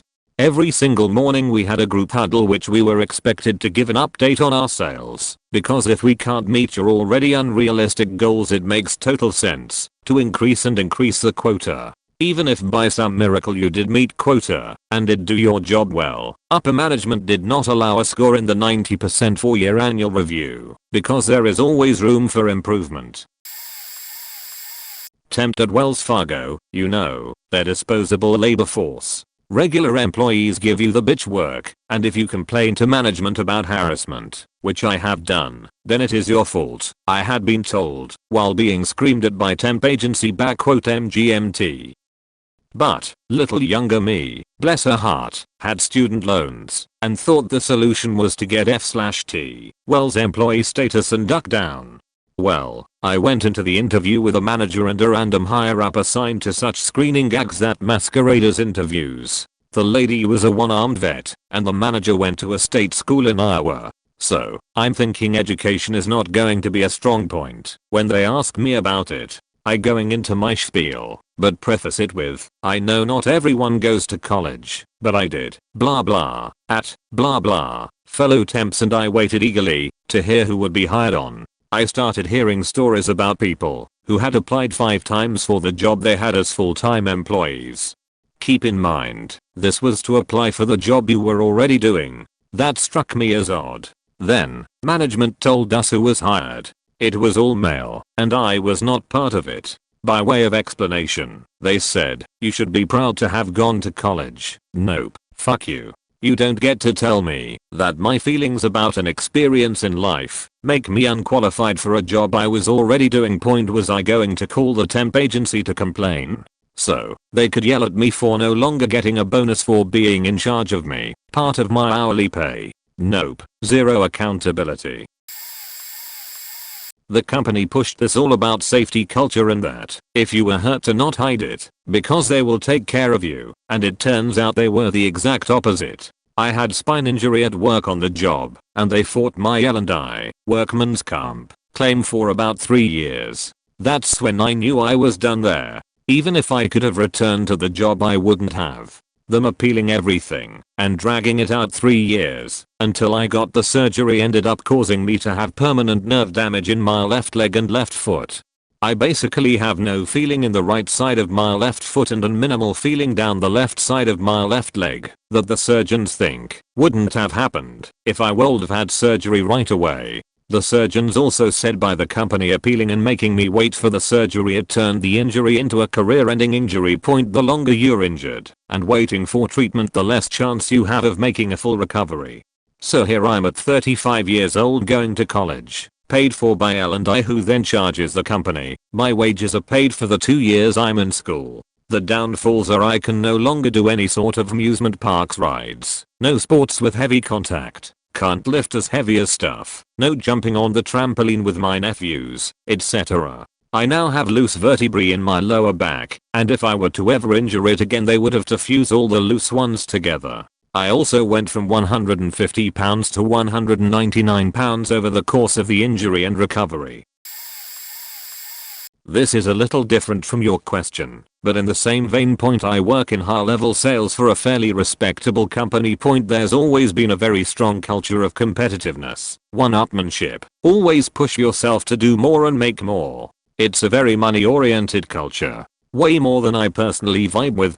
For a while it really got to me. I'm very good at my job, but I simply am not as financially driven as they want me to be, generally reside at around 75th percentile. Company-wide, so above average. I make what I need when I need it, then basically don't work until I need to again. I dictate my own hours to some degree. It's actually amazing. But the stress of thinking I wasn't doing as much as they wanted, or worrying that they were seeing that I wasn't challenging myself was getting to me. I thought it was potentially an insurmountable issue, because this job is a means and not an end in itself for me, and I can't fathom feeling differently about that. Finally it got to a point where I had to do something about it. So I approached my boss and said I need you to know a few things. I'm never going to be a top performer because I'm never going to be as money motivated as my colleagues. My goals are simply different. But I will continue to perform as I have, as long as you understand that I no longer want to discuss rankings, no longer want to discuss analytics, and no longer want to hear from market director / his boss what arbitrary goals he wants me to aim for. It was a huge relief, because my boss basically said, if I realized how much these things have been detrimental to your experience with this job, we would have cut it out a long time ago. You make us money, and without any issues, so you're basically free to keep doing what you're doing without any hassle from us. Now I fucking love my job. I was working for a medical billing company in the ad department in systems / networks. My manager, a great guy who stood up for his subordinates, decides he's had enough bullshit for what he's making, and turns in his 2-week notice to go make 2x his prior wage for half the stress elsewhere. I do not blame him a bit. They decide, since this is it, and they don't know their ass from a hole in the ground, the IT staff should interview the person who is going to manage them. So far, fairly reasonable. We interview 5 people. We had to write an evaluation of each for the VP. First guy is incompetent and lied about his certification / qualifications. As in, first year person going for systems integration at a 2-year technical school would know massively more, and any business school grad or anyone with any experience would be massively more qualified to manage. Second and third guy and gal are qualified technically and seemed decent as a manager would go. Fourth seemed like a hands-off dude as far as the tech went, but seemed to be a solid manager, delegator, which in big companies works well, in small not so well, and fifth just never showed up. They end up disqualifying 2, 3, 4 because they want too much money, a reasonable wage, and hire the first guy, and the VP trying to buddy up with him lets him read our written evaluation of his interview, where we say he's utterly incompetent and a liar. Needless to say, When he brought that up at our employee evaluation time, none of us stayed long after. I had already turned in my 2-week by then. Couldn't take his shit. Few years later, he loses 2/3 of the biggest customers for the company. The only IT staff they have are his personal friends he hired who don't know shit. And downtime is at a company all-time high. They got rid of him finally. They could have promoted any of the existing IT staff to manager and got better results. They could have hired 2 or 3 and got better results, but they were too cheap. Everyone I know who worked there left within a couple years. Was crazy. Ran company into the gutter, and they had a really solid product and solid IT team, if underpaid, before him. I worked for TUI as a singer. TUI is the world's largest travel company, and left to move to Costa Brava, Spain from the UK in June and return in November. As soon as I arrived I was told they were understaffed, so I'd have to do a few normal rep stuff, for example, sell excursions and do airport pickup/drop off. I thought, well, it was all too good to be true anyway, but let's give this a go, and I'm sure it'll be me singing in classy hotels in no time. Oh, I was so wrong. I turned to a guy one weekend and said, I wish I could just sing. He said, mate, I've got the same job as you and haven't sang in 3 months so far. I just have nothing at home to go back for. Broke my heart. I then went to go speak to my manager, who insisted this was rare and I wouldn't get job benefits such as living abroad anywhere else, to which I replied, I'm not interested in being abroad, I'm following my passion for singing. She then told me I would be fined £250, have to pay for my own flight home. I had 60 kilograms of luggage and work for free until Saturday. Next available TUI flight. This didn't make sense. Surely nothing would stop me leaving on my own accord. So I rather passively aggressively said, I'm going for lunch at my apartment, because I suppose I don't have any money now. Slammed the door and left.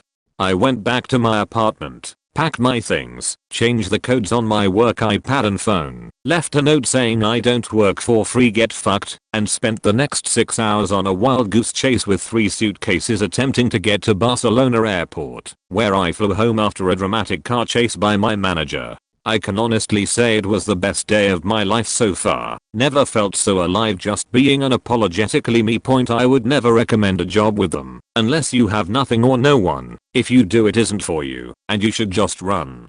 A few of my friends will work for them and love it. Maybe I was very unlucky, but they treated me like shit and weren't welcoming at all. Considering how far you are from home, work 16-hour days in shirts and trousers in the blazing sun for next to no pay, there really was nothing about it I liked. Especially with the hostile environment. Crossing the T's, dotting the I's, and putting you in between. TUI, we create smiles, what a load of shite. P.S. I still holiday with them, because the holidays are fantastic, but always spare a moment for the staff. I think no one has any idea how much they work. When I got hired at a previous job, they overemphasized the fact that they were nominated for a local Cool Places to Work award. Food was brought in weekly for meetings. They had a popcorn machine, and they had a really good money market thing where after 3 years you were 100% vested, and the company gave you $5,000. Plus good-sided yearly bonuses 1 month after the started. They cancelled the money market, and since I hadn't been there for 3 years, I received $138 after my 3 years. Before taxes. The popcorn machine was used on once in the 10 years I was there. They said they were a family, which you all know is a bad sign. They also put us on a pay freeze for over 3 years and only increased my hourly income when they hired someone new and realized he would be making the same as I was, and I had been there for 3.5 years. If all that wasn't bad enough, I overheard the CEO say that she wished she could hire and fire based on religion. She was serious. All of the managers, except one, were born again Christians of the type that didn't act like Christians, but thought they were holier than thou. Unfortunately, the housing collapse hit, which impacted the company I worked for, and then the recession, so I couldn't leave. After a while, I was able to save up some money and plan to move. But before I did, I asked my manager if I could switch to a normal shift, since I had been on nights/weekends by myself for 8 years, and I had been voluntold for that shift, because when they gave it to me, I was the lowest in seniority and no one wanted it. It was difficult to get people to cover my shifts if I needed days off, and policy was that in order for me to get vacation time approved, I was required to find someone to cover my shift. If I couldn't find someone, I couldn't get the time. You'd think the manager would step in to find coverage, but no point, so I approached the manager and CEO about switching to a day shift, since I was now one of the highest in seniority after 10 years with the company, and I was told no. They no longer assign shifts based on seniority. In order for me to get rid of my shift, I would have to find someone willing to take it. I tried for 3 months, but had to beg to even get days off at all, so someone taking my entire shift wasn't going to happen. After 3 months, I started job hunting and planned a cross-country move. I took a huge pay cut, but I no longer work for a company that says they are one big family, while simultaneously treating me like the red-headed stepchild. Late here, but who cares? I've been waiting for the opportunity to bitch about this shit company forever. Extended stay hotels. Everything they did could go in a corporate horror movie. Point acronyms. Acronyms. More acronyms. The company has spent the past 10 years whittling away property budgets to almost nothing. The reception computers are 15 years old. Important stuff breaks and they won't fix it. One time the front desk printer ran out of ink and the district manager didn't approve a new order for 2 weeks. That's my boss in charge of approving our office supplies. They pay the managers nothing. They pay front desk nothing. Housekeepers get 25 minutes to clean each room and also get paid nothing. And they have no clue why a housekeeping position opens, and they get 0 applications. The place is staffed to the bare minimum to save money. A 90-room hotel that has 1 person working. Come on man. Point. They give managers bonuses if they spend under certain amounts. I filled in at hotels that had no dishes, didn't have enough towels, and one property that was putting sheets on the beds with cigarette burns because that was all they had. Point. Before I left, my new district manager sent an email out that said we can't provide a 5-star product, but we can provide 5-star service. That's corporate speak for we want perfect customer reviews and we want you to do it with no budget. The entire company is ran by B-school grads who have never stepped foot in one of the hotels. Most of the initiatives have no chance of working. Point. Not that they care. All they see is the bottom line. The CEO was creepy, not in a sleazy way, but in a barely human kind of way. I'd love to know how these almost people types are usually in managerial positions. This guy was a mixture of new age hippie, actor snob, businessman, arrogant rich bastard, and just generally the type of person to use pretentious catchphrases and buzzwords to try to sound intelligent and with it. When I met him, it was clear he had no clue who I was or what I was doing at the business. He gave me one of those airy what the fuck smiles when we met, like he'd never heard of an intern before. It was also clear he barely interacted with staff beyond the once weekly group lunches. At these lunches, he made staff do presentations about their research on some plan/product he might want to invest in one day, but he'd continually interrupt their presentations with questions and try to trip them up on their lack of knowledge. He'd also critique their performance. He'd interrupt to talk about the employee's tone of voice, volume, stage presence, and use the moment to brag about his own acting classes. Meanwhile, the employee just wants to eat their damn lunch. Point. He also had these creepy ass introduction videos for newbies where he spoke about the building up the rhythm of business or some shit, at one point comparing it to such which every morning employees had to stand in a circle and do some sort of action to build up a rhythm, which was some sort of positive reinforcement motivation crapola. He was never present for these, and it was simply humiliating. Found a job between schools that was an MLM thing. Didn't realize until a week later. Let's see, they had a wall of people in tiers for prizes. First tier, discounts of our merch we were selling. Second tier, take a slightly expensive item home. Fifth tier, trip for 2 in Cancun. Yes, Cancun. This only applied for the people who could sell the most product within a 2-week period.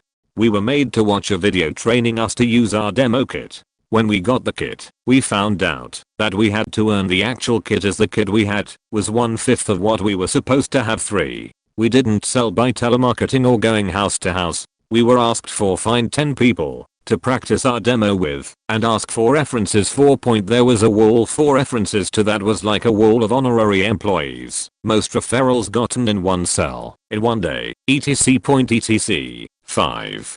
Our paycheck was minimum wage, but we were heavily encouraged to sell as we would get more money as it was actually commission based and not mentioned in the interview. If I knew this, I would not have joined 6. Our boss hinted that the more successful we were, the better he would be paid because his entire salary was dependent on whether we made a sale.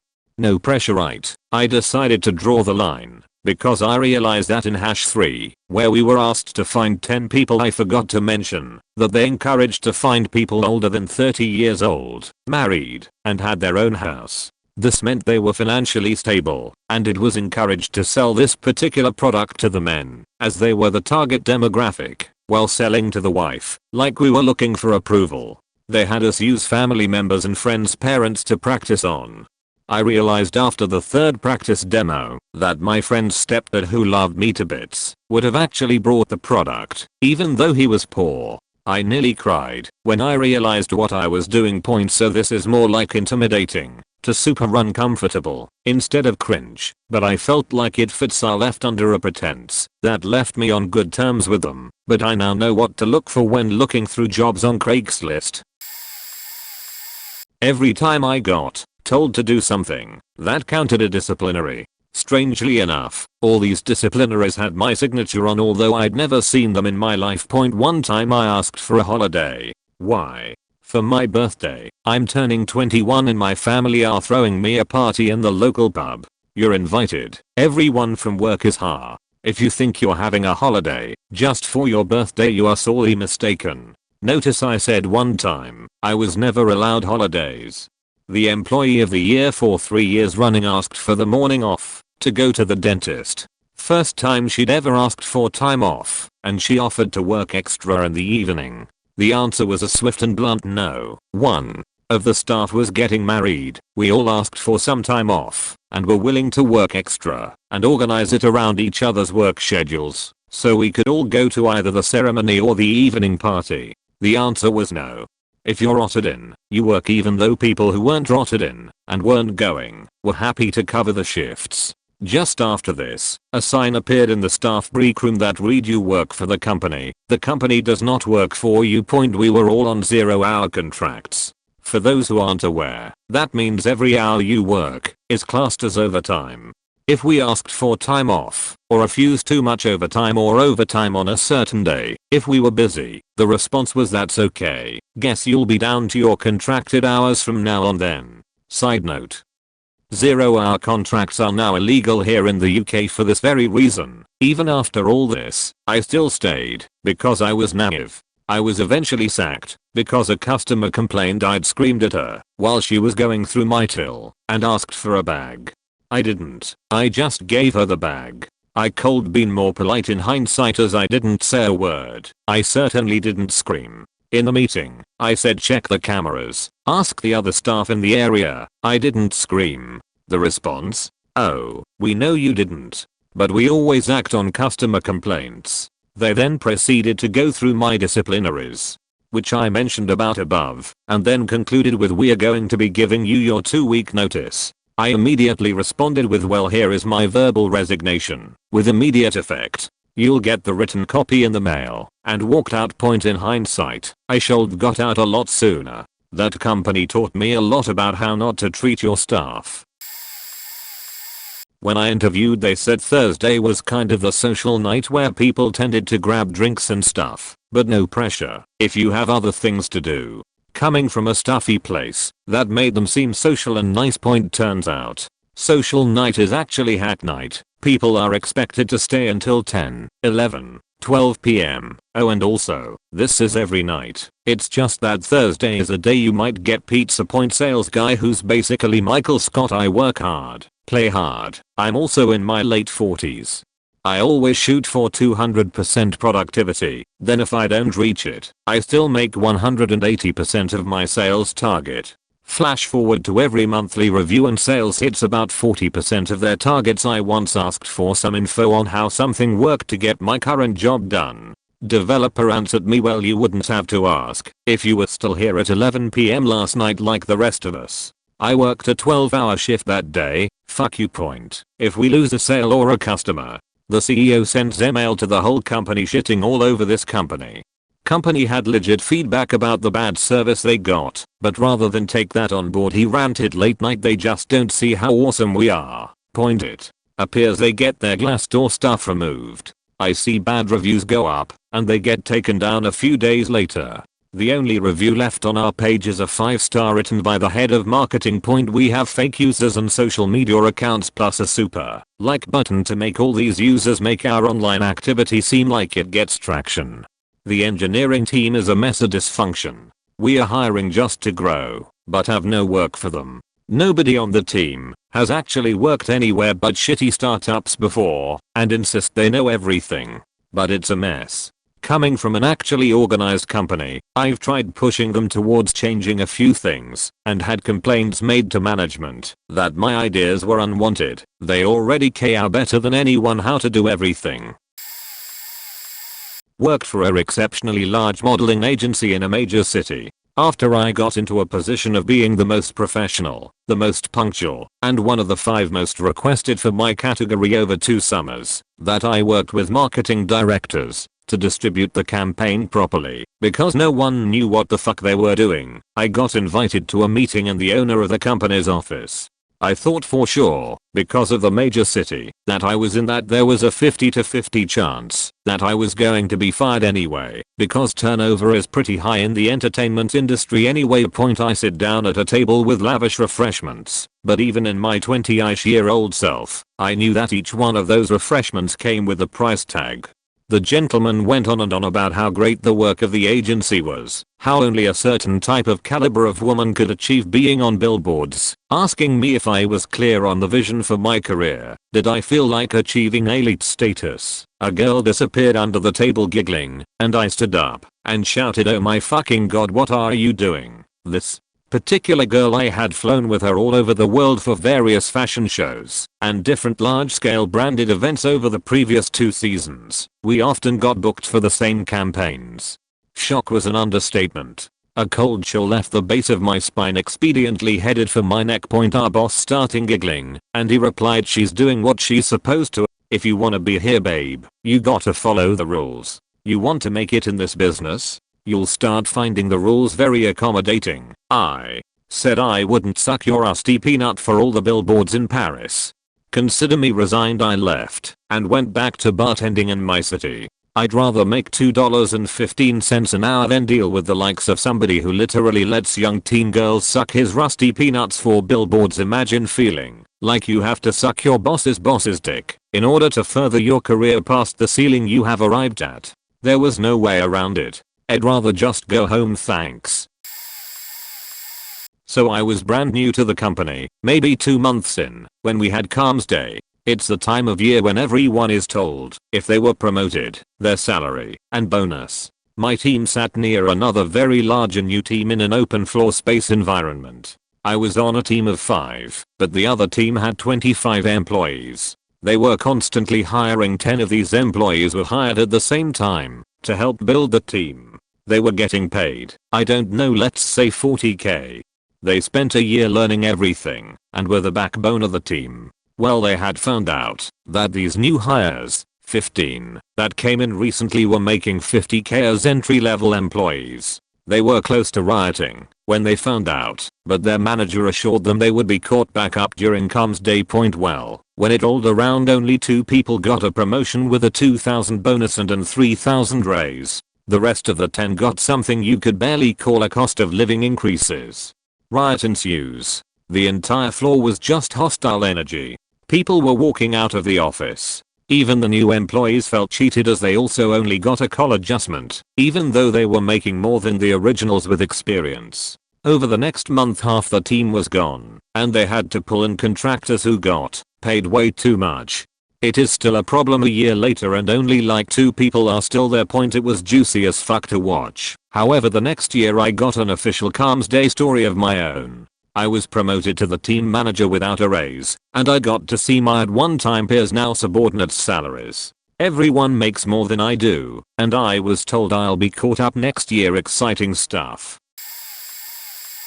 I worked for the company's retail wing. At the time, people who worked at shops within London got a boost to their salary to reflect the higher cost of living. This was extended a short way outside the city as well. I was running one of these shops outside London but close enough to get the uplift on salesman salary as I hadn't had management training. I then left, went on the 3-month training course, during which I was seconded to another shop some distance away, and returned to the shop as a qualified manager.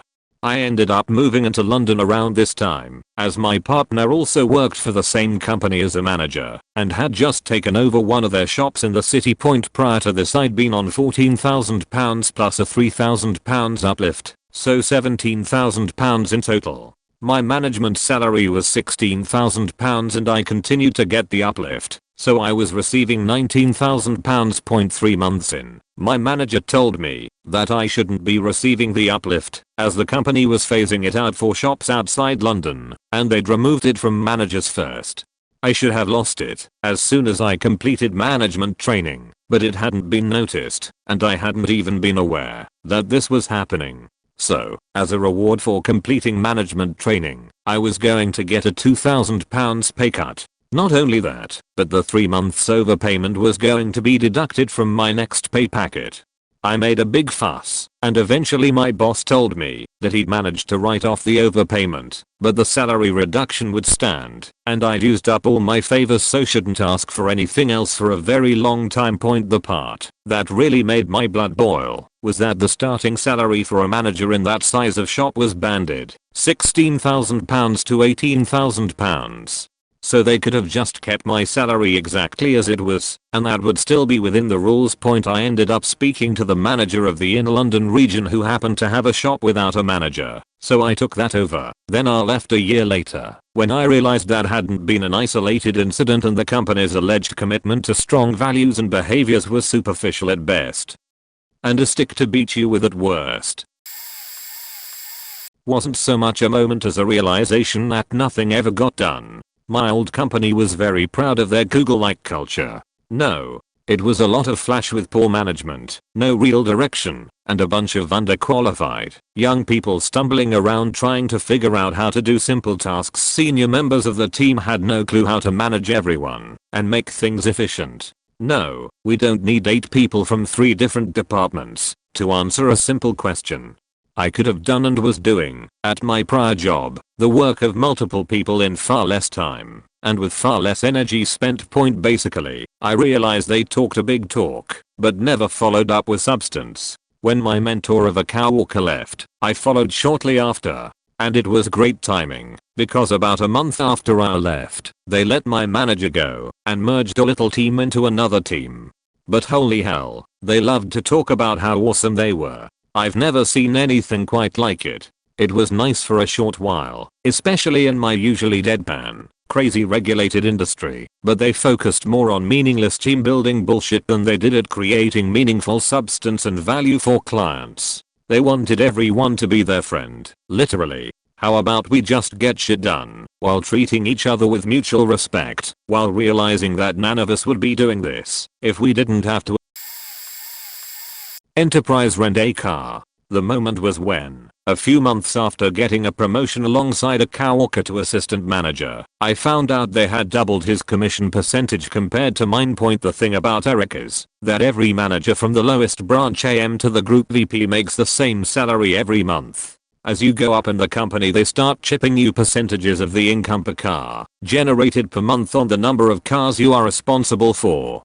So a branch AM gets X% of the 100 cars at the local branch. His boss gets X% of the 500 cars from the 3 branches they manage etc. Eric talks a big game regarding a great corporate culture, work-life balance, flex time for personal stuff, promotion possibility and the potential to make serious money. It's one of the things they do to attract young inexperienced kids fresh out of college into a job that has you working a minimum of 48 hours a week without overtime.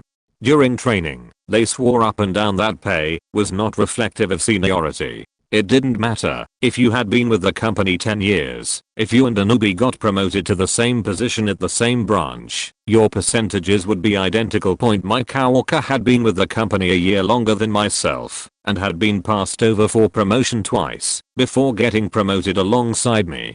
When I found out about the pay discrepancy, I brought it up to my branch manager and it went nowhere. So I went to her boss, the regional manager, and nothing happened. I brought it up to the group VP and ours and was told to basically STFU. So I quit. Got a nice payout for threatening to squeal to the Ontario Labour Board about how the branches were avoiding paying overtime and told them where to stick the non-compete they wanted me sign. This was a slow and drawn out process for me, but the last one was the tipping point. My tuition assistance was denied because it was irrelevant to my line of work. My degree is computer science and I literally work with computers every day, Excel, SQL, and sim in-house programs. I fought it until they told me there wasn't room in the budget. One employee in a similar position got theirs approved in maritime transportation, which is so far from what we do that I just find it funny. Another co-worker got his approved in global relations, another super irrelevant degree in a line of work. Whatever, I'm not knocking your hustle, do your thing. Second was when my group of engineers started getting updates on their computers. Not just your regular weekly update, but new software, new programs and training. I was the last one by a month, for no explainable reason. The guy just said that my licenses took the longest to get. Whatever, what can I do? And lastly, I approached my manager to ask if I could do something more challenging. He said sure thing once I finished my current assignment. The project I was working on had no end in sight. Literally, there was no deadline. It was a project that had a 10-year span and was just getting started. I've put in my 2 weeks and start a new job next week. I was giving this job a chance because of the people, but in the end, had to do myself the favor and get out. We had a rough year at this large construction company a few years ago. It was just a few years after the start of the recession, and it had finally reached us in the construction industry. So, everyone was told we would all have to make sacrifices, no bonuses, no raises, and we would have to trim staff so overhead wasn't such a burden. The day after this memo goes out, the district manager rolls up to work with his wife in matching custom Corvette Z4s. Beautiful cars with transparent glass and neon lights over the engines. He then distributed custom-made coins for all the 500 plus staff members, commemorating thank you for making our best year ever. We later found out from his disgruntled secretary that he bought those cars with his bonus money, along with those coins. The next week, they laid off several of my colleagues' bonus reason. Around this time, I got a new manager due to organization restructuring, part of the effort to get lean. One of my colleagues has recently been diagnosed with stage 4 colorectal cancer. Obviously she was scared, but she faced it down and never lost her joyful acerbic humor. However, she had to take a lot of time off as she started an experimental treatment. She would leave for a few hours in the middle of the day, but still come back on weekends and work a few extra hours, so she didn't fall behind. During the round of layoffs, she was fired for performance. Just a few months after her diagnosis and start of treatment, she died 6 weeks later. When the company sent her $401k survivor benefits to her sister, the company sent her a form letter and misspelled my colleague's name. Her sister couldn't find a lawyer who would sue the company, since Arizona is a right to work state with more statutory protections for employers than employees are. Left a few weeks later. Fuck those guys. I worked as a developer at a startup that had an amazing culture and actually pretty nice benefits from the outside, except everything had some crazy catch point, like they had unlimited PTO, but realistically if you took more than 2 weeks off in a year they fired you. They gave out stock options when hired, but the vesting schedule was set up in a way that no one would realistically reach it, because only good salespeople would be around long enough to reach it. They basically fired everyone else after a certain amount of time. They fired people without any warning, and no matter what it was actually for, they would say it was for performance reasons. to get out of paying unemployment, which I got to personally experience. We always said yes to every stupid feature, and most of them were never used. We rewrote a massive workflow feature 3 times because it held a 0% conversion rate, and management was convinced that it was still a great idea. Surprisingly, a feature that got a lot of praise from customers was adding a timestamp to a generated document. Having kids and a family was seriously frowned upon, and they very rarely hired people with kids. But once one of the founders had a kid, they added a parental leave policy and the maximum was 2 weeks. My wife's grandmother became gravely ill and was given less than a week to live, so I immediately took time off and we drove out to see her. My wife saw her that evening, but she died the morning. We decided to stay through the weekend to bury her. I was promptly fired the next week for performance reasons.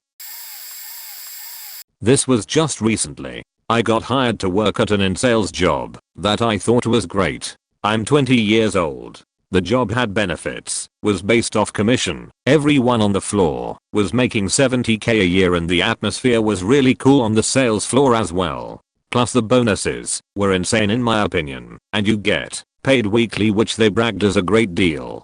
Being 20, I was excited. So I get hired, and I'm in a training room for 2 weeks because they knew I had no experience with sales and they promised to train me. The entire time they said I was making great progress and said they were impressed with how hard I was working to learn the sales pitch and objections, and they assured me that when I got onto the sales floor I would have pros to learn from as well. Now's a good time to mention I thought the trainers were really awesome and friendly too. I couldn't wait to get in the floor and start making some new friends and money. The day that training is supposed to end, the trainers pull me into their office like no big deal. They were BSing with me like we have been all week. With a smile on their face they say to me how impressed with the progress I made and that they were proud of the work I put in. Okay, thanks mom, but you're like a fish trying to climb a tree and the progress you're making isn't sustainable to the company. I was speechless at that point. It was 10 AM and I had already made phone calls that morning. Why 10 AM? What the fuck? They went on to tell me that they don't normally do this, but they wanted me to take a different position in their customer service department that makes significantly less because they loved my work ethic so much, so that they can train me in my spare time until I prove that I can be on the sales floor. They never told me I had 2 weeks to get up to speed, and they repeatedly assured me that I was making good progress and even said I will learn faster on the floor. It was a complete slap in the face. Even after lying to me, they had the audacity to offer a position that pays significantly less with no benefits so they could train me. They even suggested that I interview that fucking day at 11, like I would be excited about it. What the fuck? No fucking way. I was going to take time off school to take a chance on this position and no one fucking told me training was a fucking tryout. No one told me I had 2 weeks. I wouldn't have taken the job because I took a risk with this. And if you thought my work effort was good before and I was making insane progress, then you should have told me that I wasn't progressing fast enough, because then I would work twice as hard on my own time and you would have seen some real insane progress. You guys lead to me and you expect me to stay and let you train me when I could be working towards finishing my degree. That's what I wish I said, but I was too pissed to speak. I said something to that effect. Anyways, the cringe was the look on their faces when they realized I felt misled and didn't take their offer. It was a mix of hurt and disappointment that I didn't want to shake their hands as I left. My previous company constantly brags about company culture and creating the best place to work for coworkers. They're a staffing firm and all they talk about is culture, honesty, ethics, and integrity to clients and contingent workforce. What they don't tell you is that's all complete bullshit. This company did nothing from our mission, visions, and value statements. My position was a full desk recruiter, meaning I sold our recruiting services to other businesses, and on the flip side, source and recruit candidates for said businesses.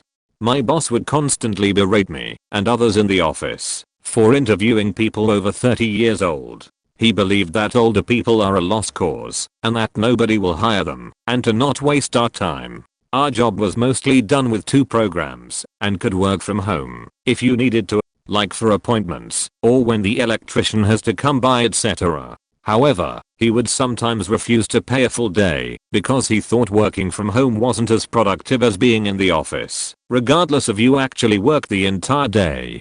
Being a relatively small office, you can hear pretty much everyone while they're on the phone. My boss would laugh and make fun of people, not in a fun way, while they were in the middle of talking to clients/prospects when they said something less than perfect. Almost all of our office were new to the industry and are still learning sales and overcoming objections. Instead of saying what we could do differently, he would just make fun of you and publicly ridicule so that their entire office could hear. Talk about a self-esteem killer: not paying commissions, not doing company promised community service days, forced to use vacation instead of sick time for an ill family member, etc. Toxic environment. Worked for a Fortune 500 company, one of their call centers. I was there for 10 plus years. I was in sales, and one day in May, I won agreements that hit my yearly targets. In fact, it pushed me over those targets. I was thrilled. I had 2 littles, and mortgage and car payments, so I thought I'd get my family ahead. I was good in sales, so this wasn't going to stop me from continuing for the remainder of the year. Nope. Was asked to meet with the GM, and he told me that he was only going to pay me out 1%. So, instead of an $8,000 bonus, I would receive $800. There was no cap on my bonus plan, but he chose to impose one. I asked if doling it out monthly would work. No. I asked if he had imposed the same cap on my counterpart, who I had worked with to win this. No. Will the numbers still apply to the center? Yes, he said. Oh, that's nice/C walked out, if that meeting pissed, but composed. So my work ethic flew out the window. Mind you, those same sales numbers were used to bump his bonus for the center. They were also used for the team I worked on, therefore the manager received her bonus and my manager received her bonus. This same manager, who had 13 of 17 employees go to ours and file complaints about regarding her abusive behaviors, of which they did nothing. I have no doubt that she was the one who suggested this cost saving measure. Shortly after that, the cream of the crop started leaving. Management took note of people leaving this team and began the manager shuffle to place her somewhere else before it got too bad. See, she had been firing good employees very slowly. One coworker was let go because he took too much sick time and had too many appointments. The dude has one of the worst cases of Crohn's ever. Another coworker was let go because she was in the middle of a divorce and spent some time dealing with lawyers, and several others. But none of these impacted their metrics. I know because I kept track of everyone's sales. I knew I was next. I had not kept my mouth shut about her abusive MGMT style. She frequently humiliated me, tried to jaff in front of my entire team. My team knew I didn't care, but I took it because it kept her focused on one person. So I slowly cleaned out my desk. It was empty aside from training materials. The day came where she met me at the door. She ambushed another manager to sit as a witness. That manager was visibly mortified. While she was getting that person, I sent my cubicle neighbor a message and asked her to open my PC and go to my email, hit CTRL+A, then CTRL+del, or whatever that shortcut is. I don't recall. Bam. Bye bye. All of my business didn't care. I got 8 months severance. That manager held a meeting announcing that I had been let go. Coworkers were stunned. She had told them that I received the remainder of any severance available, so any future downsizing without severance was my fault. Our next victim was saved by another manager who had seen my dismissal as ludicrous. That manager was moved to another team shortly after that, and 2 years later, was met at the door herself. Edit. Formatting: as I hate people like me. I worked in banking for 3 years. The first bank I worked for was okay, but I left and went to a different bank for a better position and pay. The new bank explained to me that I would be hired on for X position, and after 3 months, I would be promoted if I got a good review. Never happened. This bank also praised their southern hospitality and community involvement. People from other departments publicly talked down to me in front of my clients and told me how to do my job incorrectly. I was doing the branch manager's job within 3 months and not getting credit or pay for it. My managers told me to essentially falsify documentation and sign people up for services they didn't need/want without asking the customers. Managers expected us to make sales calls as a personal banker, yet we were always understaffed so no one could leave. Can't leave one person with a vault that requires dual control. I was at the company for 5 months and was teaching my managers, who had been there for years, things they should have known. I ended up getting fired for having a bad attitude, and in all truth I did. But getting fired was a blessing because I had so many good benefits, a cushy schedule, and good pay at the bank I wouldn't have left by my own doing. Now I'm a teacher in a highly respectable child care center and I get to do what I'm going to school for and what I love. I should have left the bank a month after I started, but I'm thankful for my experience because I learned a lot of hard lessons, like run away at the first red flag. Was sold on amazing culture, new office build out, startup feel in an older company, with a software company day one. Learn the new office hasn't even been started to be built, and they have new hires in the city, where the new HQ/office is being built in a temp space on card tables and folding chairs. I was director level sitting on a fold out table in a corner of an empty floor basically.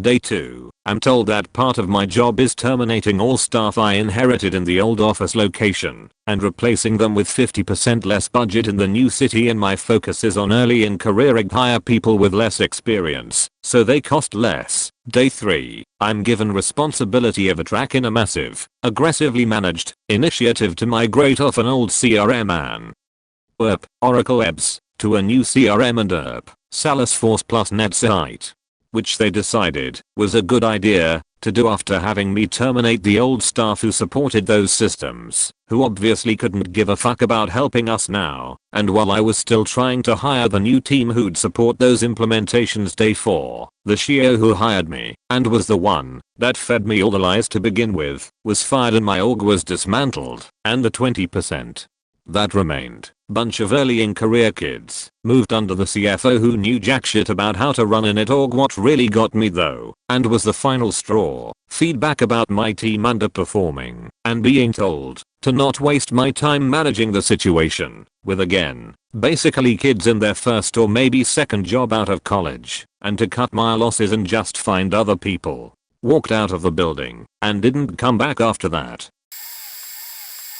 It actually started out great. In the beginning, it was the Canadian branch of a multinational services company, and the small office environment really worked. There were 5 of us, and we had a team in the States as well, so it was easy to go for a little break outside, join a couple of team members for a smoke, and discuss solutions. At which point we landed a larger client, and needed to hire and move. The corporate atmosphere went to shit, and we became a body shop, a place where people are replaceable and blame gets shifted downward instead of things being fixed, with a rigid hierarchical structure.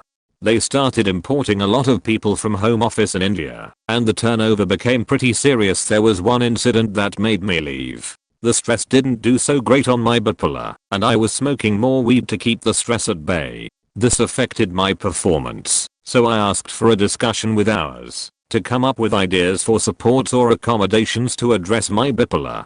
The head of ours sent an email: "We can't make accommodations for you, otherwise we'd have to make accommodations for everyone else." I was pulled into a meeting with the head of the operation in Canada, who said, "Your performance has been going downhill for some months. It's rather convenient that you bring this up now." I have the conversation and emails recorded, but I'd rather not traumatize myself by going through the legal channels for money.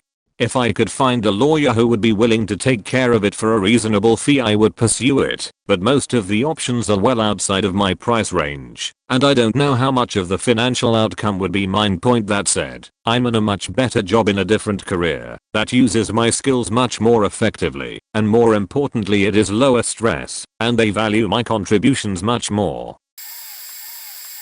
I work at a place that peddles products that tell people to be happy on them, and their culture claims to be super upbeat and fun. It couldn't be any further from the truth. In reality, point during the company-wide meeting, CEO and founder tells us that the way to move up in the company is to work long hours. Too bad all the management positions are held by the kids and relatives of the founder and they aren't going anywhere. So yeah, let me work long hours because you dangle an non-existent carrot of advancement over us. During the same meeting all the relatives gave awards to themselves, while the rest of us rolled our eyes. They also demote people, constantly change job titles, and take away raises, based on if the family likes you or not. They changed all the graphic designer job titles to design associates, even though most of us were in senior positions. When I got in a wreck and later needed to take off 2 hours at the end of the day, and use 2 vacation hours, I'm told next time I need to schedule my vacation hours 2 weeks in advance. Sure, okay, let me rewind time to before the wreck and schedule that in. The next day daughter boss takes off early to go to her family's beach house. Point boss daughter and other daughter constantly getting in fights in the office. People crying, huge turnover in staff, because the family is super hard to get along with. No one knows what to do, because most people have only been here for a year or less. It's complete chassis and almost everyone I liked and worked closely with is gone. Ours does corporate anonymous surveys. It's supposed to be an anonymous time the employee can give honest feedback about his manager, company and so on. Our group had a huge blow up between a middle management group. I was in that group. Higher ups needed a division of duties, so they split the roles. Same pay for both, just separated by which manager you reported to. The group I was in was seen as the better role. The other group had more of the shit work and less of the direct ties to performance metrics. In short, they couldn't be held as accountable to fuck ups directly, but our job was seen as easier. Pretty soon after that they started just not sharing the load. Their manager said they never had to work holidays, weekends, or be present in a supervisory capacity. A big part of our duties was to act as management, call it cutting teeth for becoming a manager. We supervised over 400 people, both combined groups was about 30. Now all the responsibility for these things was cut in half. It put the 15 of us that were on the good job in role of covering all weekends and holidays. No one cared, least of all our boss. We begged and pleaded for him to reconcile this difference, but he and the other group's manager were friends and he never made an attempt. Point survey comes out. In the comments section that goes to our director, head of the office. I wrote a few scathing sentences about the problem, how it could be addressed, and suggestions on making it equitable for everyone. I submit the anonymous survey and move on. A month or so later the results come in. We have a big meeting to review the results. Both groups are called together in a big meeting room to review. Something is up. This never happens. These groups are now like oil and water. Why are we meeting together? At the end of the review the last slide of the presentation is shown. It is what I wrote, verbatim, projected on the wall. Our director, the other group's manager, and our manager were in the room. They demanded to know who wrote this. They spent 10 minutes telling us how this isn't how it is, and how this isn't what happens. People in my group responded that yes it is, explained the details of how it happens, how it makes it more difficult on us, and how the other group basically gets paid for being supervisors without having to take on any of the hardship of managing people. They then start going down the line and accusing people of writing the statement. They are hellbent on finding out who wrote this. Someone else responds that isn't this supposed to be anonymous, and for the benefit of feeling comfortable sharing information? They ignore this and continue to hunt for whoever wrote it. I keep my fucking mouth shut. I don't say a word. I know I was probably suspected, but even with the bullshit, I was getting paid okay and wanted to keep my job. Rumor was they were going to fire the person that gave this feedback. Point I found another job in the company pretty soon after that. I enjoyed my job then. I enjoy my job as much as one can now. I tell this story as a cautionary tale against being too forthright with your opinion at your workplace and in general. Now I share my opinion in a more guarded fashion and am less open. I also stopped submitting any kind of survey or feedback within my company for fear of getting fired. CEO sends email saying that profit for the quarter went up by 12%, which is about $1 billion or so to them. But for that to happen, they cut starting wage down by over 10% and expected us to work our normal shifts without the overtime, guaranteed after 40 hours. Our lady was really shaky on this and just gave me and my squad our proper part point, but I watch everyone else suffer terrible work environment. A Russian lady who waits until noon to clean the men's bathroom, effectively shutting it down right around the time we have to pee. Industrial clean water dispenser condensing on the machine itself, turning it brown and showing everyone that there's some gross chemicals in the water. Supervisors and management that are only in the building 2 times a week, so you have to delay your concerns and hopefully forget about them. Vending machines that are 40 cents higher than the vending machines on every other floor. Giving workers grief for taking their scheduled lunch break when there are calls waiting, and I myself am expected to appease everyone with free food, fun events, anything to take their mind off of the workplace abuse. I love my people here. I hate the management. I'll do everything I can to make employees happy whilst making sure to milk every penny out of the company black card to do it. I'm the head of the internal group whose sole goal is to increase morale. No pay raise when I was promoted, or extra benefits or bonuses. Then they yell at me when so many agents leave that the company loses the contracts for that particular desk, resulting in losses of millions. We've lost 4 contacts since CEO spoke to us, resulting in losses overall of about 120 mil. If our lady is to be believed. Currently I'm looking at other positions outside the company. My resume looks good to me, I guess, and I'm confident that my government certifications will help me get a better paying job. Talked in the interview like they were so amazing I should have heard of their reputation way before applying. Nope, you're a small town software house in one building which mostly repackages other companies' products. Ask trick questions as well. For instance, when Bill Gates create DOS, he didn't be bought it from IBM. No paid overtime, but a monthly competition for an Amazon voucher going to the most unpaid hours worked. Sold shares to staff to fund move to a new building, promising to issue real stock when the company got listed. Company was never listed, and they just kept the money until people asked for it back. Paid no interest of any kind. Paid employees with a check in an envelope. Very unusual in Europe. I assume to avoid bank charges and to help liquidity, while staff paid them. And constant reorganizations and rearrangements of the office, partially due to the high turnover rate of staff, which was a nightmare for the overworked admin. Debt on top of running the infrastructure.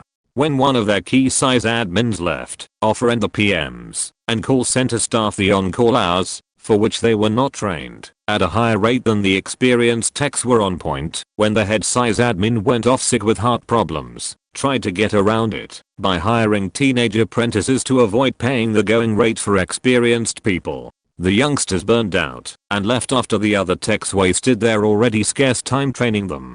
Meanwhile, the company director drives a top-of-the-line Mercs I've hired by the company, has all his salespeople driving BMWs and attending conferences like they are hot shit. The place had a lot of legacy customers pretty much locked into their software due to the costs of changeover, and was barely scraping along with the amount of people vs the work they had. Some of the above happened just before or after I left. It was my first real dev job and the salary/commute were terrible. I lasted just shy of a year in it. I later learned they hired 3 of us expecting 2 to quit. I was the second to leave. Holy shit, perfect timing. I was fired from a company I was with for almost 9 years. They gloated every day about being the best place to work, and the owner was proud of never firing anyone. They would just make your life hell until you quit. About a year before I was let go, I thought I needed to start looking for a new job. The owner's wife would start rumors about employees and have their managers confront them and threaten them. Then she wouldn't show up to work for a week or 2. She came into a staff meeting crying one time after our COO and ops manager left, and equated them to murderers, and talked about how she wouldn't allow murderers in her business, and went on and on rambling incoherently, and the entire staff was blown away. Most of us liked the guys that left. We know she has a pill problem, so I guess that was it coming out to the rest of the staff. We left the staff meeting in silence. 2 weeks before I was fired, the owner sat me down in his office and talked about how great I was doing, never had any bad write-up, and he wanted me to get in front of one of their largest customers to sell our services. I got in with a customer quickly and turned around quite a bit of work and had a large backlog. Then one day I walked into the office from lunch and was fired with no reason. Since then the CFO, our director, VP, 2 PMs and the director of special projects have all left and they are blaming me and have filed a lawsuit against me and my current company. The company was constantly losing money over the last couple years. I'm happy as hell I'm gone. If I would have quit I had a few grand in training I would have had to pay back. There is so much craziness I cannot articulate it. Everything works out for the best. I worked for a equipment leasing company in Utah. It was a salary plus commission job that had a revolving door of employees, meaning nobody worked there for more than 6 months. The owner was a pompous jackass that was stuck in his junior college glory days. This is important to my story. When I was hired it was all talk about culture and how much money you could make if you just worked hard. They sold me on that I would never work more than 8 hours a day and have an hour lunch and free lunch on Friday. This changed within a month of working there. The owner would waste tons of money on vacations, galas, PR stunts, social media presence, mandatory weekend sales training in Park City every few months and tons of shitty swag that had his company logo blasted all over it. Well, this was all great until he realized how much money he was burning on stupid shit and then would freak out and demand 12 to 16 hour days with no lunch and no breaks and try to get us all motivated with company pep rallies at 6 AM with rave lights and 30+ year old men trying to mosh to pop music. This was their idea of culture, demanding enthusiasm at 6 am. The true culture was, and still is, that the work you like a child in a Chinese sweat shop until you find a deal and then fire you once it's closed so they don't have to pay you commission. Fuck you Onset Financial and fuck you Justin. This is gonna get buried, but fuck it, I'll comment anyway. My previous employer is a medium company run like a small company with a spirit of poverty so infused into the culture it permeates from the walls. I can write a short book on the stuff they did say, but here are some of the better examples. We would host big clients, $1 million accounts, in a shithole warehouse turned office facility once a month. We would feed them Subway or pizza from the local grocery. $5 large pizzas, price label still stuck on the box. When we would visit their offices, we'd be treated to some seriously good local food. I had multiple clients that I had good relationships with tell me that they were disappointed that they flew all the way to New England to have a bagel and a Subway sandwich. One of them threw egg on my manager's face and just ate a power bar, refusing to eat, as he put it, bread with cheese. The pizza was really bad. When they expanded they leased the warehouse on the other side of a hill. They then expected people to walk across the hill back and forth to continue collaborating. Problem is that we were based in New England and ice/snow would make the passage impossible. Their solution was to pay some dude to lay a path made out of sand and then have a Porsche muck from the shop shovel/de-ice it every day. Eventually 2 people fell crossing because the president frowned upon people being too lazy to cross over for meetings, although he would drive from his designated parking spot on one building to the other. Luckily no one was seriously injured and didn't have a good case for suing. They would submit themselves to surveys by a regional entity that would rate the top 20 places to work in the state. When they were very small, at 30 employees, they made it to top 16 and would rave about it even to this day. That was 5 years ago, and each year they kept losing their place until they didn't even make the rankings anymore because the 80% of employee response threshold wasn't being met. Worse, the most negative response was trust in management. It's scathing bad.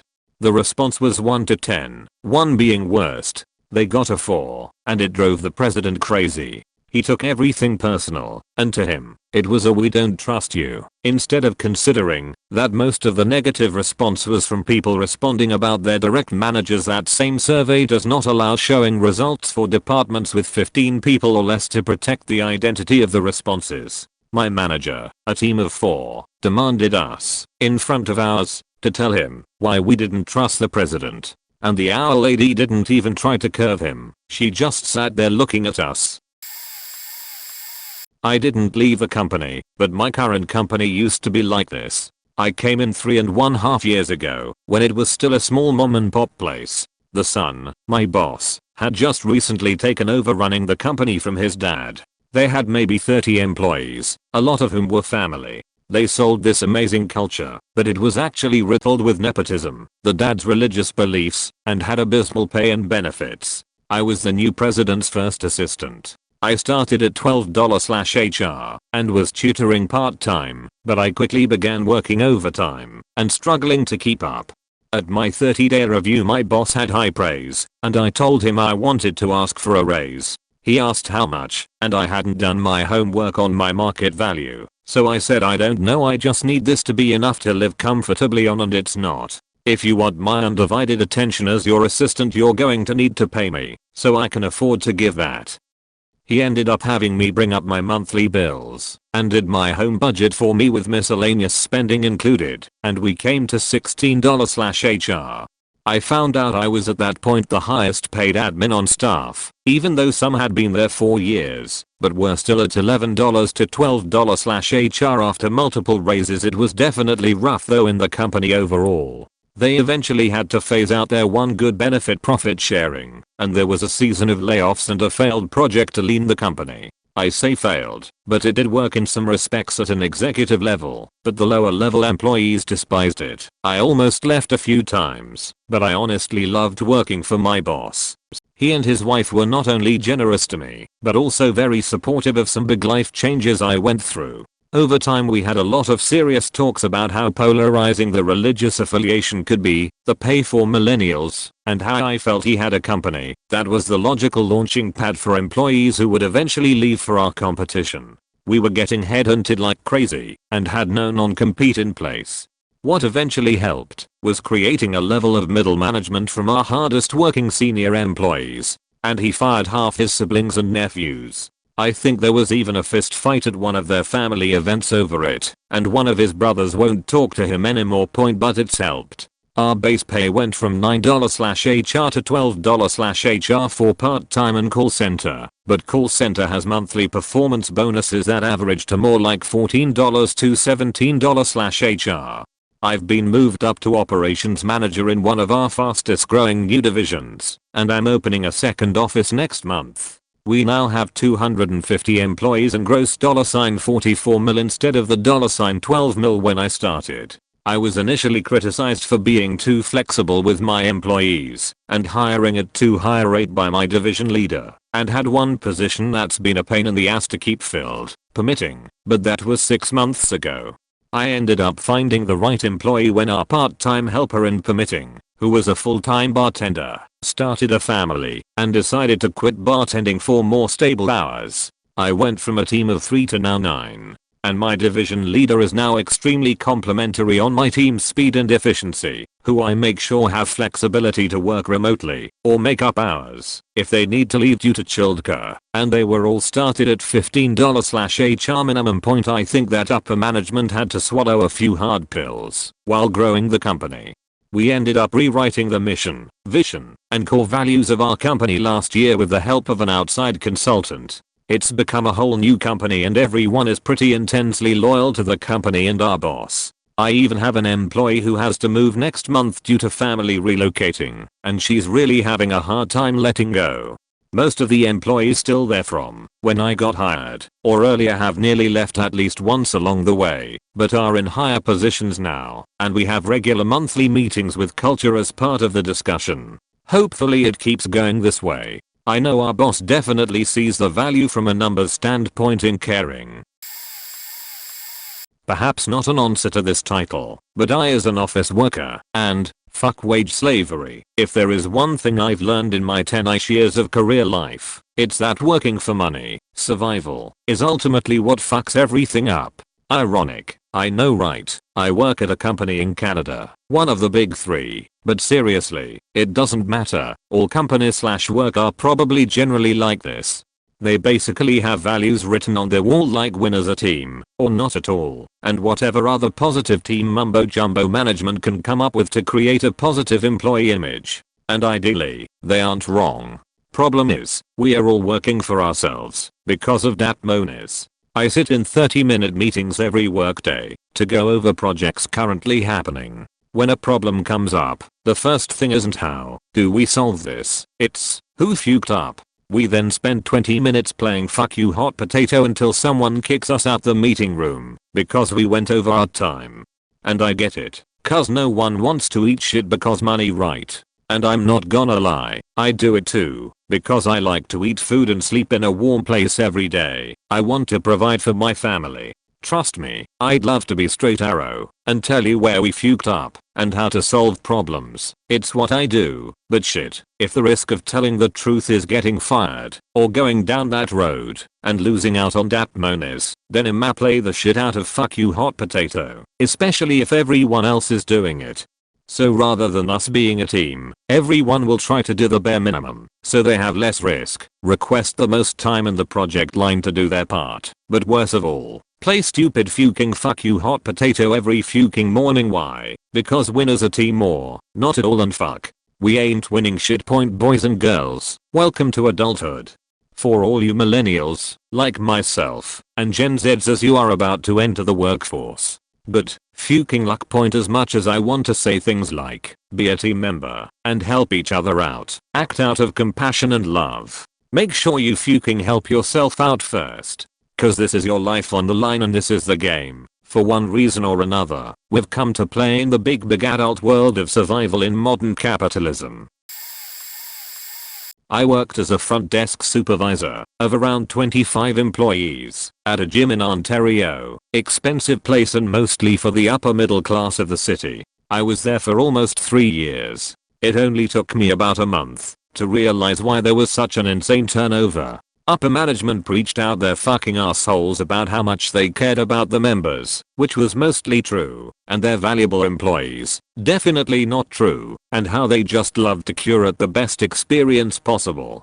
Instead of saying we sold X amount of membership this month, they would say we changed X amount of lives this month. In the weekly managers meetings, I genuinely liked the people I worked with, the other supervisors and those who we supervised, but JFCR managers and head office were fucking idiots. They loved to make these enormous changes in gym policy / pricing / etc. point and tell us that it was all going to be amazing for our members, but in reality it made everyone's lives a living hell, and for literally 4 months straight we all had people screaming bloody murder at us at the front desk on top of the regular assholes we got every day.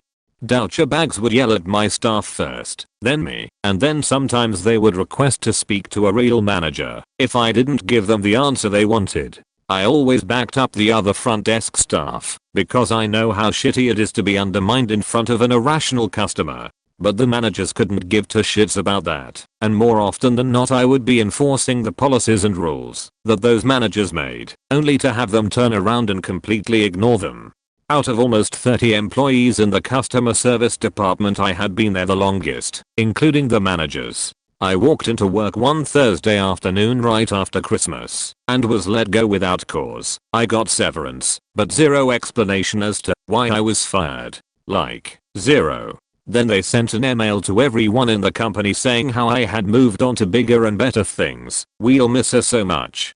I was escorted off the property with like 3 managers, even though I had gathered my things quietly and wasn't allowed to talk to anyone. There's also a 6-month probation if you're fired where you can't be on the property of any of the locations. Honestly, it was a blessing in disguise. I had been looking for new employment for a while and this was the push I needed. Still sucked not being able to say goodbye to my favorite co-workers though. You people suck. If you catch my drift, go into interview, get bombarded with their glorious corporate culture, help pay your college, benefits, bonus, all these great things. I worked there for about a month, and when I tell you that the operation they were running was a shit show, I'm alluding to using the toilet after spending $20 at Taco Bell. Shit show point. My supervisors were all kids fresh out of high school. They advertise their supervisor positions as no experience needed. Who got sucked in with a "we'll give you an extra $5 an hour and give you 1 week off for 365 days, but other than that we own you" spiel point. One time, I asked to use the restroom 4 times within an hour during a shift, and all 4 times they told me with a straight face that they couldn't allow that to happen. Whenever that happened, I just stopped everything I was doing and went. Multiple times during shift people had to leave against their manager's will just to pee. One time, my manager promised us pizza if everyone came in on time, and when we did, and they didn't deliver, 5 people literally left and went home. Best part is there were no repercussions whatsoever after your first month. They are supposed to throw you a pizza party to celebrate, and one of the guys I worked with had to wait 4 months because so many people quit since he'd been hired, and there weren't enough first month people to suffice.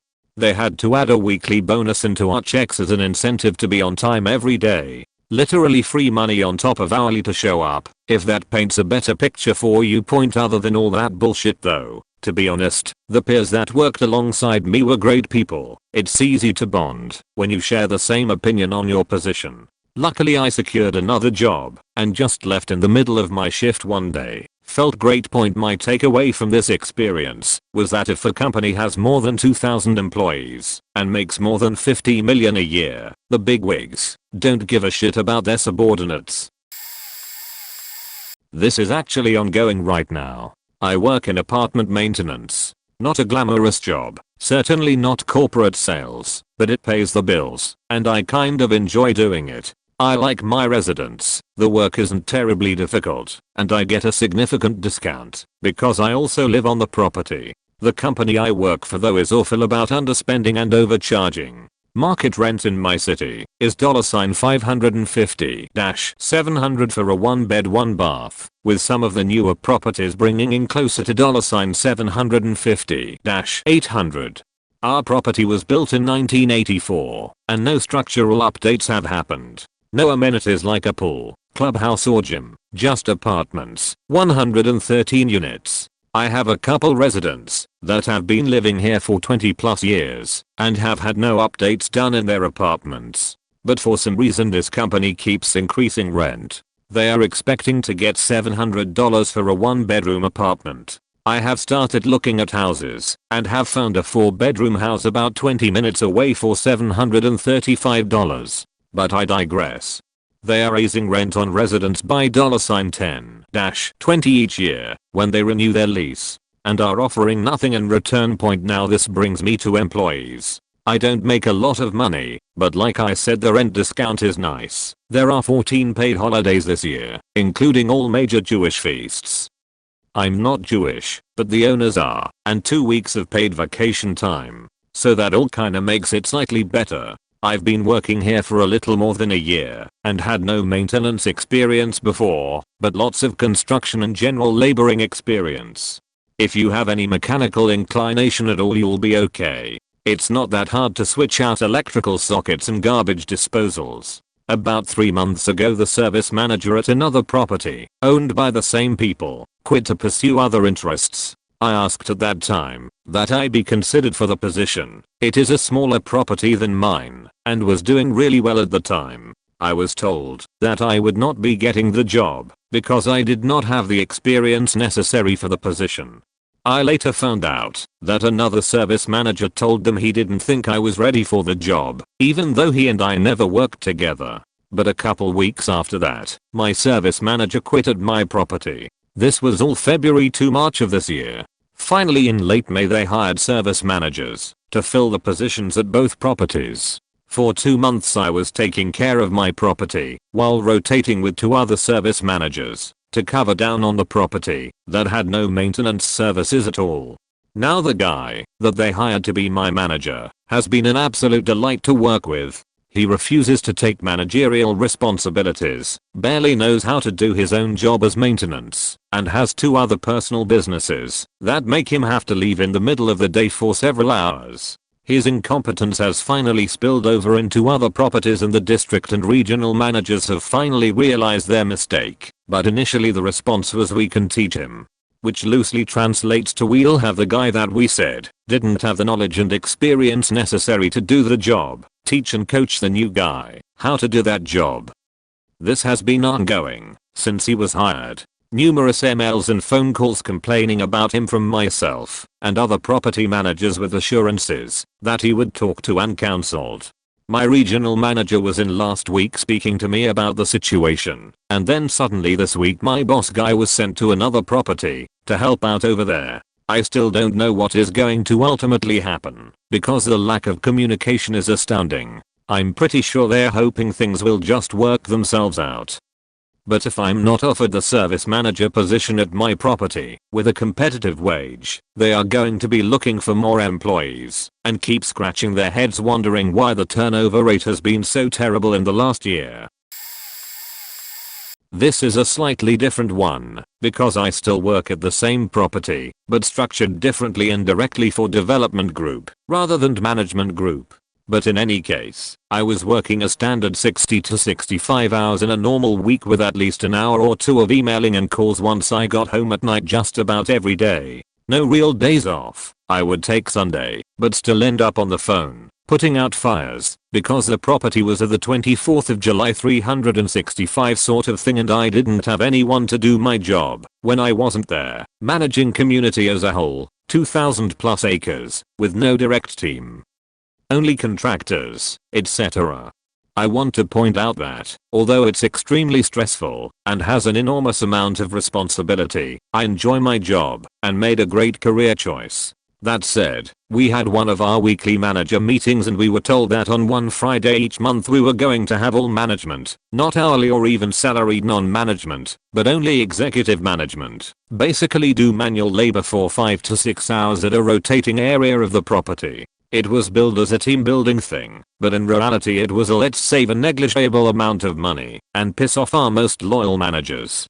I was a little higher up the food chain than the rest of the people in the weekly meetings as I worked directly with the owners of the community and development group, and I sat down the next week with the CEO and told him I was a team player and he knew that, but that this new Friday work day was beyond insulting and implied that we didn't have enough on our plates already. He had no idea about it, agreed, and immediately sent an email out cancelling the workday going forward.